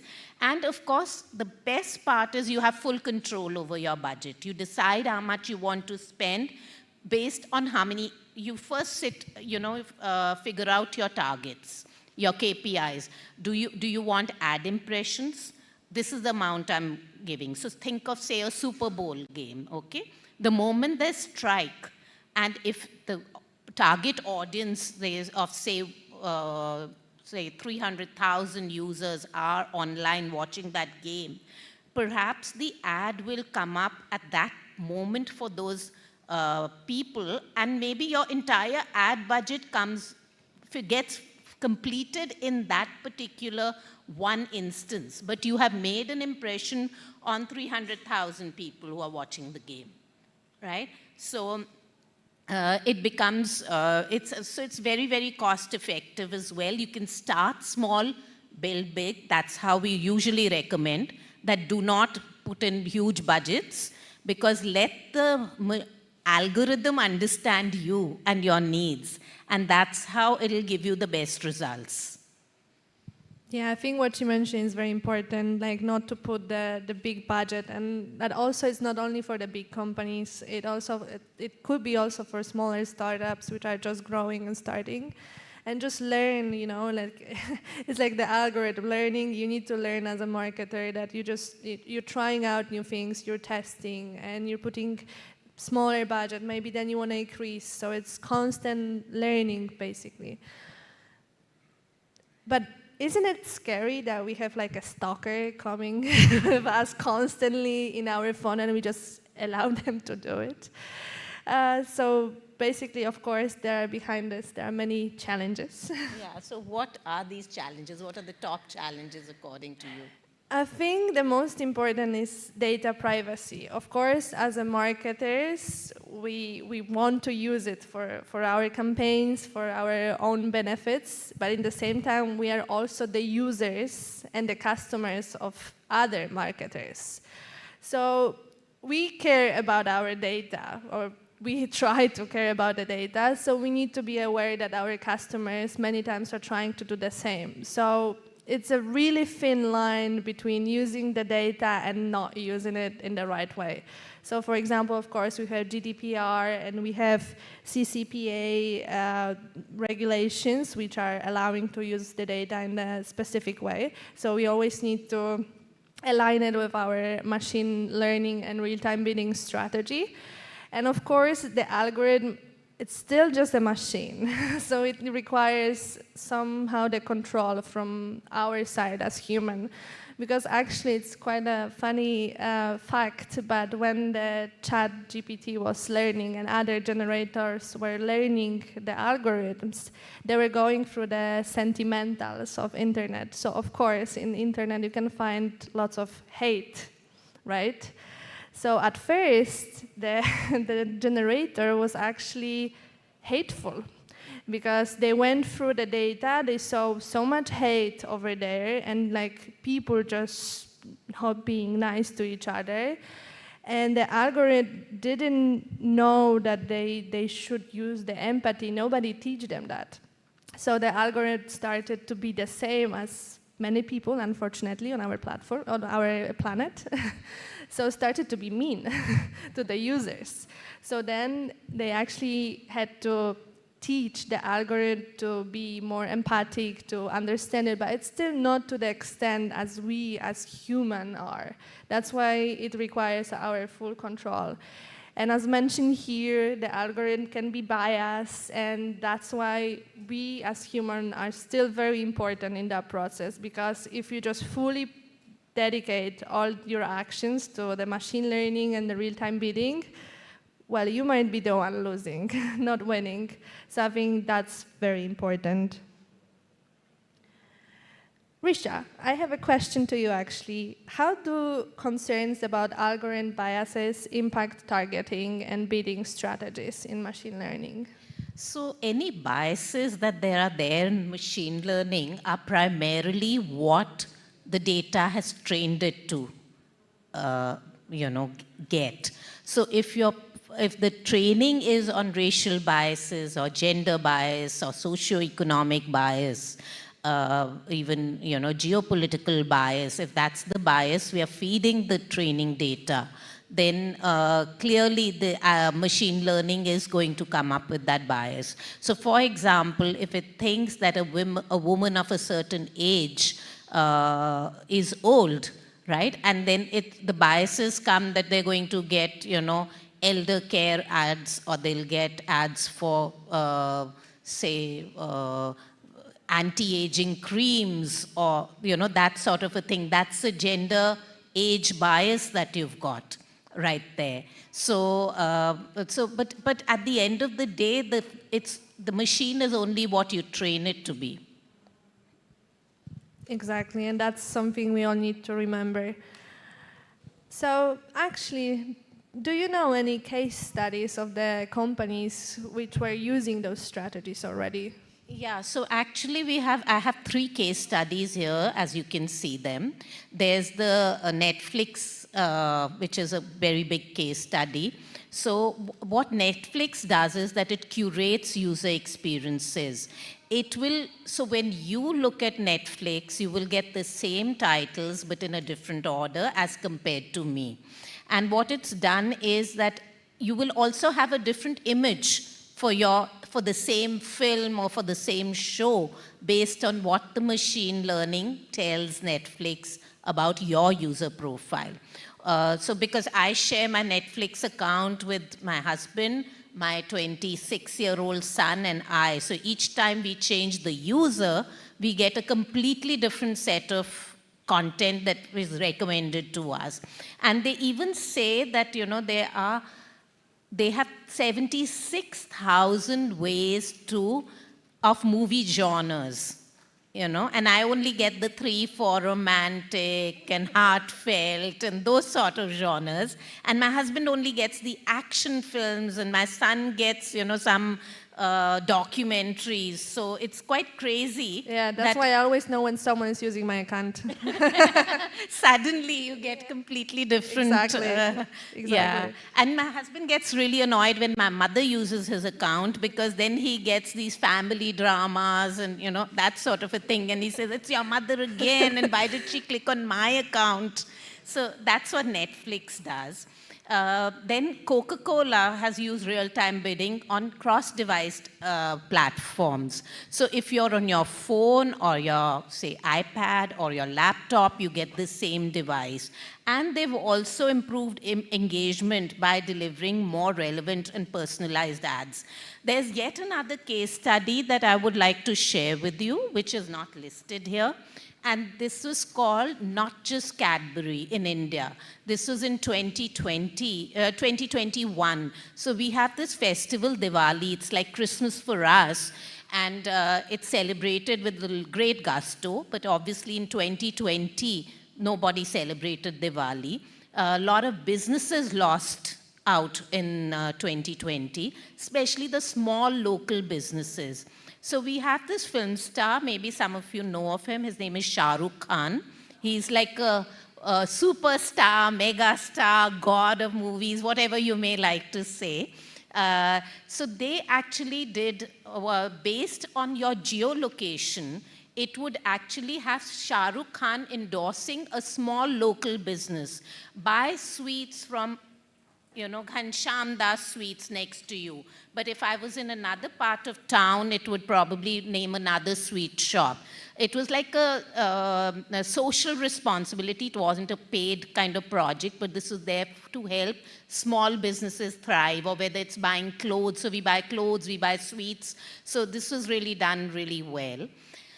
But the 4th case study that I want to tell you is about Lavino Kapoor Cottons. I'm sure none of you have heard of it.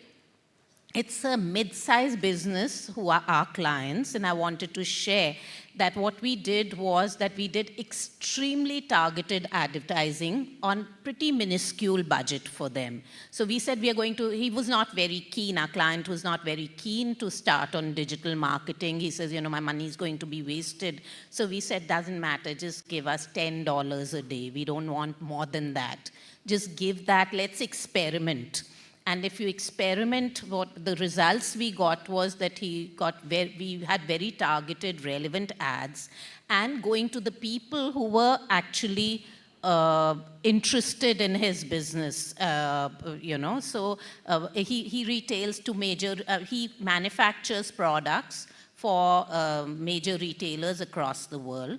And it actually went to 2 or 3 of those retailers who actually got back and said, yes, we want to buy our product. And that became, you know, a huge business because he has fewer clients. It's not consumer marketing, it's business to business. And that's how we used it in a very, very effective way. So the thought really is that it doesn't have to be for always large companies, large budgets. You can start small, see the impact, and then grow the business.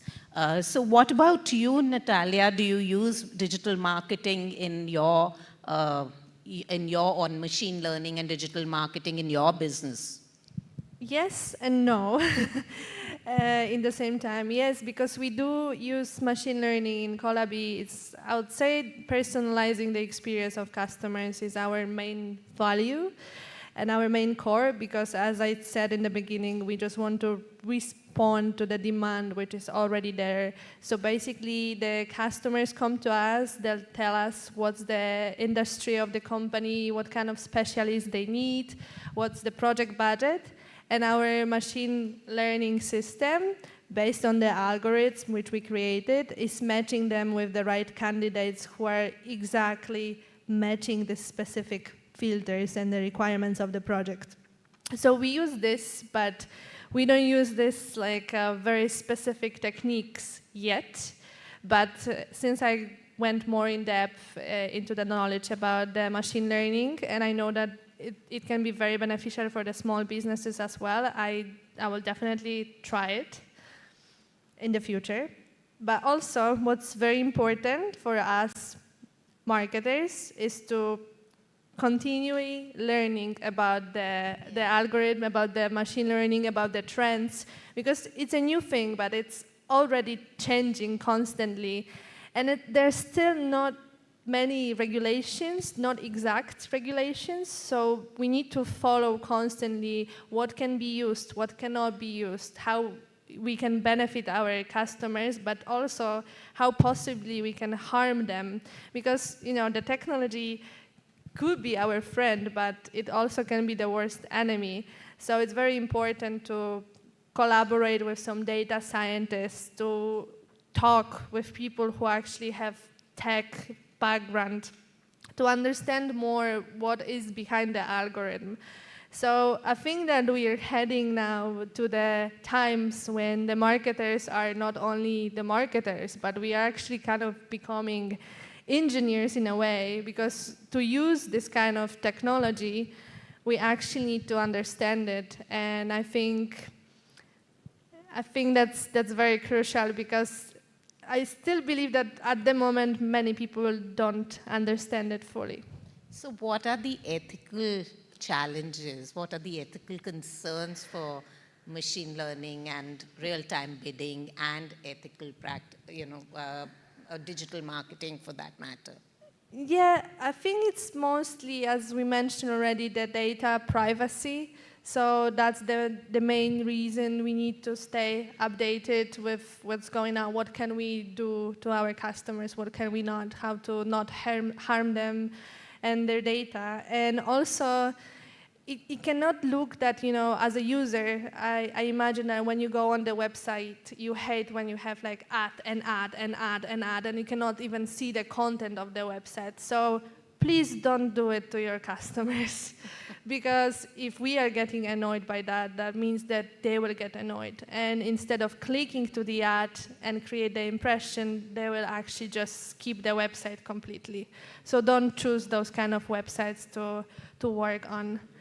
And actually, we have a quick question to the audience, and this is, I think, we want to end our today's topic. Is this solution ethical and safe, or is it not? What are your thoughts about it?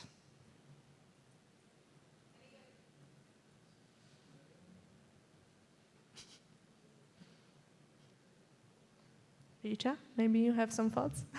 Yeah, I think ethics is hard to define. You know, what seems ethical at a particular stage and phase in life or what seemed unethical earlier seems completely ethical now. But yes, I agree with Natalia saying that when you get bombarded with ads or when you see a bias in the ads, you know, I don't want people sending me elder care homes because I'm a certain age, saying that, are you planning for your retirement? I'm not planning to retire anytime soon. So that gets a little bit offensive as well. So yes, there are ethical concerns, but I think that on the flip side, there's also one concern I have as a marketeer, that where is my budget going? You know, I'm not educated enough to understand. I may have got ad impressions, but sometimes in just 1 hour, my entire month's budget gets exhausted. Like I gave you the example of the Super Bowl game. So I expected to last that budget to carry on for a month, and it got finished within the first half of the day. And what do I do from there? So I think that we also need transparency on the policies, on how that budget is being set, some sort of education on how this happens. So sometimes, like we had this client who gave us a digital marketing budget, and it was quite funny. It was he runs a hospital, and he wanted a certain specialist, orthopedic specialist community to come for his some seminar or a conference that he was holding. And he kept saying that, you know, but I don't see the ad. I don't see the ad. And it's so difficult to explain to him that you're not the target audience. You're not a doctor. You're not looking to go to a conference. So sometimes just explaining that, I won't call it unethical, but it becomes very difficult to educate customers as to where their budget is going. And that's why, as I said, that start small, show small results, and then the customers are going to trust you with more budget and more disruption. But if you want a huge budget for digital marketing and then they don't see it, you know, they get, very often they see the conversion, but they don't see the ad because they're still so entrenched in the physical world where they want to, you know, see a hoarding as they pass by a highway, or they want to see an ad flash in the middle of the film that they're watching, or you know, in the series that they're watching, that it's sometimes hard to explain to the customer as well. Yeah, I think it will take some time because it's still fresh for the marketers. So imagine for clients who have nothing to do with the technology, like it's untouchable, you know, they cannot really see it, then how are they gonna trust you that you actually did something good with their budget? It takes time, but remember, and I think that's the most important summary out of this topic, constant learning. Like, don't trust fully the machine. Like, it's still learning based on the data, but the data quality is important because you're the one who is managing the data, right? So the responsible is on you to manage it good. So you are the owner of your business, and it never be the machine who is owning it. So you are the one making the decisions, and you're the one controlling this. So let's keep it like that, and let's not allow machines take over the planet, okay? We are still here to manage everything, and also the machines. Any questions? Thank you.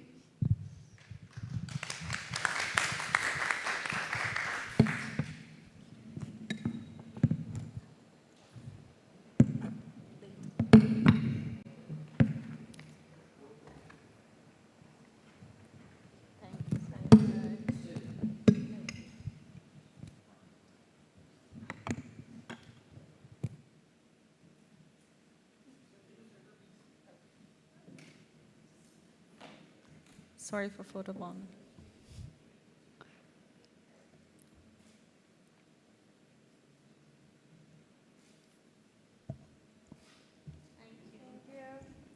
Thank you so much, ladies.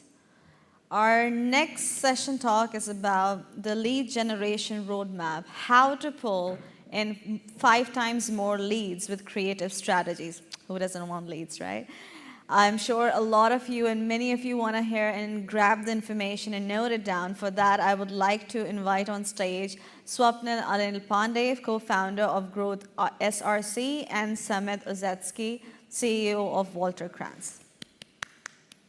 Guys, we had lunch.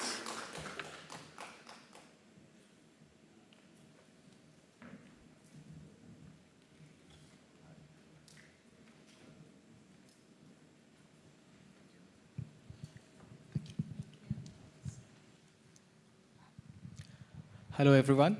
I'm Swapnil Pandey. I'm the founder of Growth Source Media. We are a specialized consulting agency for SaaS and technical enterprises, and we consult on SEO and growth marketing strategies for them. Thank you, Swapnil. It's Samit. I spoke before. And Walter Krantz, the PR agency we work with in Istanbul, in Turkey. And we work with many global brands, just PR side, interviews, press releases, celebrity management, like that. Yeah. Lovely. So nice to meet you today. So bringing us to the center of the topic that we are here to discuss today. Lead gen, I mean, be it if we are representing a marketing agency or we are marketer ourselves working for an in-house brand. Every brand needs leads to run the machine, right? So in order to do that, for the longest time, we have relied on cold calling as a very core method of building up our sales channels. But in the past few years, cold calling has become kind of a redundant technique of generating leads. And to bring in some perspective, I would like to share a couple of interesting statistics with you guys. And this is as per a research that we did back in 2018, talking to about 5,000 brands. And what we noticed from that was less than 2% cold calls actually generate a positive lead and the first appointment for a business. And which for us was very shocking, since the go-to method becomes for us cold calling.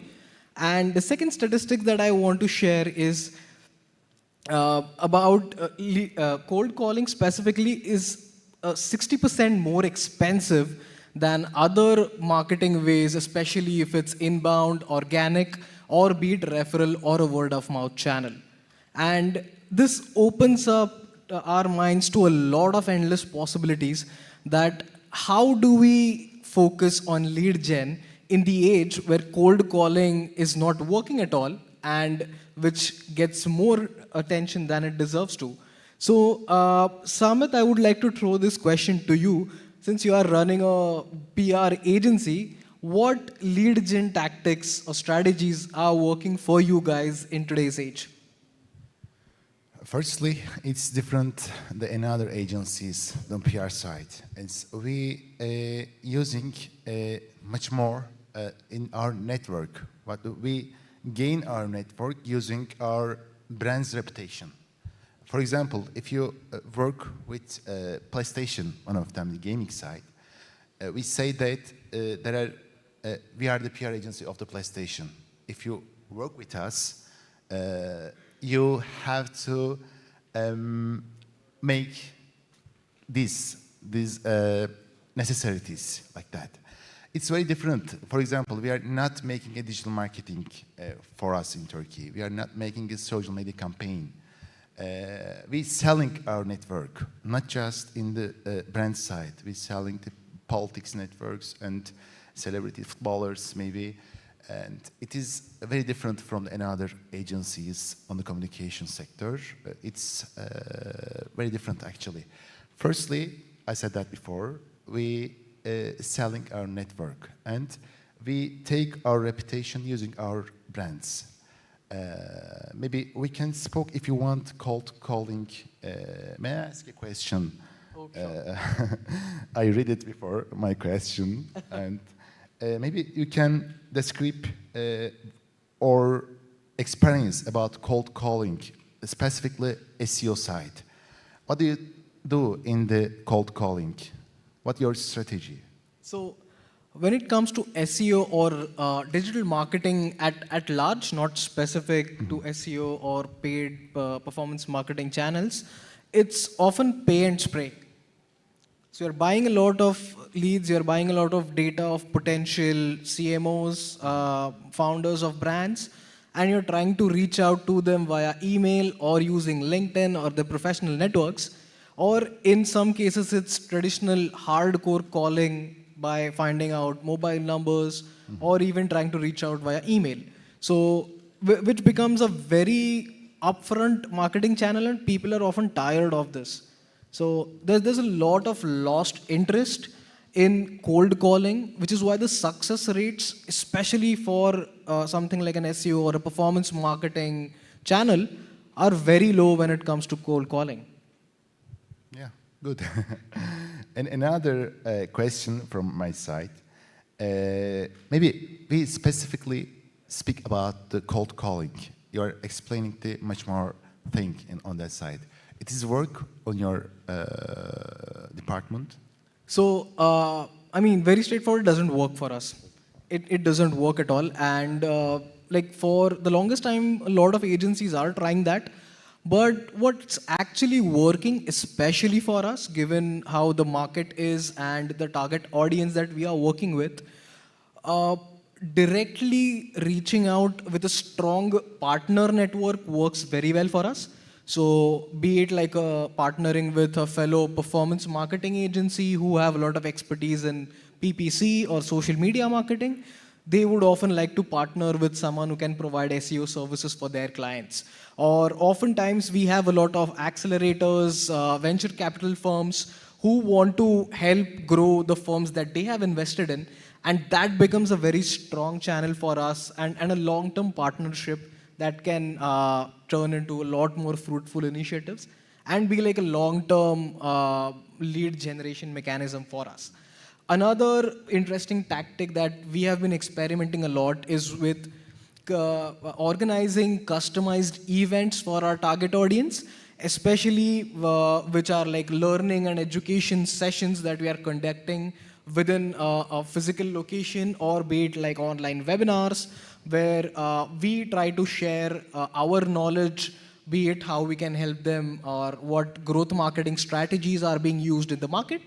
Or oftentimes we are also inviting industry experts on trying to help the brands solve specific use cases. For example, like how you guys are working in PR, we actually partner with a lot of people in the PR industry who can help SaaS brands get a lot of digital PR, and that can also translate into backlinks and a lot of authority increase for their websites. Yeah, thank you. Maybe I will explain what we do in the lead gen in Turkey. We use firstly networking and events much more. For example, in November we hold a brand week event, much more company coming in there. We're making a branding, a lot of branding in there. And then we take the data and we spoke with directly all customer. For example, Vodafone, maybe Philips and Siemens, we directly contacted before, and then we are using the, not cold calling, calling directly. Hey, you know me in the brand week event, and we explain ourselves to you. And mostly we chose the customer in Turkey. We chose because we dedicated the area, and we get in touch before the call. And we are using firstly the events in Turkey. And second, I said that organizing summit conference and parties. We explain ourselves, we are a dynamic and young team in Turkey. Because of that, we get in touch directly with account executives, maximum account managers. It's not And then we send invitation for our summer party, Brands Night party. There are much more party we organize them, and then we get in touch. Whole communication professionals we are using before. Firstly, face-to-face, and then calling and mailing like that. And second, I said that. Thirdly, and I said that we are using our brand's reputation and mailing, but we touch all brands before the mailing. Yeah, my battery is lower. But I think there's a very interesting takeaway from what you just said right now, and ultimately, personal. I have to say this. I said that before. There are much more global NIFS platform and form platform like Clutch.io and then Shortlist. Maybe you know that Shortlist.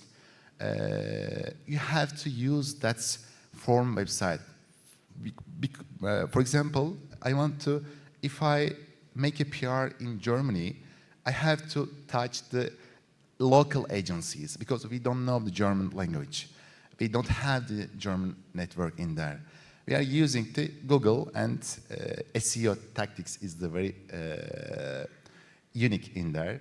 And we, for example, if you, one of the best PR agency in Germany, I googled in there. There are Clutch.io and Shortlist website is the very unique form we are using in that site. We take the reviews of our customers. It's very important for us.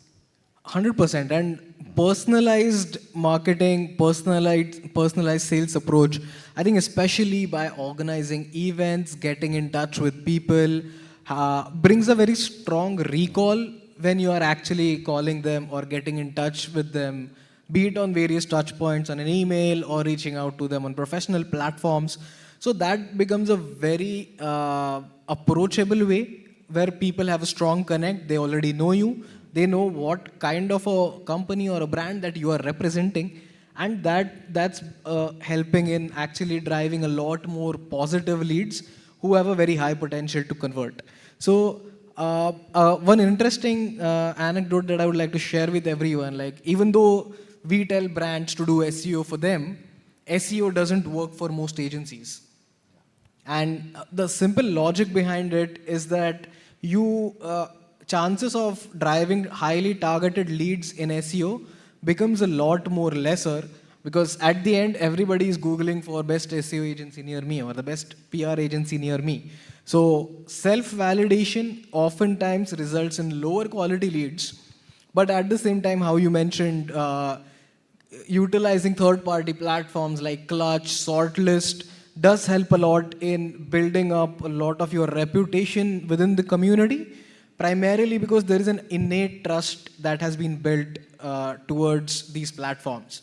So, for example, the clientele that we work with, especially the SaaS brands, they have a very high affinity towards platforms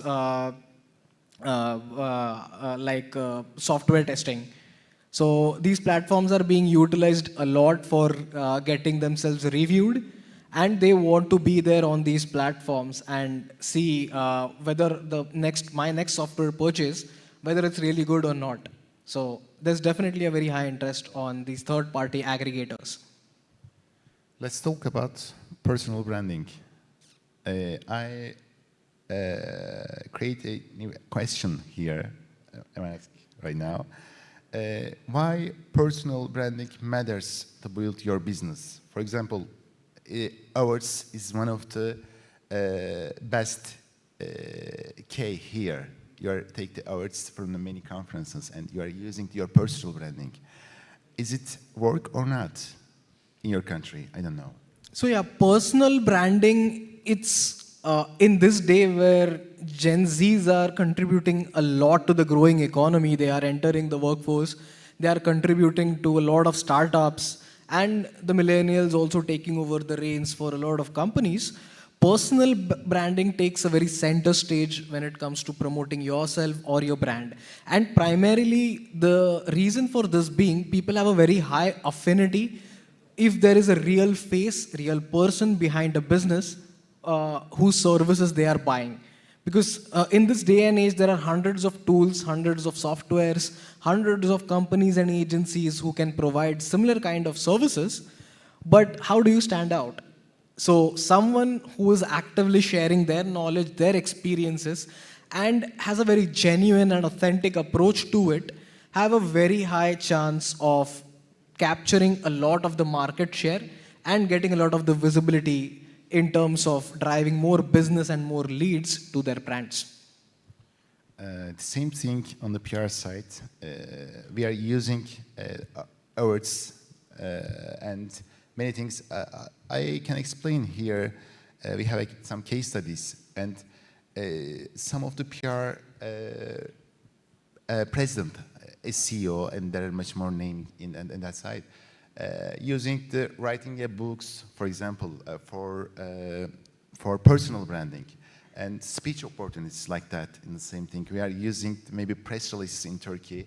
What we spoke in Dubai, we representing the message what we spoke here, and it is that like personal branding. It's very work with our country and also your country, as you said before. 100%, 100%. There's a lot of authenticity when people are seeing someone who represents their community is offering some knowledge, be it without like a hard sell or a soft sell, but they want someone who can share their knowledge, who can give at least some level of education about that specific subject that they are interested in. And that's how a lot of following for yourself and ultimately selling your product or your service becomes much more easier. So I would like to have throw out a question for you here is what new age tactics are you and Walter Krauss is using in order to generate higher leads? Good question. We are using, for example, if we work with another countries, right now we give the PR service in Canada and Italy, we are using our branding, but not using our colleagues. We work with the affiliate agencies in there. It is working actually for us, in our sector. I said that actually events and global events working on the PR side. Yes, I agree with you. Yeah. Lovely, lovely. Okay. Specifically for sorry.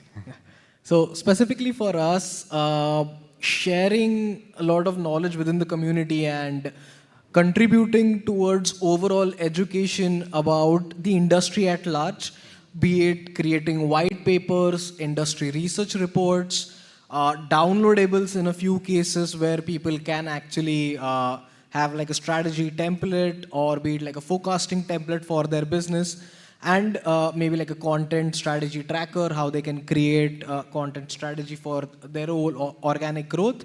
A lot of these assets have helped us in pulling a lot more people, getting them into the funnel, and ultimately what happens is even though people want to do a lot of stuff on their own, initially during the beginning stages, everyone tries to spend time doing their own thing, maybe if it's SEO or PR. But after a stage, they realize that they can't manage everything. So ultimately, they need a partner to scale things up, take things to the next level. So they have a very strong recall for partners like us who can actually help them take things to the next level. The brands work minimum 4 or 5 agency, like social media agency, creative agency, PR agency, PPC agency. That's why maybe some of the brands have the 5 people working the many jobs. Your job is one of the smaller parts of the. Exactly. You have to contact every day. For example, we are using AI. We are using the different tools, marketing tools for PR purpose. You have to contact every day. You send the report. You send the competitor analysis and like that. It's not just if you say that's not my job. That's connection, that's communication. It will be harm day by day. 100%. You have to use the communication every day, get in touch with all your customer. Totally agree with this. And what also we observe is like as agency owners or contributing to the agency side of things, during the initial phases of the campaigns, we are contributing a lot toward our clients' success. So even though like we agree upon certain deliverables, we always try to go over and beyond so that we can try and show some quick wins during the initial phases of the campaign. And that also helps a lot with getting a lot more stronger buy-in and retaining the clients for a longer time. So have you also observed a similar pattern, or how are you guys doing this? We do that. We work with many third parties actually.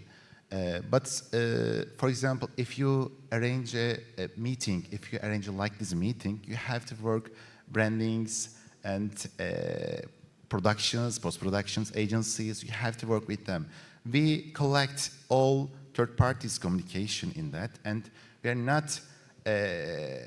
are not directly contacted our clients.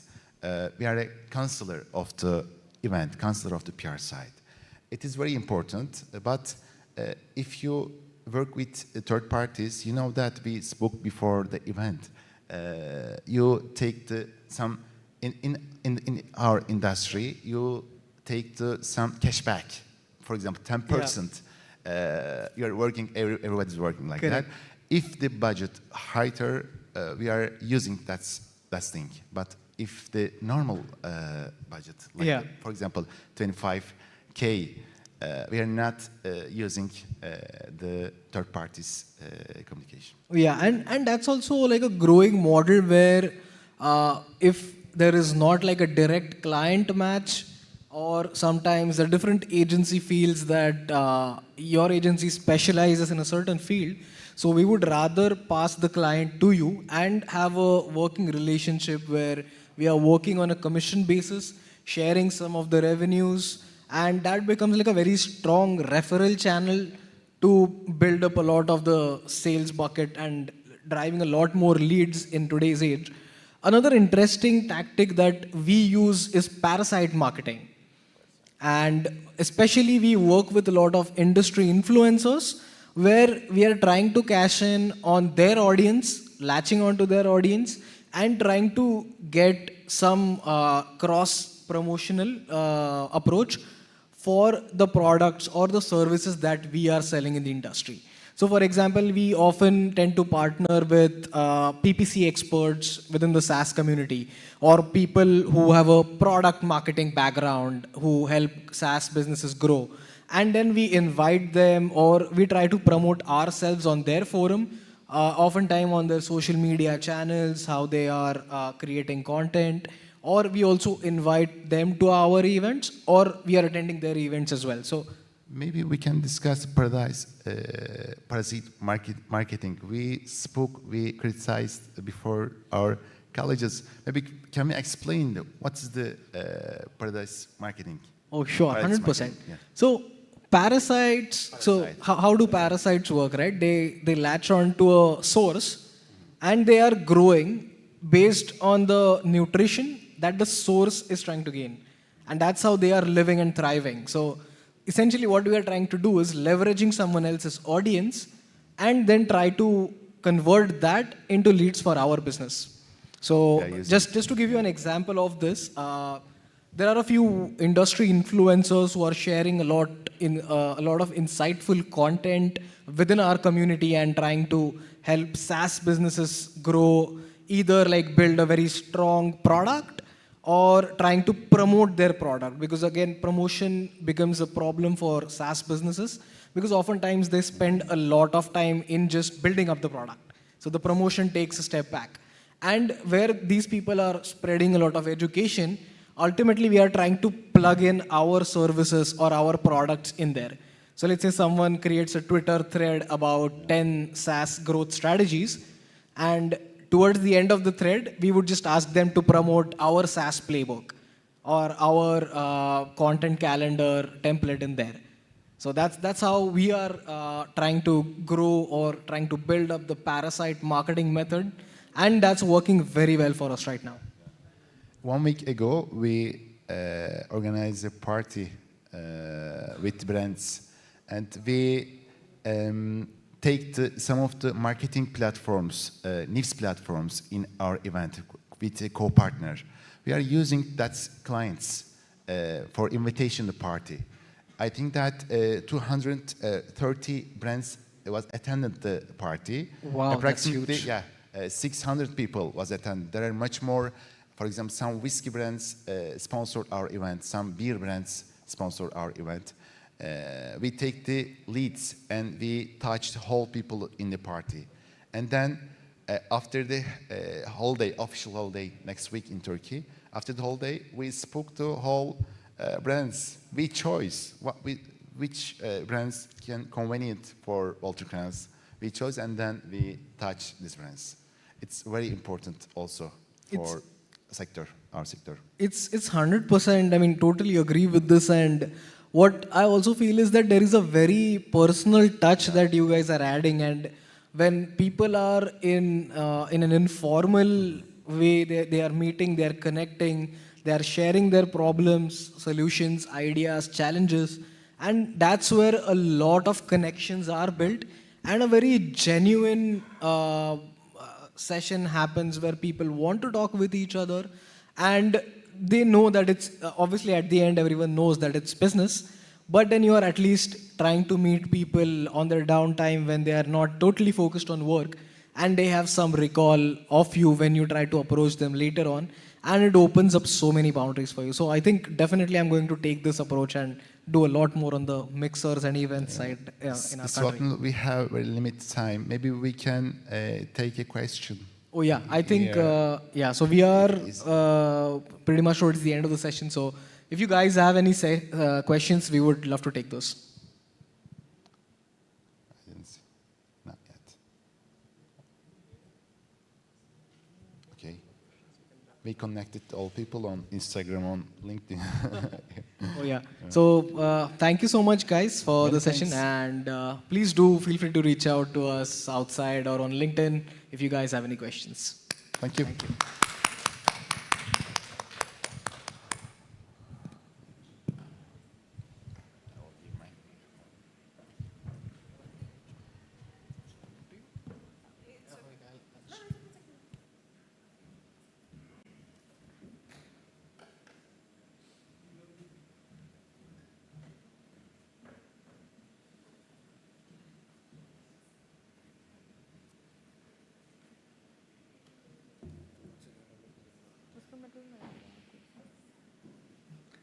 Thank you so much.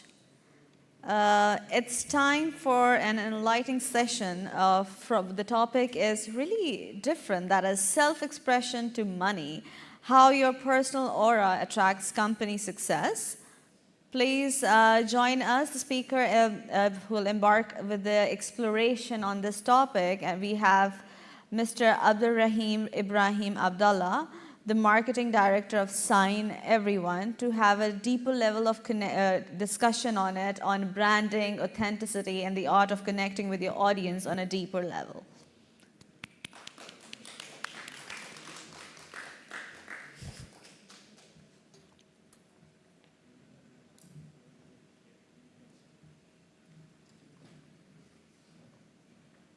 Hi, everybody.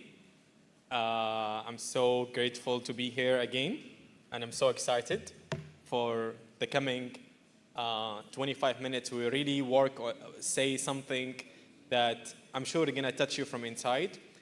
What I'm going to talk about is our aura, our energy that we are living in. Can I have the presentation on, please? Okay. The topic is unique, right? When you see the topic, you feel like, whoa, what's that? When I choose to have this topic, I was like sending to myself a message. I noticed something very well since I started my career. I always work with honors.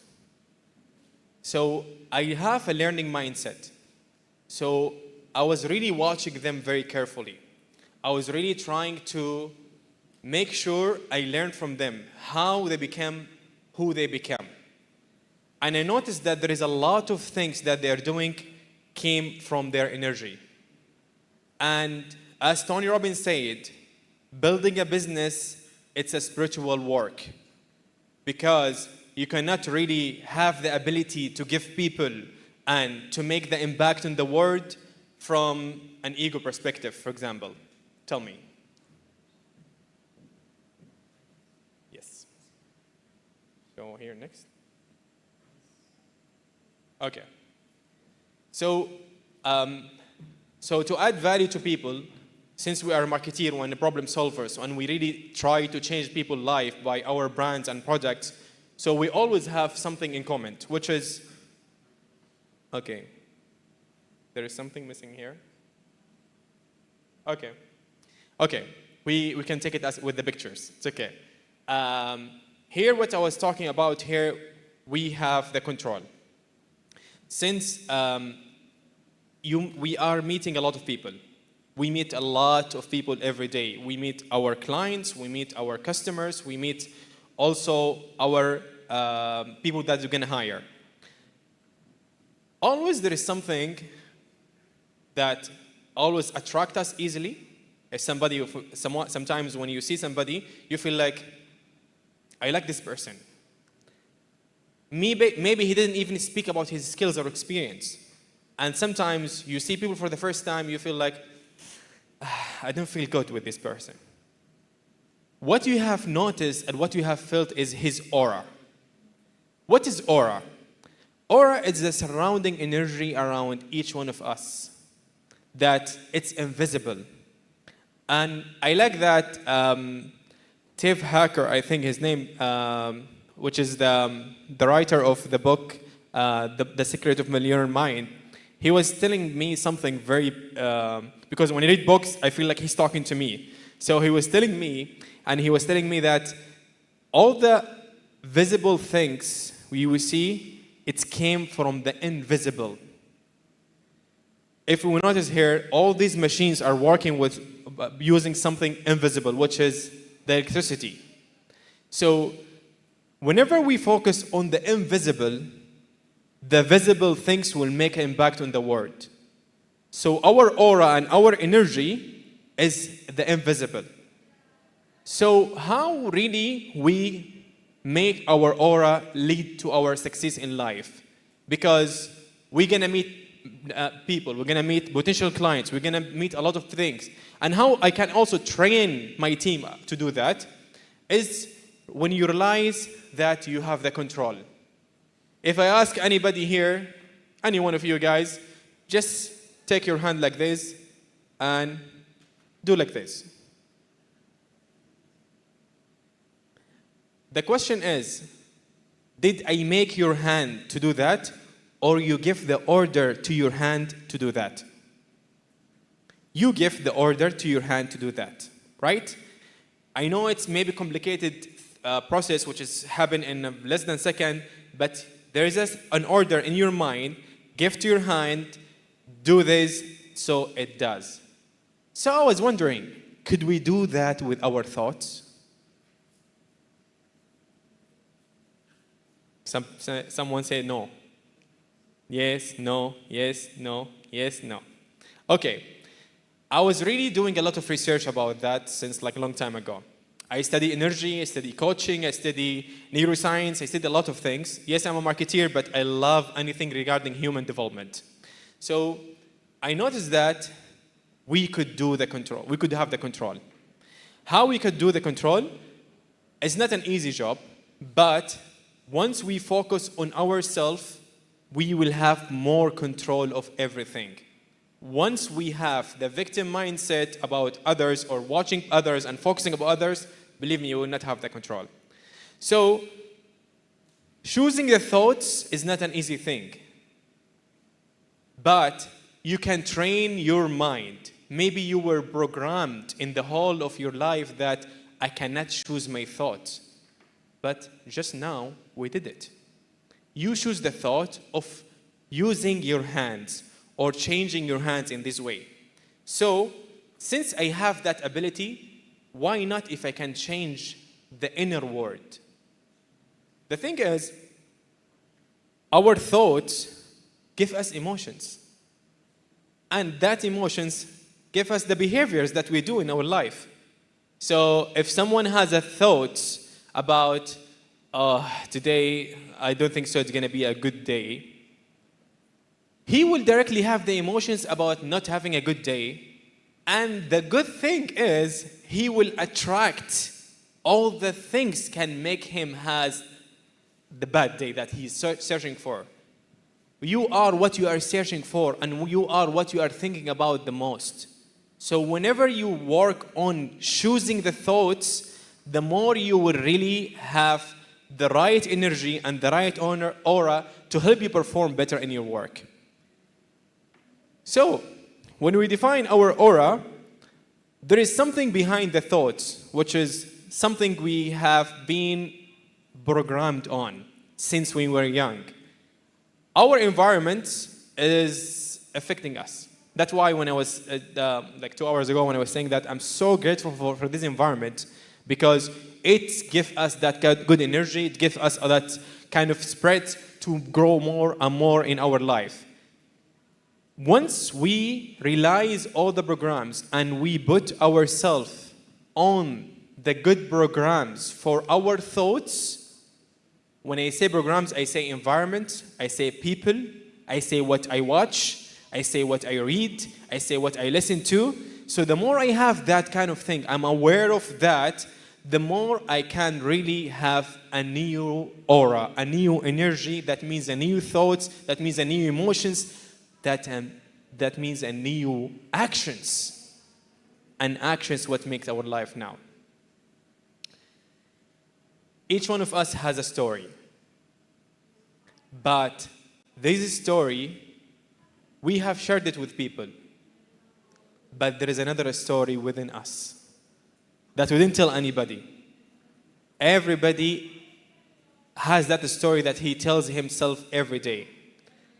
But the weird thing, your quality of life depends a lot on the story that you're telling yourself. I was reading a book called Atomic Habits. It's a really good book for James Clear. And I love that about when he was talking about the habits. In the beginning, I was like, yeah, I know what he's going to say. Yeah, do this every day, and then you're going to make it, and you're going to go there and everything. But what's really inspired about that when he was talking about the identity. Does not work on your habits, work on your identity. Because every one of us suffer about doing a diet, for example, or going to the gym consistently. But when you have the identity, I am an athlete, you want to think about the routines or the building the habits, because you see yourself as an athlete. So you go to the gym because you love that kind of identity. So what have done there, you have told yourself, you have identified yourself as an athlete. I am healthy. I am wealthy. We are all marketeers here. How did you become who you become now? You told yourself a lot. I'm a great marketeer. I am a creative marketeer. I am an entrepreneur. I am beyond what I think I am. So there is an identity there. And tell me, did you choose that identity? Yes. So that means we have chosen the thoughts that give us that identity. And once we choose that thought that gives us that identity, that means we can really choose the aura and the energy that we have in our life. Because once we choose it, that means we have the control. That means happiness is a choice. Being successful is a choice. Being wonderful is a choice. Being positive is a choice. Being inspiring is a choice. It's all choices.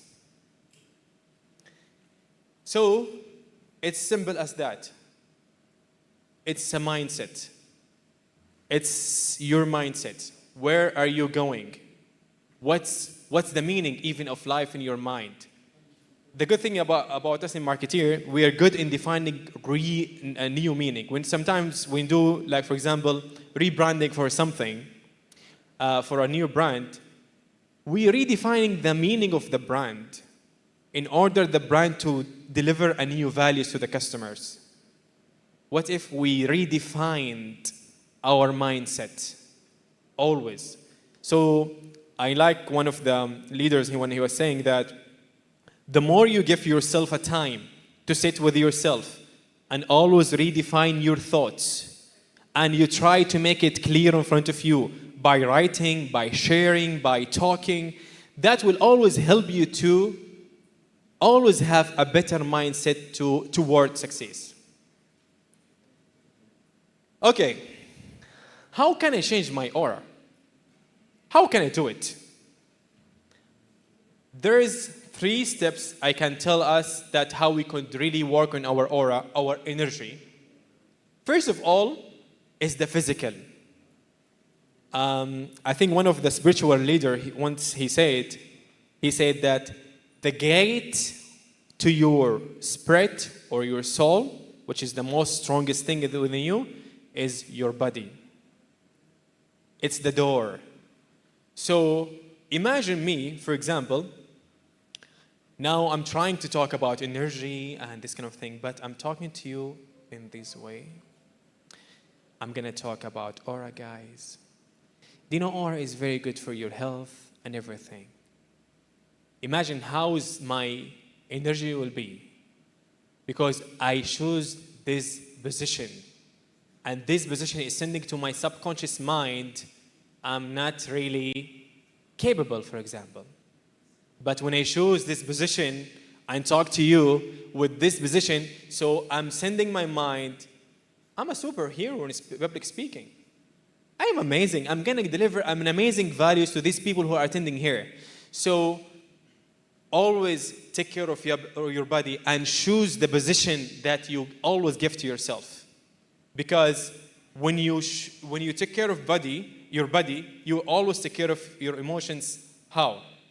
Because motions change the emotions. That's why whenever we are sometimes feeling not well, and maybe sometimes we have like some kind of anxiety or something, once we just go work out very well and then come out, that's really nice. There is a new things that happened to me because I changed the position. And like Dr. Maybe we can search about these researchers. Dr. Amy Cody, she was having a very good research about power of posing. And also, I like Dr. John, and when he was always advising his students, he was always invite them, whenever you sit. Sitting is just a normal thing, right? But whenever you sit with integrity. So what he's trying to tell us here, give a meaning to your sitting. Whenever you sit, give a meaning to everything you do. Because when I do an actions with a meaning, that means I'm giving thoughts, I'm giving emotions, that means I'm giving to myself a good quality of actions. Okay. There is something that it's a kind reminder. I always remind myself about it. We all have people in our life, or let's say not people, sometimes, let's say the devil himself, trying to make us focus about what we don't want, not about what we really want. Always check about the direction. Maybe after you finish from the event today, you would love to go to somewhere else. You cannot say to yourself, I want to go to Burj Khalifa, for example, but I don't want to lose the way by looking behind. It's always the direction towards what you want. And whenever you remind yourself what you really want and you go with the directions of that, maybe some of us use the intentions, some of us do meditation, some of us do imagination, some of us do anything. But some of us do the declaration, affirmations, always will help us. Maybe just a statement, you remind ourselves what the direction. It's always the direction, because whenever you go to the right path or the right directions, good things will come to you. You're just walking to there because you're focusing about what you really want, not what you don't want. And where your focus goes, your energy flows. So we are leaders here. We are treating people, we are dealing with a lot of people, but also a kind reminder. The more we work about our emotional intelligence, the more we really reflect in our team. I'm sure one day you will admire a leader that you were really he was teaching you a lot. One of the things that you admire him, that he was having a very great emotional intelligence. And the more you see the leader has clarity about focusing what he really wants, the more you feel like he's energetic and he's even inspiring you to go to the journey with him. Clarity, vision. Guys, we're going to achieve that. That is our vision. Even yesterday, one of the speakers, he was talking about that. When you put a vision for your team will go to that vision. They're not going to work for you. They're going to work to achieve that vision. It's clarity. Because once you have that emotional intelligence and clarity, sure, you will be motivated and you will be empowered. But the most important thing in that stage, you will be motivated within you and empowered within you to you. Let's do something little. Something that can help us to choose our thoughts. Let's make it just 3 minutes of meditation. We just gonna everyone sit with integrity. It's better for you to sit, make your arms far from each other. You don't have to do cross legs. It's better to be like this. So the more you sit with integrity, the more it will really help you. What we're gonna do is we're just gonna watch our breath and breath in, breath out, inhale and exhale as slowly as you can. Okay? And at the same time, I'm gonna give us some affirmations to go beyond our limitations. Close your eyes and let's start now.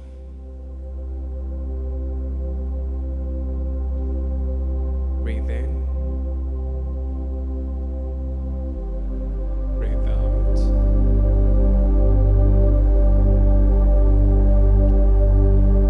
Breathe in.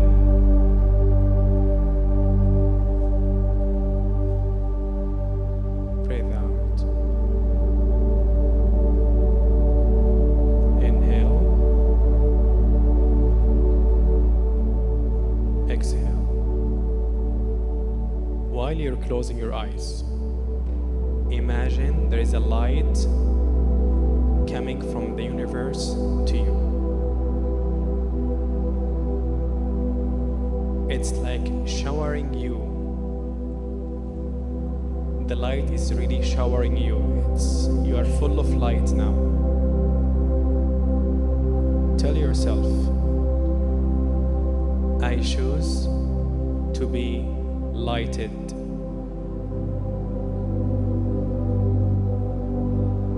Tell yourself, I am light.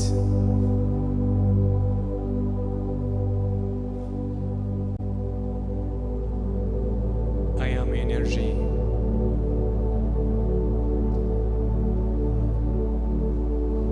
I'm choosing the best quality of thoughts.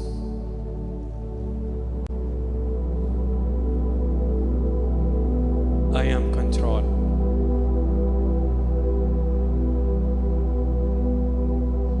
I am awareness.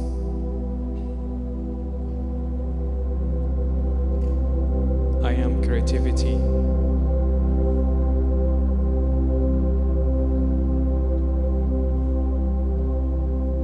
I am money.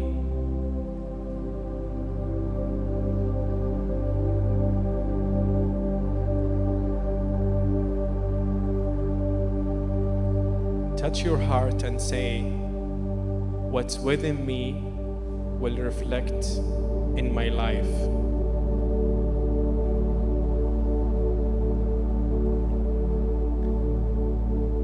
And from now on, I choose good things to be within me, and I'm choosing to let go everything not really gonna make me a better version of myself.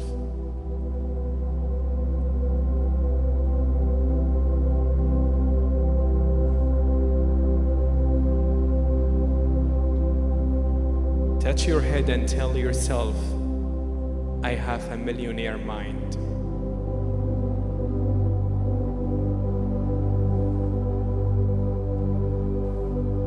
Again, imagine the light is showering you again. And tell yourself, I'm full of love and light, and I'm gonna give it to the world. I am a giver.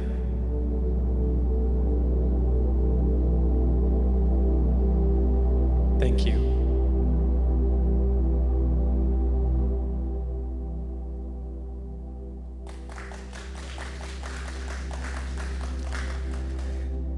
Three minutes of meditations give us this feeling. And you felt good because you chose to feel good. So, do we have the control? Yes, we could have the control. We have the control. So, just a little exercise. You could do it later, you could do it now with yourself. After you have some light, and you are light, came within you. What is my aura? What I'm choosing my aura to be? What do I want my aura to be? And how do I get there? The thing is, since we're all marketeers here, a lot of amazing ideas came to us. Sometimes, let's say, when we shower, sometimes we do meditations and everything, but we let go in that time something that maybe annoyed us. We choose to be in a peaceful situation to let us to get that inspiration. You always gonna be given what you ask for. So when you ask the universe a good questions, the universe will give you a good answers. So be careful of your questions. That's why whenever we meet a client, first thing we ask about him, we all try our best to give him a good quality questions so we can get the brief, so we can help him. So make sure you're asking the universe a good quality questions, because that is going to reflect on your life. So after we did the meditation, what is your new I am?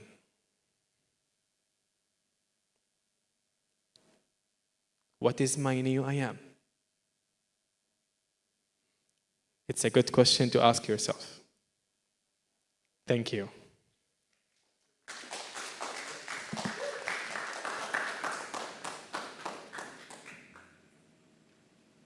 If anybody have any questions, I think I'm the best. I almost on time. See? 9 seconds left.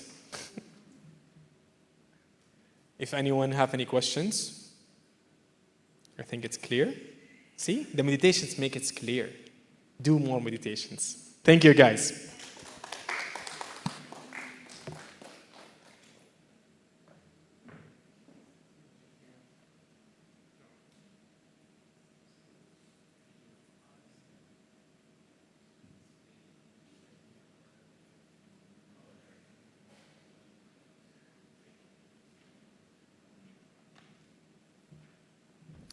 Thank you so much. Now we've unfortunately reached to the end of our 3-day conference, but there are a few people who are being awarded and honored but not here. So I would request you to just at least applause for them. And be ready and be excited. It's going to end real soon. So just say and wish them well for the future. So let's see.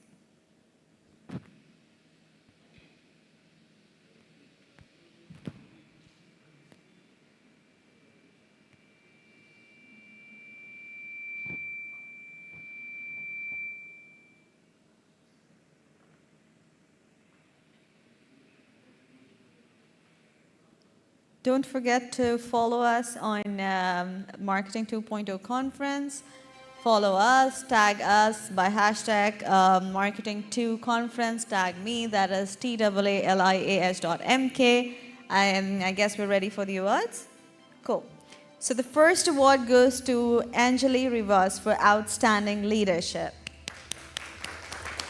She is Chief Executive Officer of Original Group Corporation. The next award goes to Anne Mika Kesseleg for Outstanding Leadership. She is seasoned communication enthusiast who has a passion for storytelling, bringing in holistic experience in developing and implementing digital marketing, public relations, and influencer campaigns. The next award goes to Dominic Fehering for Outstanding Leadership. Dominic leads one of the largest networks from industry and politics in Germany. The next award goes to late Frank Hisu for Outstanding Leadership. Frank won 2 Golden Bell Awards of Taiwan and has a personal brand, Mr. Haka. Right now, Iris helps to preserve the brand, Mr. Haka. Next award goes to Gayatri Silva Kumar for Outstanding Leadership. Gayatri cannot be here, but she sent a lot of love, so let's have a look.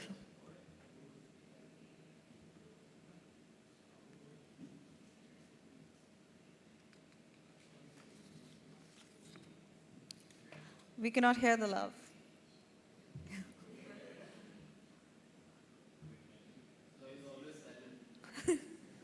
Well, I don't like that love then.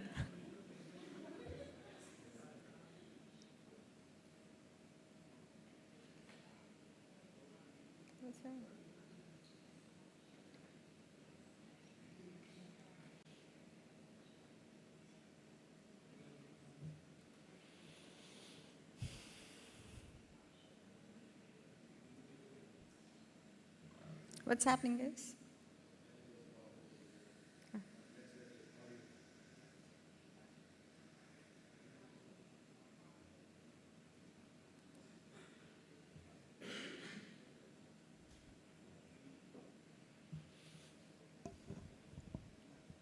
Who all gonna miss Dubai, by the way?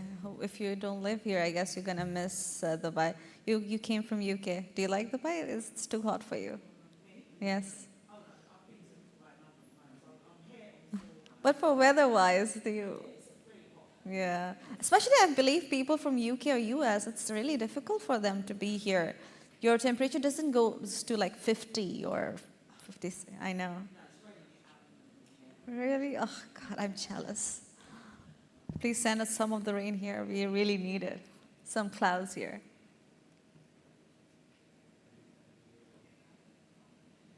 Technical error on the last day. From Singapore, and I thank you, Marketing 2.0, for this recognition. It means a lot to me. Leadership for me is leading with purpose, just the way I live my life with a purpose. So I call it a journey. I strongly believe the compounding value of developing leadership is cultivating leadership at its highest level. And the greatest return for me is paving the path for them to take the next leadership and next step in their leadership to build the organization, team, and create their legacy for tomorrow. So have a wonderful day ahead. I'm sure there's great amount of networking, learning, exchange in place for everyone. And have a good day. Thank you. Thank you so much. Next award is for Kit Ying Lau for Outstanding Leadership. Next award is for Raisa Kazi for Outstanding Leadership. She is Riza is head of marketing at Liminal and is a marketeer and a brand enthusiast with over 16 years of work experience in 360 strategic brand management and digital marketing. And let's see her love. Hello everyone, this is Raisa Kazi. I'm currently working as Head of Marketing at Liminal. Firstly, I would like to thank the entire team of Marketing Conference for actually supporting me, encouraging me, creating this opportunity and honoring me with Outstanding Leadership Award in Marketing. Thank you so much. I'm filled with humility and gratitude to accept this prestigious award. And I'm also very humbled and honored to be able to share this platform with so many like-minded people who have made significant contributions in their own field. And I would like to express my heartfelt appreciation to the entire committee who selected me. I think leadership is not just a title or a position, it's a huge responsibility to ensure that leaders continue to empower and inspire people, teammates and organizations. It's been a fruitful journey of 16 years for me, and I would like to express my gratitude towards my family, my teammates, my peers, my colleagues, my bosses and mentors who have been an integral part of this. Without them, none of this would have been possible. And I would also like to extend the gratitude and thank the companies who actually trusted me, gave me the opportunity to build a huge team and achieve the business results. Thank you so much, everyone. I hope everyone is enjoying the Marketing Conference event. Have a great day ahead. Thank you once again. Thank you. Congratulations. Next award goes to Sanjeev Sharma for Outstanding Leadership. He is CEO of Matsara Travel and Marketing Limited, highly accomplished, energetic, top-performing leader with more than 2 decades of extensive experience in travel landscape across Africa, Middle East, and India. The next award goes to Shri Ram Parthasarate, I hope I'm pronouncing it right, for Outstanding Leadership. He is Digital Marketing Lead for Microsoft India. He is Global Marketing Leader and currently leads Digital Marketing for Microsoft India. We have a little bit of a small video.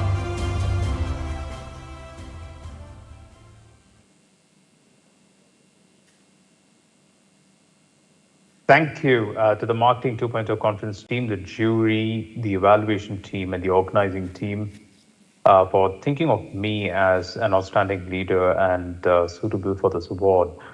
When I think of leadership, I think of it as a combination of 2 things: what one is made of and what one acquires over a period of time to influence and manifest success in everybody around them, whether it's communities, friends, families, peers, and the entire ecosystem.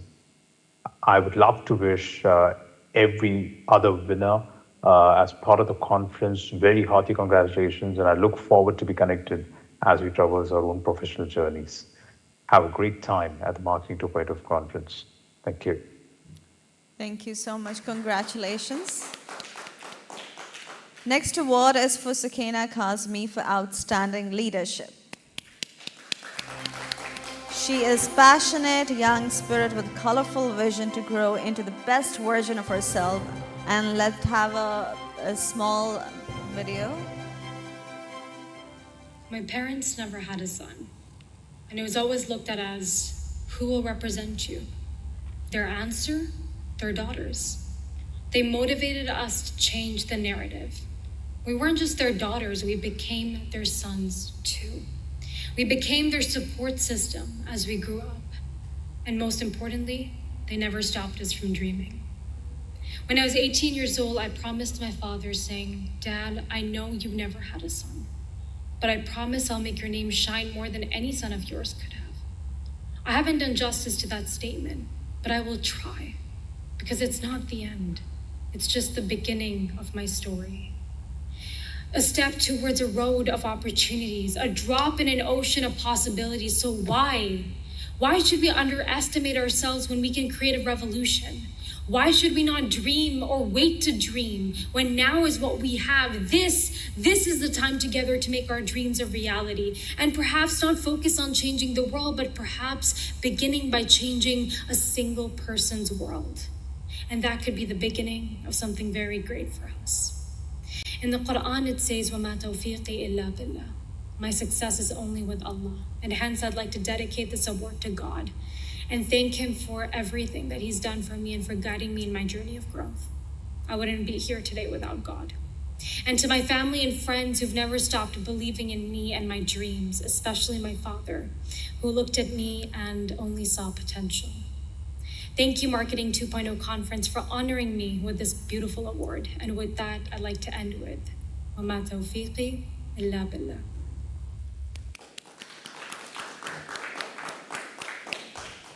The next award is for Sami Ardati for outstanding leadership. Innovative Marketing and Advertising Business Director with 16 years of experience in communication industry, passionate about building brands and helping them reach their highest position. Congratulations to all the awardees. Well, we are finally at the end of our 3-day conference. I would like to personally thank Marketing 2.0 Conference, my amazing friends, for coming here again and again and inviting me too to host your conferences. Congratulations, and it was really, really great to meet you all. I hope we all stay connected. I hope to see you next year, next time, whenever it happens, and you all getting award. And I hope that I'll be here to wish you well. Do not forget to post stories, your experience of Marketing 2.0 Conference. Tag me, thalia.mk, and hashtag Marketing2 Conference. Congratulations, thank you, be kind, avoid using plastic, keep smiling, be stubborn, believe in what you want to do, and live your life to fullest. Have a great day. Thalia MK signing off.